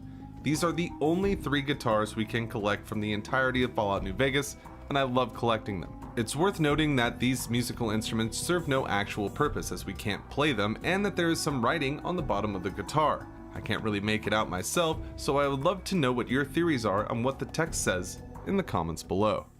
In Fallout New Vegas, the courier can encounter a variety of different things, from roving gangs to giant sinkholes and everything in between. One of the more disgusting encounters is the wrecked highwayman just outside of Novak. The subject of many a rumor, this car crash site clearly pays homage to Fallout 2 somehow, but how deep does the reference go? Is this the car of the fabled Chosen One? Does it imply that someone like Nobark could be that very tribal? Well, not quite. This encounter references one that we could have found in Van Buren, where we would see the Chosen One's car filled with microfusion cells and a tanker fob, the latter used to drive the PMV Valdez to the oil rig to confront the Enclave. So here we are in New Vegas, where we can find the trunk sticking out of a sinkhole. The reason we see the highwayman in this state and hear the familiar gold slouch track when approaching it is because it's referencing a glitch that would happen in Fallout 2 where the trunk would just disappear. I asked Fallout New Vegas developer Chris Avalon directly about this encounter, and he had this to say: "It's just for fun. But that would have been a good idea. We did have a plan for a special encounter in Van Buren where you could find the Corvega's trunk, since it could, go missing. But alas." When asked if it was implied that Nobark was the Chosen One, he replied, "Nah, as amusing as it is to consider, Nobark wasn't the Chosen One." While this does put some rumors to rest about the location, it's still great to see any type of throwback to the classic Fallout games, and the wrecked highwayman is one of the best. Thank you to Cran Mythos 57 from the Discord server for suggesting this one. In the Fallout New Vegas DLC Old World Blues, we can find one of the best Fallout experiences to date. The level of science fiction and mystery in the Big Empty provides for an excellent adventure that is sure to surprise and delight any couriers who find themselves in the area. On the western outskirts of the map, amongst the Hexcrete Archipelago, we can find the Z-38 Lightwave Dynamics Research Building. Inside, we see that this facility was used by scientists taking orders from Fred Sinclair, who was responsible for building the Sierra Madre. A terminal resting on the ground floor goes over the various frustrations that the team had with living up to Sinclair's expectations. And seemingly for reference, when they were designing the Vera Keys hologram, we can find a movie poster featuring the starlet hanging on the wall and a small framed portrait on the table across the room. The hardest thing to miss here is the giant blue beam that seems to be projected from both the floor and the ceiling. This was used to create and sculpt the holograms that the scientists were working on. Stepping into this light will cause the courier to faint for 12 hours, making this a great way to pass the time when needed in Old World Blues. There's a valence radii accentuator in the center of the beam that we can pick up once we regain control of the courier. Overall, something like this that adds more lore to another DLC is really nice to see. It shows that connections exist all over the Mojave and beyond, and that there is plenty of attention to detail in Fallout New Vegas. In Fallout New Vegas, if we head to Camp Searchlight, we can find a church to the southeast. The area is heavily radiated due to the Legion attack, and most of the living beings that we see here are ghouls, though if we have the Wild Wasteland trait, we can get our hands on some of the best explosives in the game. We can enter the basement of this church, where some golden geckos will be waiting for us. Still, after dealing with them, we will see the Wild Wasteland notification when coming to the table at the center of the room. Sitting on the table, we can see a box with 3 grenades inside, all with white crosses on them, and a message painted on another box that says Holy Hand Grenades, pull pin and count to 5, with the number 5 crossed out and a 3 written next to it. These grenades pack quite the punch, having the highest DPS out of all explosives in Fallout New Vegas. When thrown, after a short wait time, what amounts to a miniature atomic blast destroys every enemy in the area and will damage an unprepared courier as well. Interestingly enough, the grenades lose their trademark white cross when they are thrown, but most people won't mind considering how much damage these mini nukes can do. This is a weapon the devs wanted to include in Fallout 2, but we wouldn't see them officially until New Vegas. Of course, the grenades are a reference to Monty Python and the Holy Grail, which features the Holy Hand Grenade of Antioch. Fallout is filled with Monty Python Easter eggs, and this is one of the best. Thank you to Kairuji and Crane from the Discord server for suggesting this one. In Fallout New Vegas, one of the most devastated areas we can come across is Camp Searchlight. The site is ground zero from a nuclear attack perpetrated by the Legion to the NCR troops stationed here. One such trooper is Private Kyle Edwards, who has ghoulified and taken up hiding inside one of the open houses in Searchlight. Speaking with him, we can find out why he is scared to leave. Rad scorpions. Fuckers creep the hell out of me. I'm not going outside while they're still crawling around. This starts an unmarked quest called Arachnophobia. We need to take out the 3 giant rad scorpions that will spawn outside the door once we talk to Edwards. When the smoke has cleared from that nonsense, we have a few possibilities on where to send the ghoul soldier. Edwards could join Aster, explore the wasteland, or my personal favorite, take up shop at Ranger Station Echo. The NCR camp has plenty of other ghoul soldiers, and to me, it seems like the best place for Edwards to realize that he will be just fine in the NCR. Ranger Station Echo has some background radiation that makes it more accessible for ghouls. This could be due to the craters we see outside, which most people attribute to dropping atomic bombs, which makes sense due to the subject of the Fallout series. Still, I have always thought that they were meteorite craters, though they are a tad smaller than what you would expect for that. Craters left by meteorites often have the same pattern, with a large hole surrounded by a couple of smaller ones. Whatever the case may be, this, to me, seems like a perfect home for Private Edwards, and it sure beats the hell out of being stuck in Searchlight. In Fallout New Vegas, we find the Diamond in the Rough, the New Vegas Strip. Out of all of the post-apocalyptic settlements that we come across in the Fallout universe, this strip has got to be one of my top favorites. As soon as we enter, we are blasted with music and lights, people milling about, and giant functioning casinos on every corner. Though, when it comes to the tops, there is some interesting artwork that we can check out inside. The casino is no stranger to unique design. The entrance is beautiful, and fantastic decor art can be seen everywhere. From molded ceiling lights to sculptures on the walls, the tops is a far cry from the wasteland outside the New Vegas border. One of the paintings we can find, in multiple locations, shows Tenpenny Tower. This, of course, is a place that we can visit and call home in Fallout 3. Still, we are 2,400 miles away from the capital wasteland during Fallout New Vegas, so seeing it pictured here can be a bit jarring. A man in a cowboy hat and duster can be seen in the picture, which I assume could possibly be Lucas Sims, though why he would be out of Megaton visiting Tenpenny Tower is a different question. This is not the only time we see odd art in New Vegas that seems to come from Fallout 3, but it is one of the only landmarks that we can find from the Capital Wasteland featured in the game. Now, when you go to the Tops Casino, you won't be able to unsee it. You're welcome. Thank you to Petrified Napkin from the Discord server for suggesting this one. In Fallout New Vegas, we can explore the Mojave Wasteland to our heart's content. While the surface has plenty of things to worry about, there is a sub-level in the New Vegas area as well. The sewers that run under the city are home to large groups of people looking to stay safe from the all too apparent dangers that lurk above ground. They are also home to Red Lucy and the Thorn, an arena of sorts that sees the mutated creatures of the post-war battle it out for the enjoyment of the spectators. The courier can even jump into the fights themselves, earning respect and some caps for their troubles. Red Lucy doesn't have an unlimited supply of creatures though. In order to maintain them, she has to gather eggs from topside every so often, and the courier can get the quest Bleed Me Dry from Lucy, which will target increasingly more difficult to obtain egg piles. Once the courier has finished this task, Red Lucy will be impressed and take you up on the offer of going somewhere more private, her chambers. Now that we are inside, we can see this light switch, the same one Lucy turns on before she gets more comfortable. This is a mood light switch. When turning it on, red light will coat the bed, and soft music starts playing through the speakers in the room. This is a great attention to detail that really builds on Lucy's character, as she has a very strong sexual and physical energy. So seeing that she has such a smooth setup for when things get intimate makes complete sense. Now, if only we could set something like this up in the Lucky 38 suite.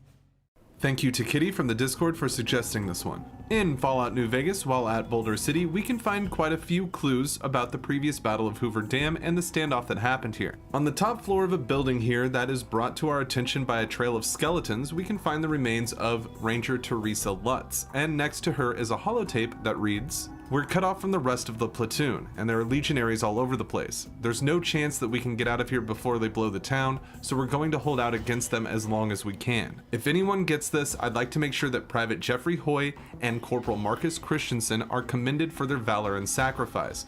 Both have upheld the ideals and honor of the New California Republic with distinction. Ranger Teresa Lutz out. We can find the names of Marcus Christensen, Jeffrey Hoy, and Teresa Lutz on the war memorial outside.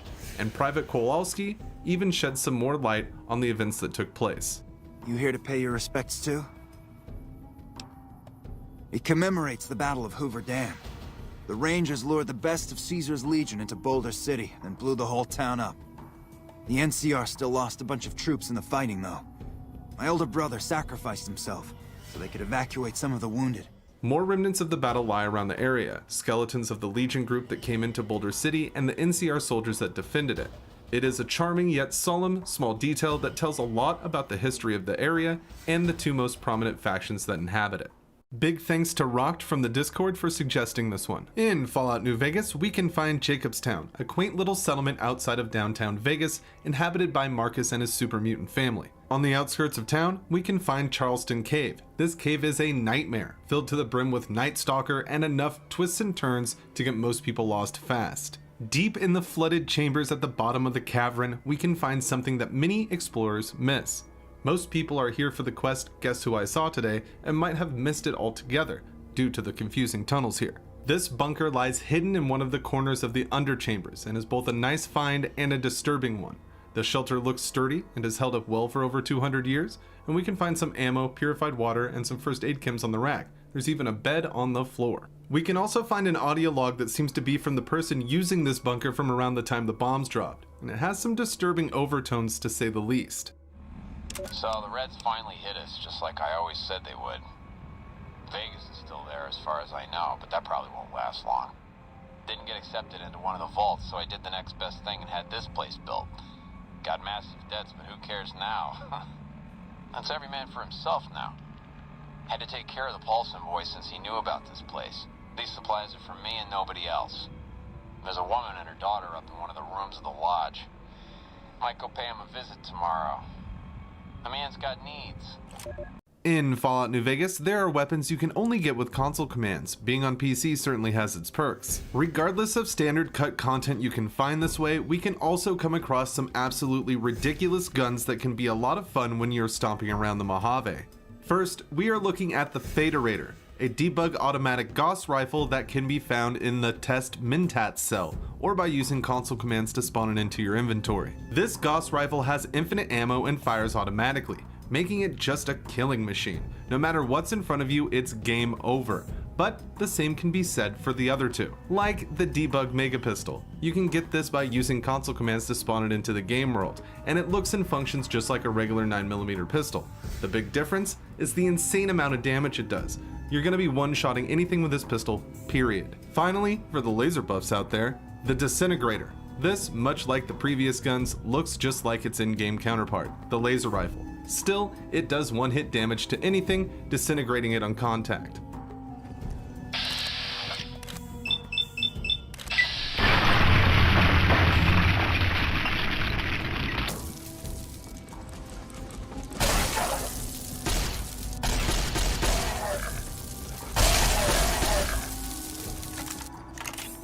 These guns are all just really fun to mess around with, and it's nice that we still have access to them in the final version of Fallout New Vegas. In Fallout New Vegas, at the Ultralux Casino, we can get the Beyond the Beef quest. During this quest, we will learn that the White Glove Society has kidnapped Ted Gunderson, a wealthy Brahmin baron's son. Through the course of events, we will learn that the White Gloves used to be cannibals. Though they claim not to partake in this dark act anymore, we find out that's not the case with a bit of speechcraft or by having the cannibal perk ourselves, which leads to why we're talking about them in the first place. During a recent stream, many audience members claimed they did not know that you can replace Ted Gunderson with one of your human companions, like Boone, which is what I like to call making Boone burgers. Ted Gunderson is his name. It would be simplest if we could convince him this was all an unfortunate misunderstanding. But if he won't listen, we can't very well let him go. He'll have to be slaughtered and served. Then we wouldn't need the replacement. But you would need to deal with his father, Heck. Perhaps if you could smear some of Ted's blood around his father's hotel room, you could frame him.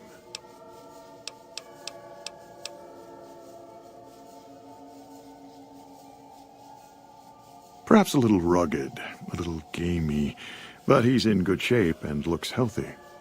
Very well. If you're able to convince young Mr. Gunderson to return to his father, replace him in the freezer with your friend and we'll have a deal. Once you confess to Mortimer that you are a cannibal, all you have to do is lock Boone in the freezer and return Ted to his father. After the reunion, we can report back to Mortimer, who will invite you to dinner, where he informs the rest of the society about what he just served. In Fallout New Vegas, there are a ton of ways to get unique dialogue from the various NPCs we meet throughout the Mojave. Many of these speech options can be found by taking different perks, and when it comes to Cass, we can make her nervous while getting some humorous responses from her with the right ones. As a female character, if we take the Cherchez la Femme perk, this will open up some fun dialogue with Whiskey Rose, which opens up her character a little bit. Well, I'm not one for soft living. Or soft men, let me tell you. I'm guessing neither are you.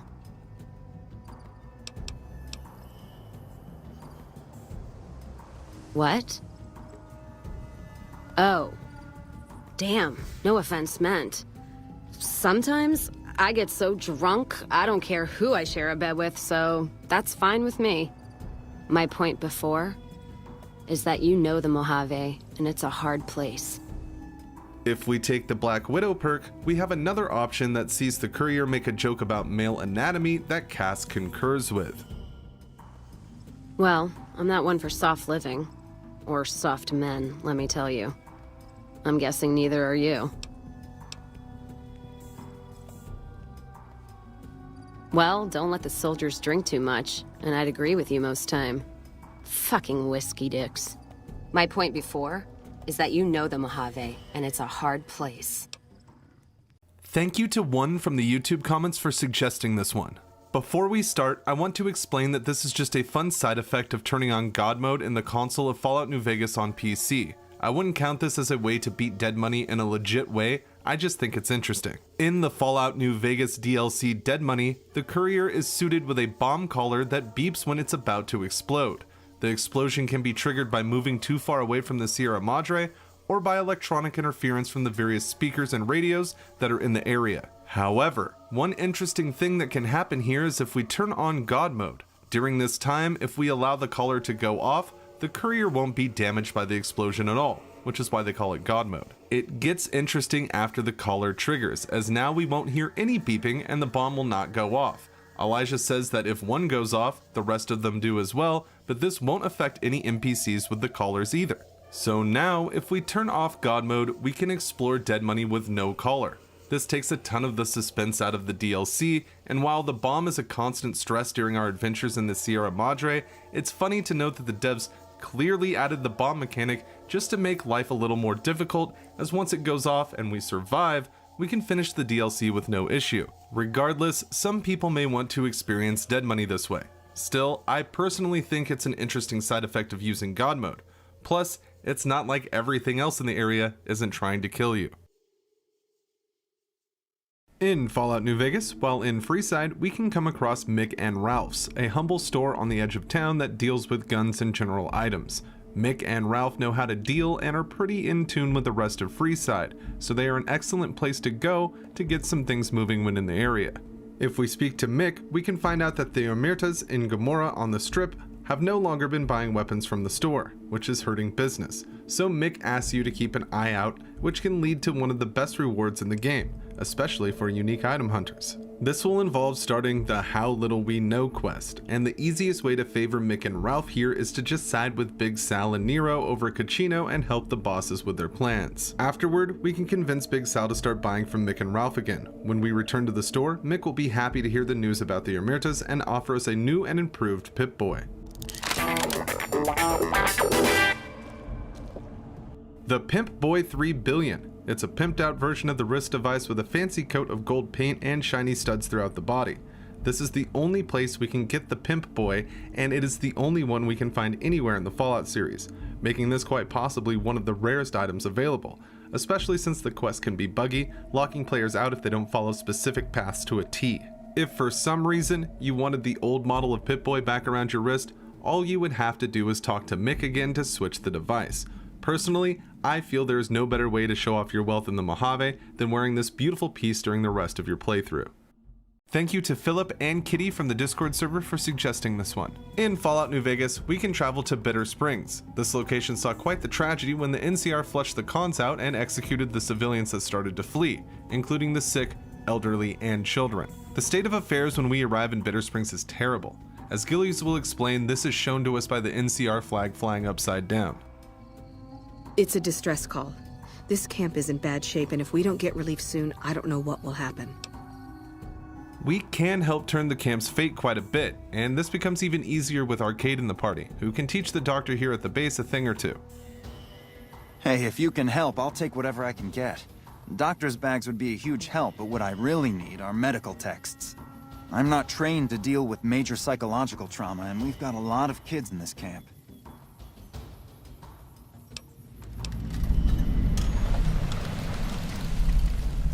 Yeah? Hey, sure, that would be fantastic.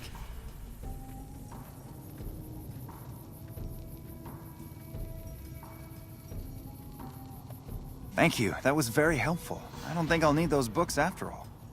After we have completed the quest, No Not Much, the flag will be fixed, flying right side up, showcasing that the hardship of the camp has been conquered. Small details like this really do it for me, and Obsidian didn't have to include this change. Still, it makes you feel like you really helped out the NCR and adds that much more immersion into Fallout New Vegas.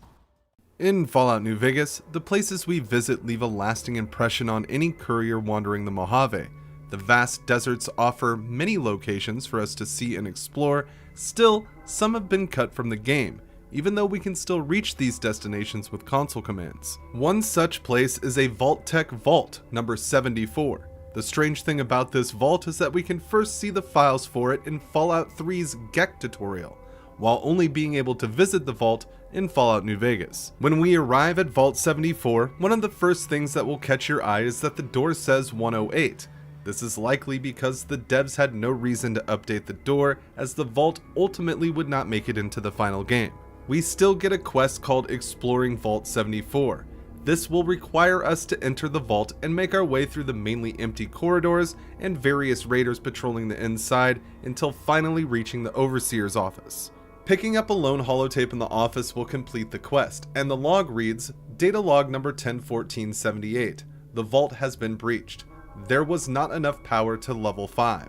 God have mercy on our souls. This is an interesting find, as it's fun to speculate what could have been going on in this vault that seemingly was overrun by raiders before the courier shows up. What do you think could have been the plan for Vault 74? Is there anything fun you can think to do with this vault? If so, let me know down in the comments below. In Fallout New Vegas, the courier can find plenty of food, drinks, and aid items to help them out in the dry Mojave heat. Anything from pre-war canned food to meat hunted from the local fauna, New Vegas has us covered at dinner time. However, if we spam these items in our inventory, it can lead to some funny, unexpected results. For example, suppose the courier has the NCR emergency radio in their possession. In that case, they can consume the radio after shoving an ungodly amount of chems into their body.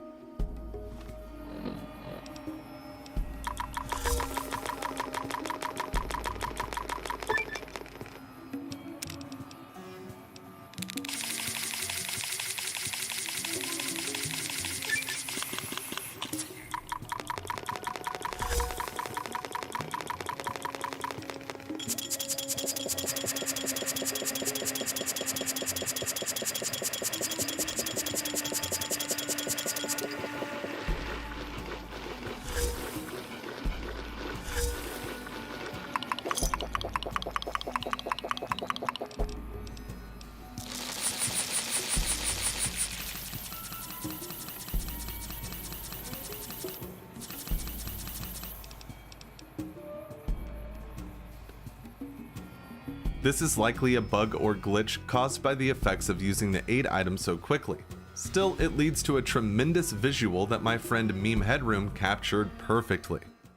I have seen a lot of comments on my channel and discussion elsewhere about what happens if you take out Vulpes before you get to Nipton or before you hit the Tops Casino.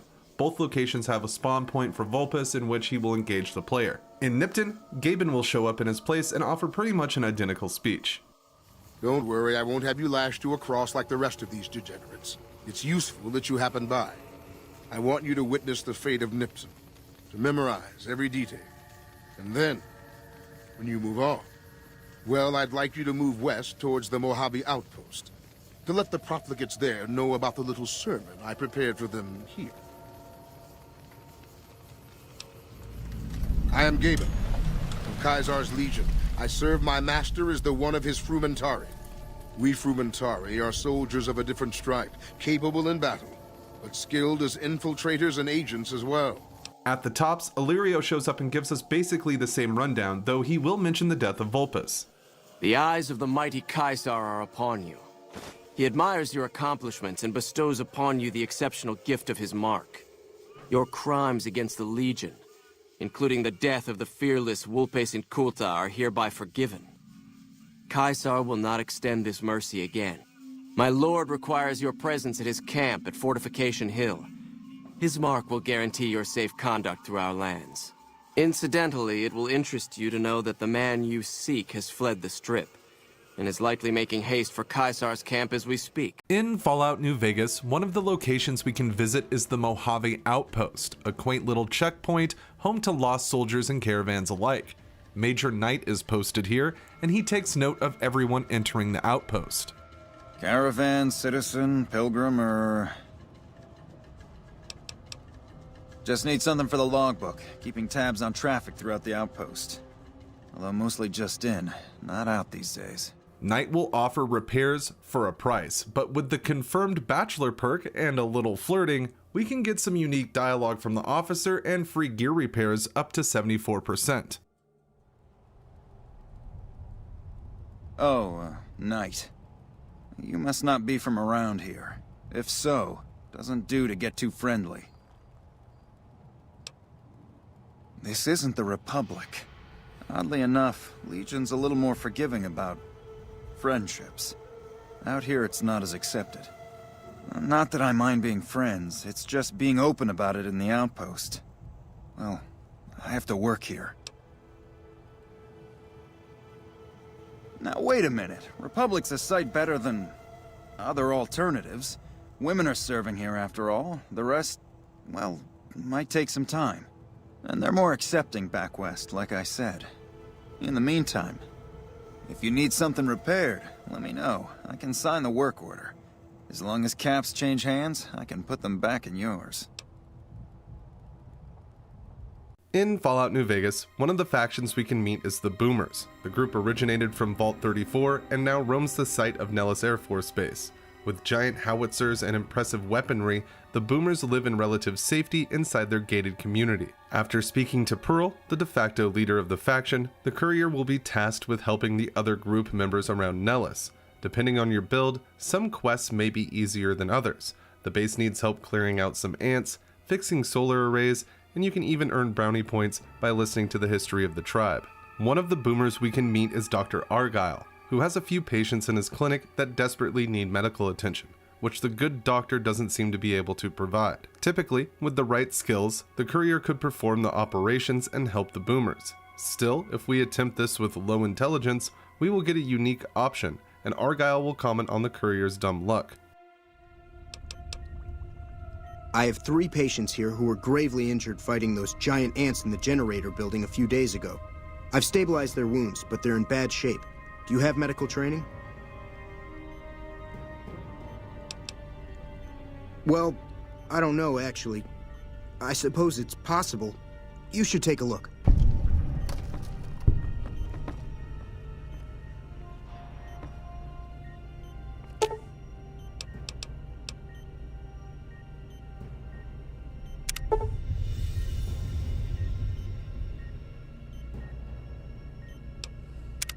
Now I know what they mean by dumb luck. Thank you to Kitten Dispenser from the Discord server for suggesting this one. In Fallout New Vegas, one of the biggest rivalries is between the New California Republic and the Great Khans. This isn't the first time the two groups have had troubles, as their origins even go back to the same vault, at least with the standard Khans from the area around the hub. This beef has carried on for over 120 years and likely will never stop. We can see a skirmish between the two groups in Boulder City. The battle seems to be at a standstill, but the courier can offer to negotiate to end things peacefully. Once inside, we can find Jessup, one of the Khans being hired for his ambush of the courier. but we can also find McMurphy, who was along for the ride as well, but he has seen better days. We can see McMurphy is in the introduction cutscene that shows Benny shooting the courier, and is featured in the All Roads graphic novel during his time with Benny and the group. While this is an excellent piece of lore and further drives home the animosity between the NCR and the cons, that isn't the most interesting bit about this encounter. If you're running Fallout New Vegas on PC, you can enter the console and resurrect McMurphy. The Great Khan will have 0 hit points, so using the console again to make sure no one is hostile is a great idea. We can see what McMurphy's plan is once he is back among the living. He will return to the Goodsprings Cemetery, standing ominously at the courier's shallow grave. This is just an intriguing thing to trigger in the game and is likely left over from the in-game cut intro that would have had this NPC standing in this exact spot. Whatever the case is, this is far better than lying dead on a moldy mattress, so I am sure McMurphy appreciates it. Thank you to Red Baron PH from the Discord server for suggesting this one. In Fallout New Vegas, one of the main factors of the game is how you interact with the various factions that call the Mojave home. When it comes to the 2 most influential groups, Caesar's Legion and the New California Republic, or NCR, the courier's relationship with them can impact their adventure through New Vegas quite a bit. A positive rep with the NCR can be more rewarding as the group controls large portions of the main map and we run into them more often through a typical playthrough. One thing that changes based on faction rep is the dialogue options we have with major players of the group, many of which could be easily missed in the early game places like the Mojave Outpost. Going there idolized by the NCR will net quite a few unique responses, but this carries through to the other NCR locations around the map as well. Maybe Jackson got some additional soldiers after all. Didn't take you for a trooper at first. You seem a little livelier than most. Alright, if you're here to assist, good. That's what I want to hear. Caravan, citizen, pilgrim, or... reinforcements? About time we got some more hands around here. Just need something for the logbook, keeping tabs on traffic throughout the outpost. Although mostly just in, not out these days. Well, about time we got a soldier, and not a recruit. You look like you've seen some action. I need to get the caravans moving again. That means clearing a path north. There's too much crawling the asphalt up the road to allow it.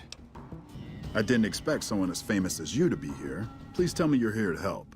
In Fallout New Vegas, among all the other junk and scrap that we can find lying around the wasteland, one item in particular seems utterly useless beyond being a set decoration, and we can find quite a few of them in the Mojave: the welding gun. We can find one of these in a house in Nipton. Still, they can be seen in most places you would expect them. Old garages and workshops throughout the wasteland are a perfect place to start looking. The strange thing about these welding guns is that the player cannot add them to their inventory, even though they are labeled on screen. While this is rare, other objects do have this trait. We can carry these tools around but can't pick them up. While this is strange, it could be that the welding guns were planned to aid in the repair of our weapons, though that is just speculation. These items were first introduced in the Fallout 3 DLC, The Pit, where we can see the Steelyard slaves using them for work around the city. In Fallout 3, these objects behave the same way, but we do see NPCs performing animations with the tools equipped. It could be that the welding gun's only purpose was to aid these animations, so adding the ability to add them to our inventory was not on the list of things to do. Then, with New Vegas, Obsidian used what they could to fill the Mojave out and make it feel more immersive, so adding these items as set pieces to tell environmental stories totally makes sense. Whatever the case may be, even with console commands, we cannot add these tools to our inventory, which can leave you wondering what they are for, considering the on-screen text name of the item. So we won't have an easy time trying to decorate our house with these, but the welding guns are interesting nonetheless. Big thanks to Badaz Sasha from the Discord server for suggesting this one. In Fallout New Vegas, just on the cusp of the radiated Mesquite Mountains crater, we can find an overlooked, interesting two-story shack simply called Hell's Motel. One of the most noticeable things about this house on the edge of the crater is that we don't experience any radiation exposure on the inside, which is in contrast to the high amounts we receive just on the outside of the shack. Oh, and there's a dead ghoul on the ground. This is Dr. Rotson, and I assume he was killed by the crazed Mr. Handy here, which is a shame. We can see that Rotson was quite set up in his tiny home. Being a ghoul, the radiation and ferals outside would not pose a problem. He has a personal fungus farm outside and a distillery in the kitchen. This guy was set up for wasteland living. Around the house, we can find a few things like a star bottle cap, a weapon repair kit, and even a copy of the DC Journal of Internal Medicine. Inside the fridge, we can find some random irradiated food or drink, which is cool because this can create some ultra rare items that you won't find anywhere else, except for like maybe Searchlight. Still, looting the doctor himself has a strange occurrence. When picking up the Wasteland Surgeon outfit and equipping it, and then moving to the effects tab, we can see it lists as Dr. Barrow's lab coat, who only appears in Fallout 3. This is likely because New Vegas was essentially built using a lot of assets from Fallout 3, per Bethesda, which would then be edited or changed to fit the Mojave, as we can still find a ton of unused items from Fallout 3 in the game files for New Vegas. Hell's Motel may be a bit off the beaten path, but it's a fun stop during your journeys through the Mojave. Thank you to Steven the 429th from the Discord server for suggesting this one. Make sure to check the description below for links to the server if you want to chat about Fallout. In Fallout New Vegas, coming to the Strip can be a big moment. The lights and sounds can be a lot to take in. The New Vegas Strip is filled with people to meet and quests to do, one of which brings us to the Aces Theater in the Tops Casino. Speaking with Tommy Tarini, we can get the Talent Pool quest, which sees the courier gather up acts for performances the casino provides. One of the acts that we can meet is Hadrian, a ghoul that performs stand-up comedy at the Atomic Wrangler. Once the quest is complete, we can return to the Aces Theater to watch the various performances of the people we recruited for Tommy, including Hadrian's, who will have some unique dialogue based on the courier's special stats. The ghoul will make remarks based on how low or high each stat is, with each attribute having 2 bits of commentary according to its rank, making for some funny personalized jokes during his show. Somebody told me the other day you were bright. I wasn't sure if you meant smart or radioactive. Buddy, you look tough enough to drink a pint of glowing water. Why don't you do us all a favor and try it? This guy right here, he's got an angel looking over his shoulder. If I were him, I'd get a restraining order. Hey, look at this guy. I didn't know they let Brahmin into this joint. My friend, you've got style, grace, and charm. The style of a feral ghoul, the grace of a super mutant, and the charm of a Deathclaw. Thank you to Joe Splash from the Discord server for suggesting this one. In Fallout New Vegas, one of the factions we have to deal with is the Brotherhood of Steel, a now hermit group living in Hidden Valley. After helping the underground dwellers significantly, we will have the option to join the faction outright, which offers the Power Armor training perk, allowing the courier to wear power armor. This isn't the only place we can get this perk though. If we have done work with the Enclave remnants, they will offer the same reward. This lets us know how to use power armor before getting the training from Elder McNamara, who will be pretty surprised about an outsider having this know-how. Would you like to tell me where you learned such a thing? No, don't bother. A person as well-traveled as yourself is bound to pick up all kinds of skills, I suppose. Luckily, that's not all I have for you. I've also given the order that all of our equipment be made available to you, not just the more mundane arms. You're a member of the Brotherhood now, and your gear should reflect that. Lastly, you will be allowed to come and go as you please. You've done so much for us that to do otherwise would be a crime. I just ask that you keep the Brotherhood's interests at heart in all your dealings. Remember that you will always have a home here. This doesn't give us the option to tell the Brotherhood about the Enclave forces that still remain. Still, it is a cool, unique dialogue that can be triggered. Not all power armor in New Vegas requires this training though, as we can see with the NCR. We can find NCR salvaged power armor on heavy troopers. Even in the Ranger's safe house, these armor sets do not require this perk because they no longer count as powered armor after being salvaged by the NCR. With the jury rigging perk, we can even repair these with sets of heavy armor that are more common, like metal armor. In Fallout New Vegas, many factions are waiting to meet the courier in the Mojave.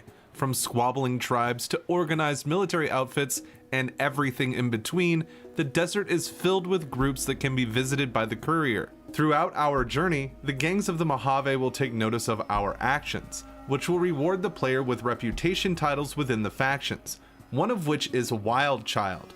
This occurs when the courier has enough fame points with a group to be idolized, but also enough infamy points to be vilified as well. Suppose we have this reputation with the NCR by the time we work for the Crimson Caravan. In that case, we can get some unique dialogue during one of the quests that wouldn't be there otherwise. Alice McLafferty will ask the courier to convince a problematic employee, Henry Jameson, to resign from his position as CEO of the Crimson Caravan Mojave branch. As an NCR wild child, we can confide in Henry our true intentions with the NCR and give him some advice. New Vegas is filled with dialogue, and it's always fun to find the hidden speech lines throughout our quest that take a particular skill or experience in-game to show up. How's it going? Shove off, you're making my luck turn bad. Fuck no! No matter what that old bitch McLafferty says, my dad said I could be in charge of the New Vegas branch. Besides, I got into a little money trouble with the Omertas. If I quit the Crimson Caravan, how am I supposed to get the money to gamble?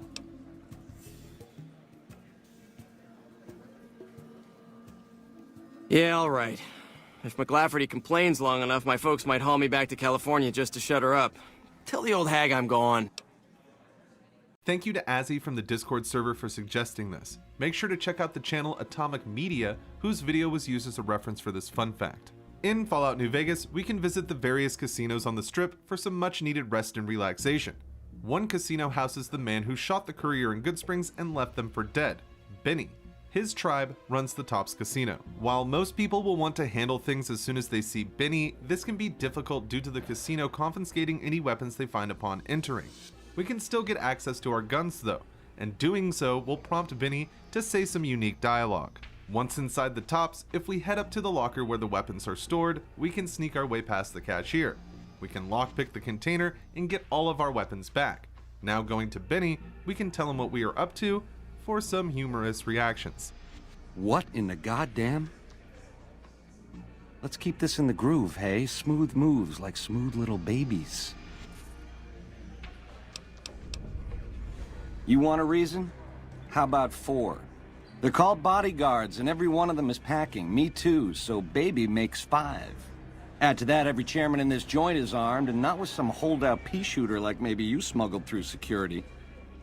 Anything I needed to worry about, baby, got confiscated at the door.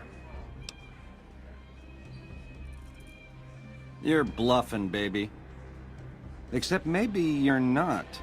Sweet little caper getting your weapons back, but let cooler heads prevail, hey? No need for violence. We got a problem, boys. Whoa!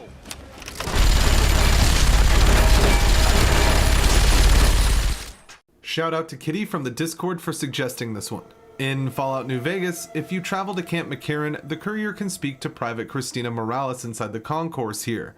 Doing so will reveal that she has recently lost her husband, an NCR ranger, during a firefight with the Fiends. This starts a semi-unmarked quest to retrieve the body of Esteban Morales. I say semi-unmarked because the quest itself is considered unmarked, but we get a map marker to see where Esteban wound up. An NCR trooper will stop and warn us about the Fiends on our way up to the scene. Seems Esteban is in between a group of buildings, and the raiders have the area surrounded. We can find Ranger Jackson's body here as well. Nothing happens if we recover him though. Picking off the Fiends, we can bring the fallen trooper to his brothers in arms, and they will promise to send him back to California. I don't believe it. Who the hell are you, man? How did you just walk right up and pull him out of there? Oh, bullshit. What anybody else would have done is get their asses killed. You're leading some kind of charmed life. We'll make sure Ranger Morales' body gets sent back home. You don't have to, pick him up on your shoulder and haul him to California. Even though I believe you would if you had to. You should go tell Private Morales the news. I know she'll be relieved. Though the dialogue will change if we take an extreme amount of damage during the mission. Oh my god, are you okay?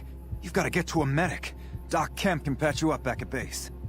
How could you sacrifice your body like that? You never even met him. If the NCR doesn't have a medal for this, they should make one up.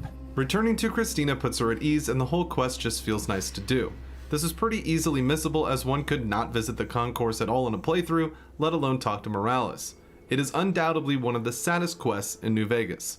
This one was suggested by multiple people on Discord and in the YouTube comments. In Fallout New Vegas, you can find Aster patrolling with a group of troopers at Camp Searchlight. If you have been to Cottonwood Cove, you can reveal this to him. He explains that the NCR is keeping an eye on that place. Still, He very clearly has his hands full with the searchlight area, it having just been hit by a chemical attack from the Legion and all. Aster will tell the courier to get some intel from the camp and plant a bug on the Legion's radio. This can be quickly done with a bit of sneaking, and we can return to Aster with all the information we found out about Cottonwood. This is when Aster will say he wants someone to take out the camp for good. Killing every legionary in the area would be a good start, still it doesn't stop them from reforming later, which would indeed happen. Luckily, there is a way to prevent Cottonwood from hosting Legion or anyone else ever again. On Cottonwood Overlook, we can find this truck teetering off the edge, door facing the camp. We can open this hatch during the quest and let all of the toxic waste barrels fall into the settlement, killing every Legion guard who gets close. Let's hear it. What? How did you pull it off? That's exactly what we needed to put a cork in that camp. The Legion won't be moving through there anytime soon. Fitting that the camp was taken care of in a way similar to Searchlight. Thank you for taking care of that place for us. One of the best parts of doing the quest an eye for an eye this way is how the devs handled going to the fort afterwards. If you still wanted to play a Legion run after this, you could, so they give Lucullus a radiation suit to protect him from the barrels. A good tactic indeed, but this also comes with some unique dialogue. I warned them about that truck weeks ago. Always be prepared for any hazardous radiation, I said.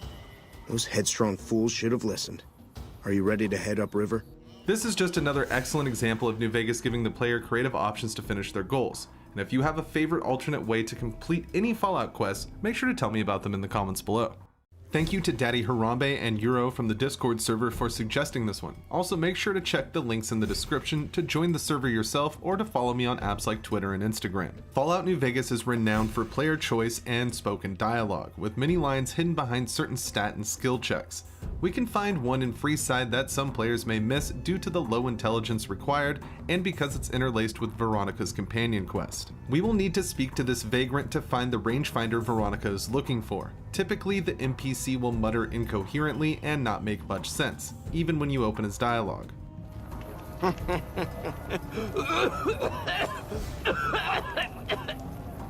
Huh? Kids run by sometimes. With a low intelligence character, we can find some unique dialogue here. The vagrant will now be speaking very well and with an enhanced vocabulary. Friend, not a few minutes ago I chanced upon a pair of destitute orphans grappling over just such an item. If you cover the area methodically, I'm quite certain you'll happen upon them with only the most insubstantial of delays. Be well, and do try and avoid the tragic path of the sot that led me to my present infirmities and spiritual woes. Fare thee well. This is likely a callback to Fallout 2, where a low intelligence chosen one could get similar dialogue once they meet Tor and help the tribal guard his Brahmin from rad scorpion attacks. The dialogue will change to show that these two smooth brains can understand each other much more than someone with average or above average intelligence. This is peak Fallout humor, and moving forward with the series, I would love to see more dialogue changes based on intelligence stats. In Fallout New Vegas, Freeside is by far one of the most active areas. Being the gateway to Vegas, the area is home to many thugs and con artists, so naturally, people new to the city may want an escort through the rougher parts of town. One bodyguard that hangs around the north gate of Freeside has caught the attention of the Kings due to how many repeat customers he gets. The King will have the courier investigate this. Still, there are ways we can disappoint the Elvis impersonator when dealing with Oris. First, if we take out Oris before speaking to the King, we can get some unique dialogue from the less than thrilled leader. So, it went down like that, huh? I guess it can't be helped now. Even though you lack subtlety, you've shown me you can get the job done. So maybe you can help me with something more important. Suppose we take the quest and hire Oris the way the King wants us to. In that case, we can ignore the bodyguard's instructions about the group of thugs, which leads to some unique dialogue from Oris. Howdy. Impressive work fighting off Benny's thugs. I guess they weren't harmless after all. I'm not often mistaken, you know. I know I wouldn't have survived that.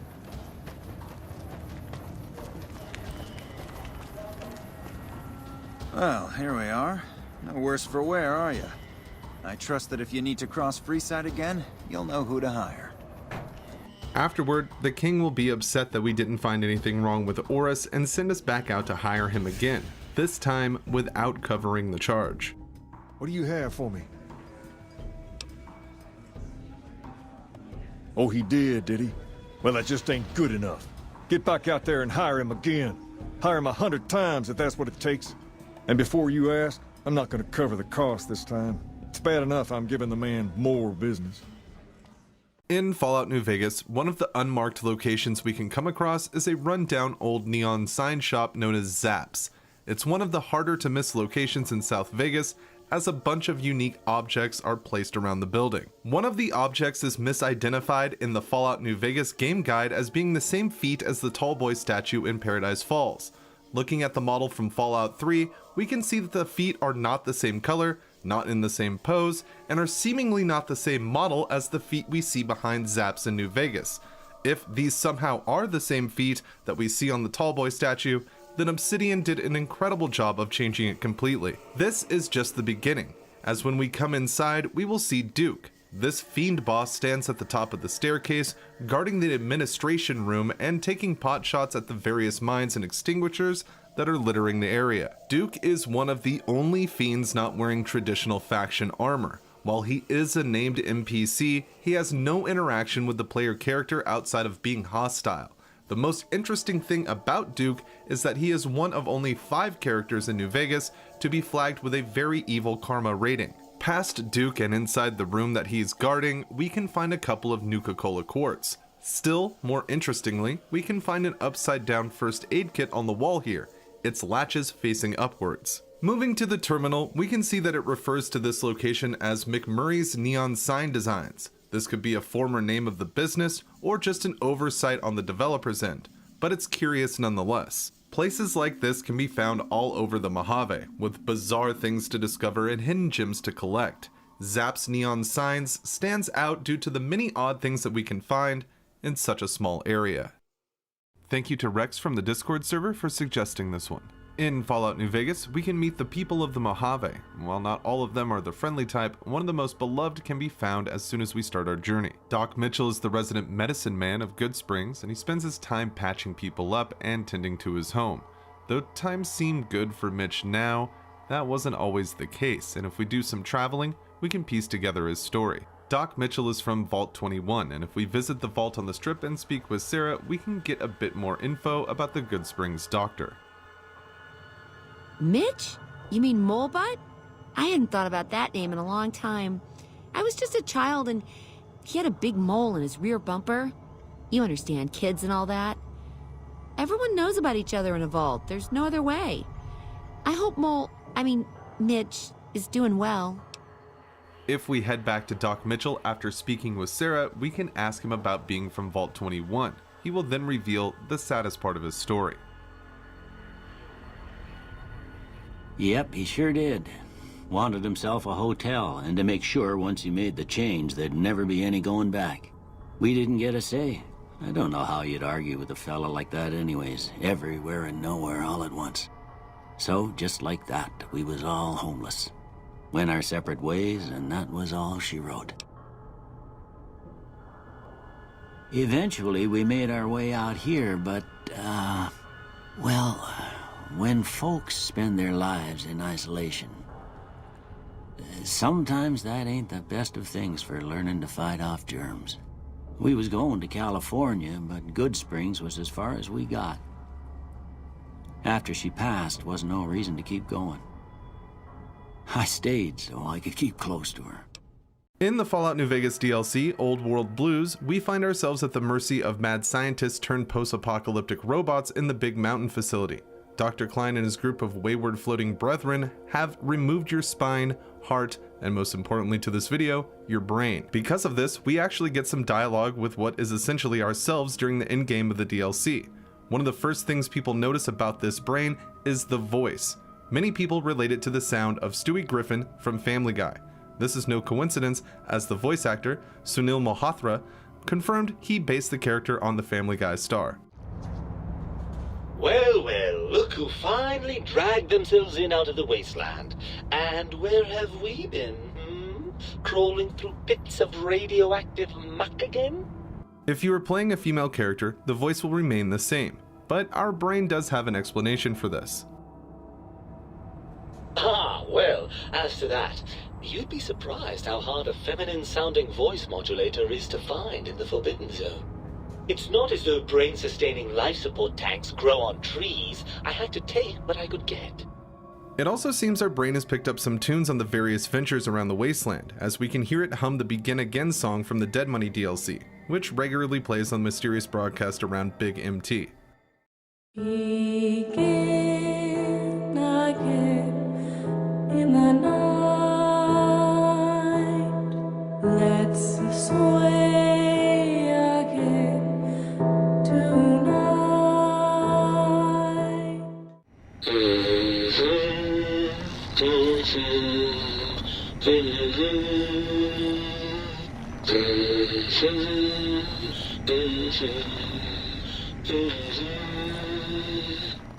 In Fallout New Vegas, the main quest ultimately leads to the second Battle of Hoover Dam, with the main factions involved being the NCR and Caesar's Legion. Once this battle is complete, the story of New Vegas ends as well, and so does the gameplay, but this wasn't always going to be the case. Fallout New Vegas, at one point, had planned for the player to continue playing after the Battle of Hoover Dam. This is proved by the cut lines of dialogue that we can find in the game files. These bits reveal a bit of what the game world would have been like after the main faction's victory, and make us wonder what the scope of New Vegas would have been if a post-game section had been included. With the Legion defeated, things are great now. All those NCR troops should see me to celebrate. Come one, come all. I'm not letting the Legion make me a slave. Even I have standards. Intense fighting erupted on Hoover Dam as tensions between NCR and Caesar's Legion boiled over. Reports indicate that NCR forces emerged victorious and the Legion scattered amidst the defeat of its most feared military leader. Preliminary word is that Caesar's Legion has taken control of the dam and that the NCR presence in Nevada is severely crippled. While it initially appeared to be an NCR victory, we're receiving word that our own Mr. House may have been the one to secure the dam for himself. But in a shocking turn of events, the dam has been rendered useless, and both sides have taken heavy casualties. Neither faction appears to have won. But in a shocking turn of events, an army of Securitrons has seized control of the dam, preventing both sides from claiming it. Now, sources of the dam are telling us that the involvement of one key person appears to have heavily influenced the outcome. Welcome to Vegas, capital of the sixth state of the new California Republic. True to Kaiser. Shout out to Aloha from the Discord for suggesting this one. In Fallout New Vegas, there are a few ways that we can confront Benny. It's safe to say that the majority of players will simply walk up to the checkered Lothario and speak to him on sight, so some may find any alternatives to this as a surprise. First, talking to Swank and either giving him some evidence like Benny's lighter and cigarette butts or passing a few speech checks will see the courier get their weapons returned inside the casino. Swank even informs us that he will tell the staff to look the other way about us carrying heat. This can lead to the courier confronting Benny in his own room, which will grant some different dialogue options and choices when it comes to dealing with him once and for all. What in the goddamn? You? How could you be... Oh, Swank, you finky bastard. You got a crazy drop on me, baby, but you don't want to kill me. We should be working together. Still, if we talk to Benny on the main casino floor and meet him in the presidential suite after passing his speech check, we will be allowed to forgive him.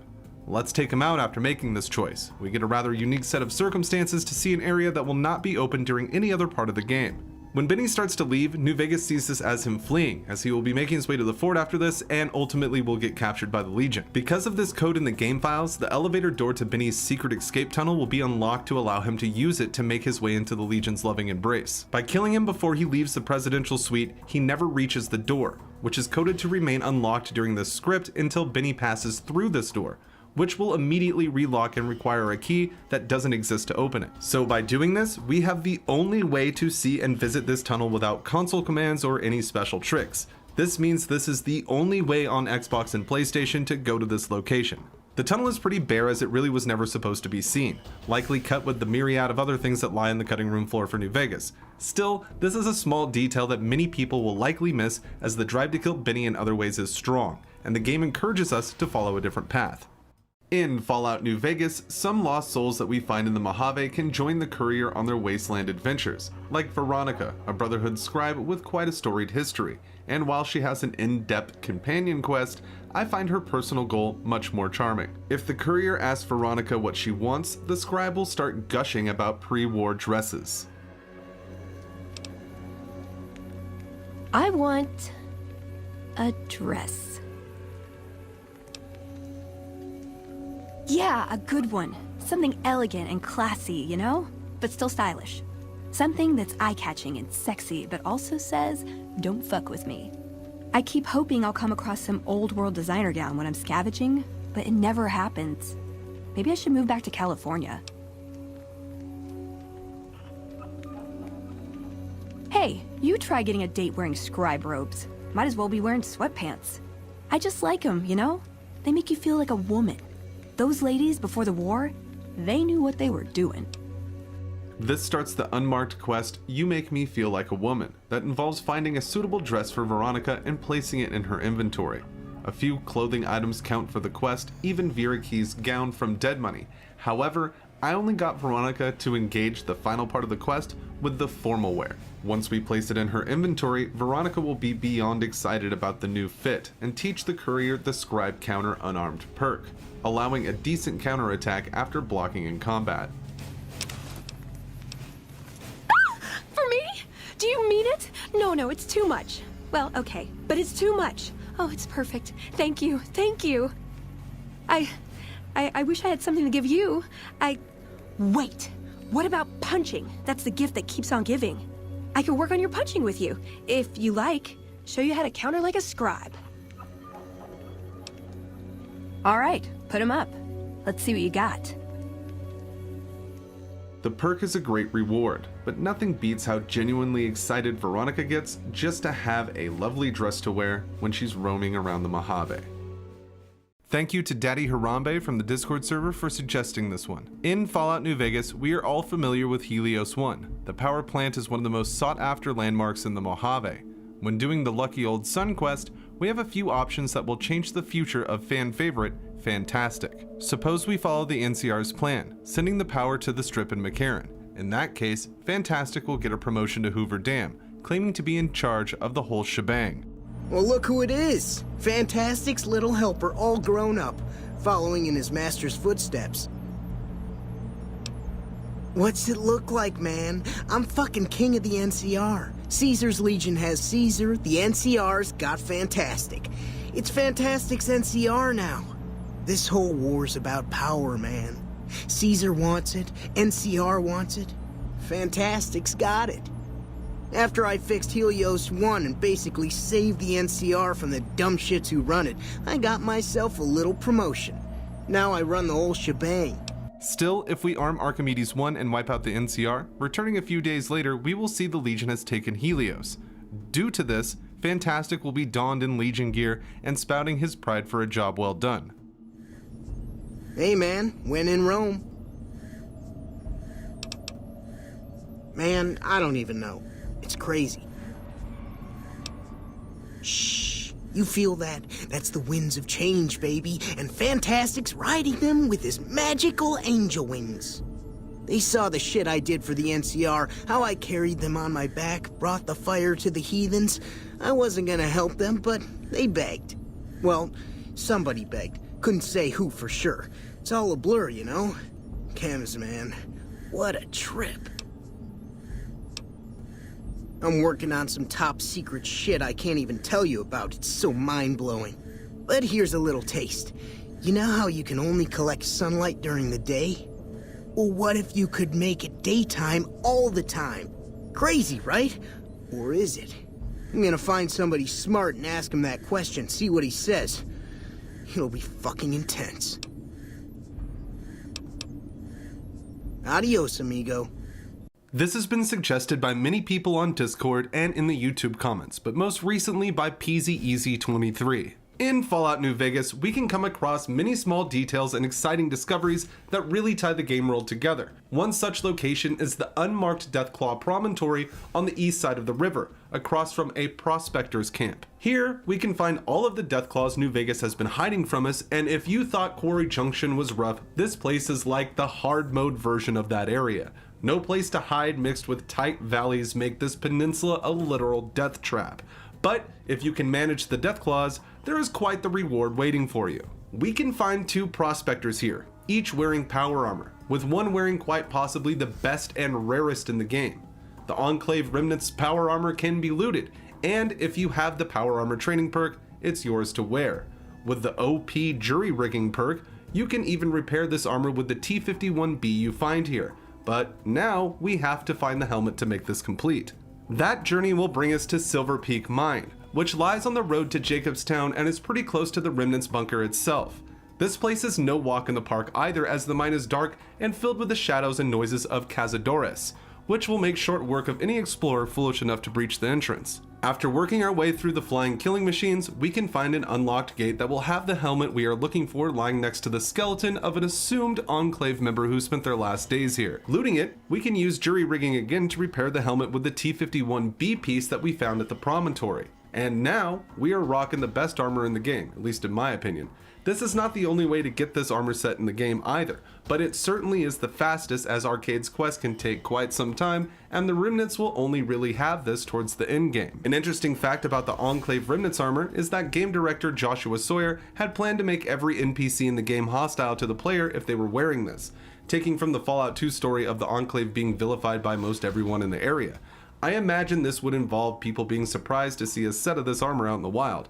This was cut and changed because Sawyer believed it took away from the player's experience in game, and I can see why. But it would be a fun trade-off. Either way, to me, this is the most iconic armor in the Fallout series, being modeled after the advanced power armor from Fallout 2. Not only is it great to see it in Fallout New Vegas, but it's a must-have for item collectors in any playthrough. In Fallout New Vegas, one of the perks we can pick as long as the courier is level 8 is Sneering Imperialist. This boosts damage against raiders, junkies, and tribals by 15% and increases our VAT's hit chance against them. This isn't the only thing the perk is good for, as occasionally we will see some unique dialogue, some of which we can find in the Honest Hearts DLC. The first time we sneer is when entering Angel Cave, where we get a new way to respond to the dead horses.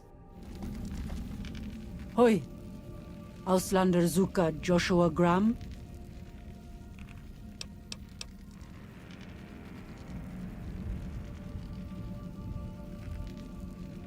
Scheiß! Would kill you myself, but Joshua says no harm to visitors until harm done to us. Go, Auslander. Meet Joshua. We see how long you talk like that. The most notable comes from the end of the DLC though. After we side with Joshua Graham and trek Zion with him, he will confront Salt Upon Wounds. With Sneering Imperialist, we can encourage the Burned Man to eliminate the White-Legged's leader. You took advantage of us at New Canaan to drive us out. And like the dogs of Caesar you are, you followed us to Zion. And now you stand on holy ground, a temple to God's glory on earth. The only use for an animal in our temple is sacrifice. Kale wachane conserva o. You understand me, don't you? Don't you? Outman. Kunaman mad. He killed all white legs. You talk. You stop. Baika Kerr. You devil!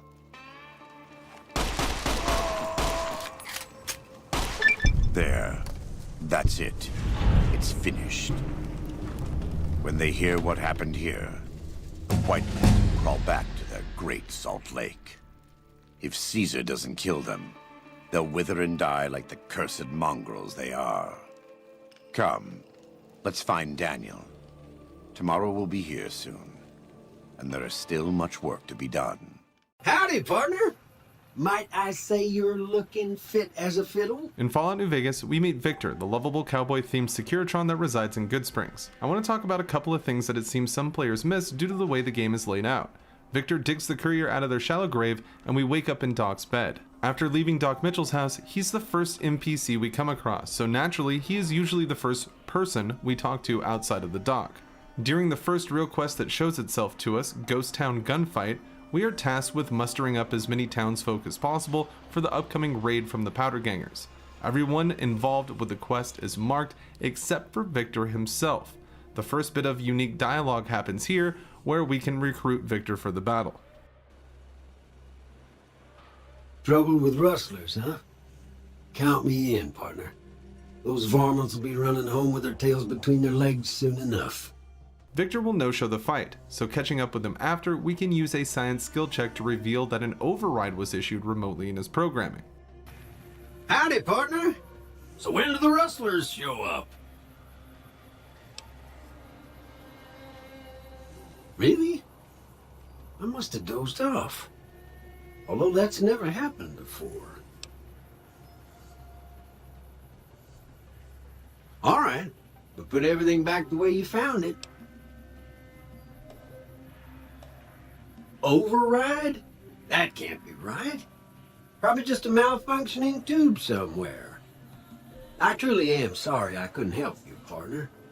Was there something else you wanted to talk about? Now, the other bit of Victor's unique dialogue comes from not speaking to him until you hit New Vegas, where he will give you a fabulous introduction. Howdy, partner. You come for a piece, haven't you? Welcome to New Vegas.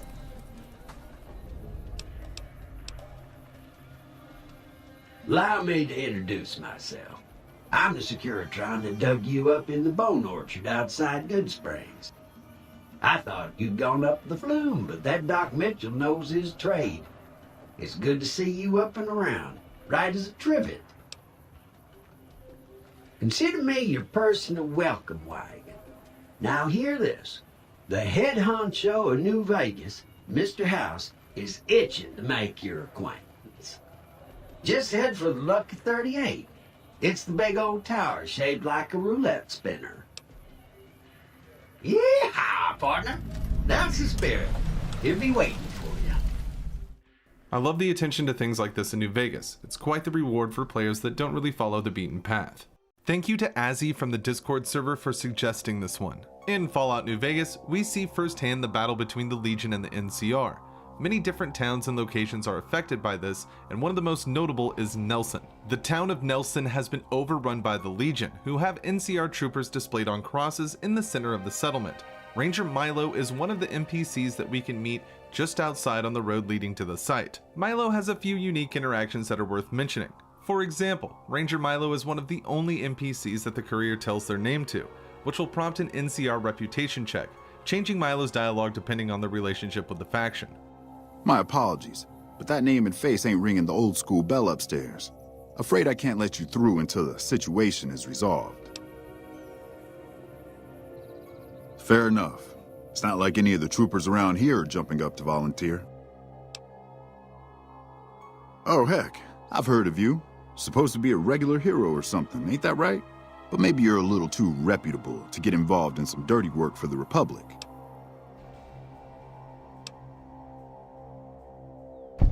Well, I'll be damned. Looks like you've got some dirt in you after all. Ranger Milo will mention that some Legion snakes have taken control of Nelson. A courier with intelligence under 4 will not understand his metaphoric speaking, leading to some humorous, unique dialogue. Hold up there. This area is locked down by the NCR military until we can dislodge some Legion snakes from Nelson.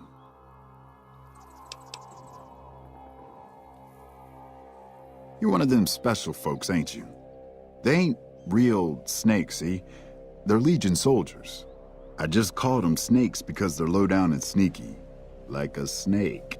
Anyway, we always have trouble with Legion around here. This time, they jumped to camp in Nelson while the troopers were setting up. Captured a bunch of gear and took the town. Couple of troopers, too. Got them crucified down near the center of town. Finally, the Ranger will joke with the courier about having a couple of dozen hits of Psycho to boost the troops. Suppose we call his bluff and actually have that much Psycho in our inventory. In that case, Milo will have more unique dialogue for this. Well, I'll be damned. Looks like you've got some dirt in you after all. If you had a few dozen doses of Psycho on you, maybe we could pep those weepy troopers into charging down into Nelson and taking back the camp. But since that's not likely, you could help me take out the Legion's trooper hostages. All right. I have to admit I wasn't expecting you to say that. I was just joking, but if it makes you feel any better, I'm impressed. So anyway, how about those hostages? Ranger Milo has a lot of character-specific dialogues and interactions. It really shows the amount of care and attention to detail that was applied when Fallout New Vegas was in development.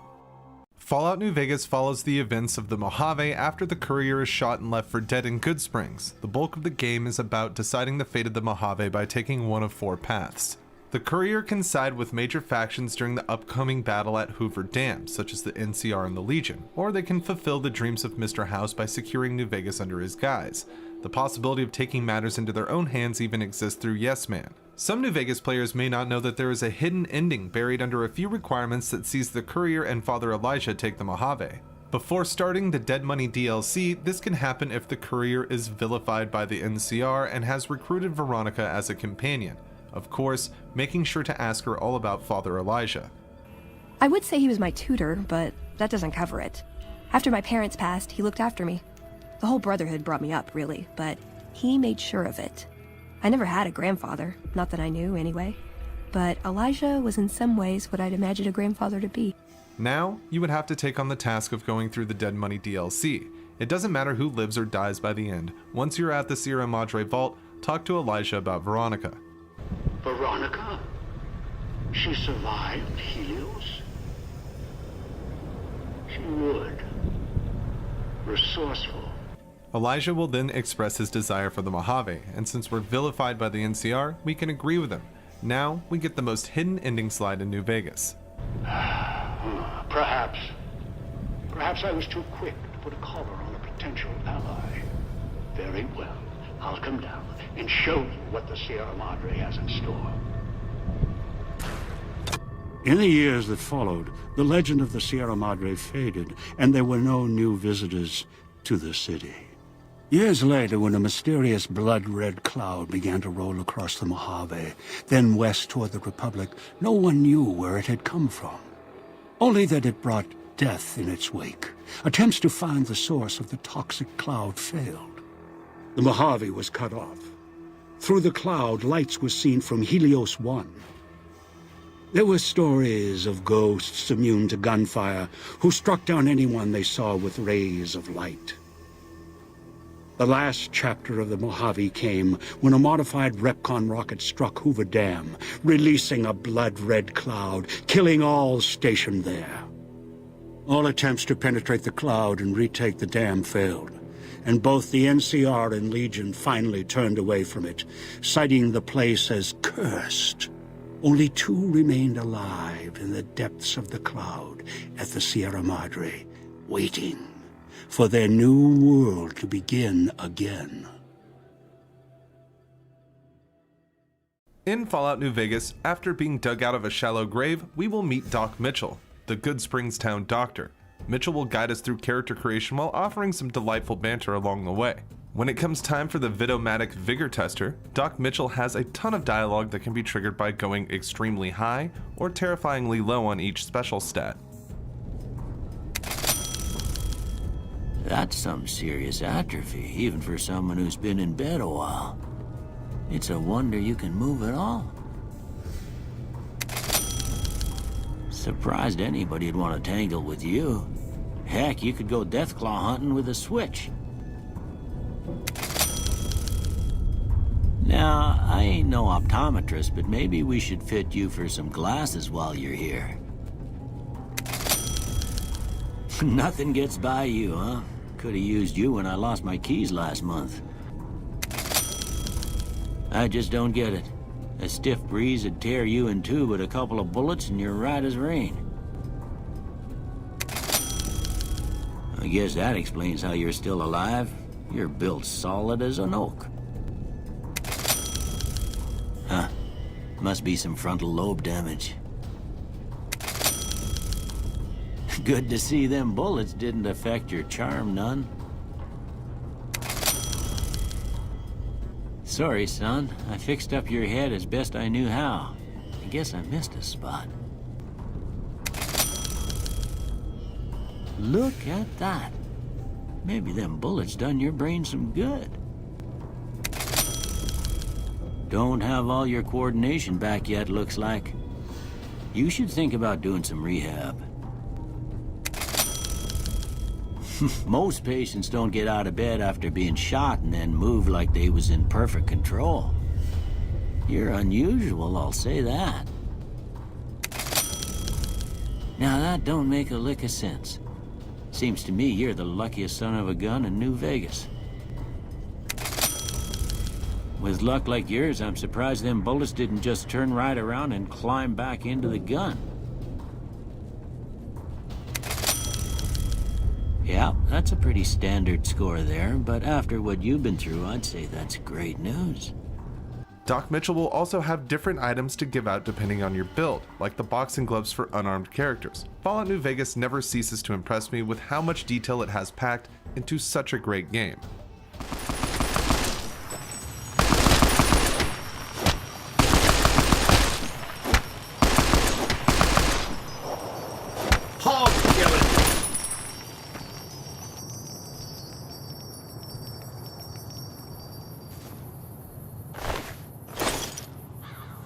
In Fallout New Vegas, one of the most interesting characters, who is often overlooked, is Emily Ortal. She's from Arroyo, the starting location of Fallout 2, which raises its own questions. Still, she also has quite the story if the courier has the stats to get her to open up. We meet Emily outside the Lucky 38. She wants us to bug Mr. House's network to get a glimpse at the tech that has kept him alive for centuries. It's here that we get one of the best ways to ask for caps with a barter check.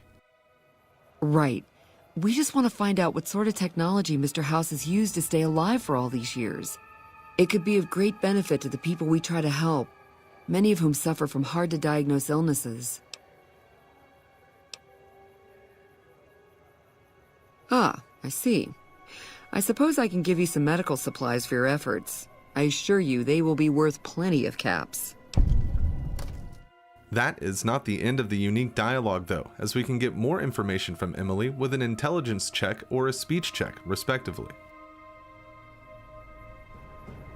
This is important enough to the followers that we scrape together the caps required for the credit check. And I'm staying at Vault 21, which is pretty cheap, for the strip anyway. After 2 tries, I think I've learned enough. I'm sure there's something more promising I could be helping the other followers with. Oh yeah, I didn't tell you about the first time. I'd rather not talk about it if you don't mind.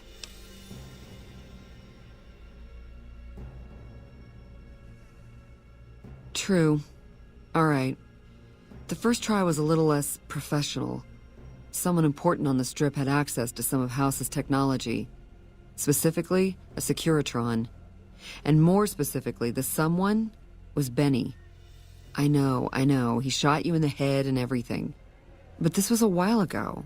I knew he was sleazy, but I didn't realize he was so cold-blooded. Still, one line of dialogue was hidden away in Fallout New Vegas due to a developer error. After returning to Emily post-quest, the courier would have the option to pass a perception check to find out that she had slept with Benny. By normal means, this dialogue does not appear in the game, as the developers accidentally coded the game to check Emily's perception and not the player's. On PC, we can use mods or console commands to make this line appear. Ugh, so gross.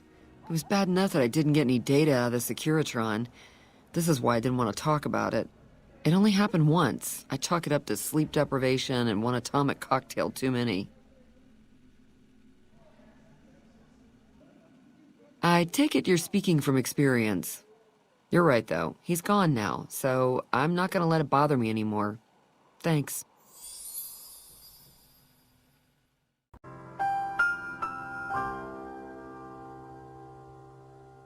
Get fucked.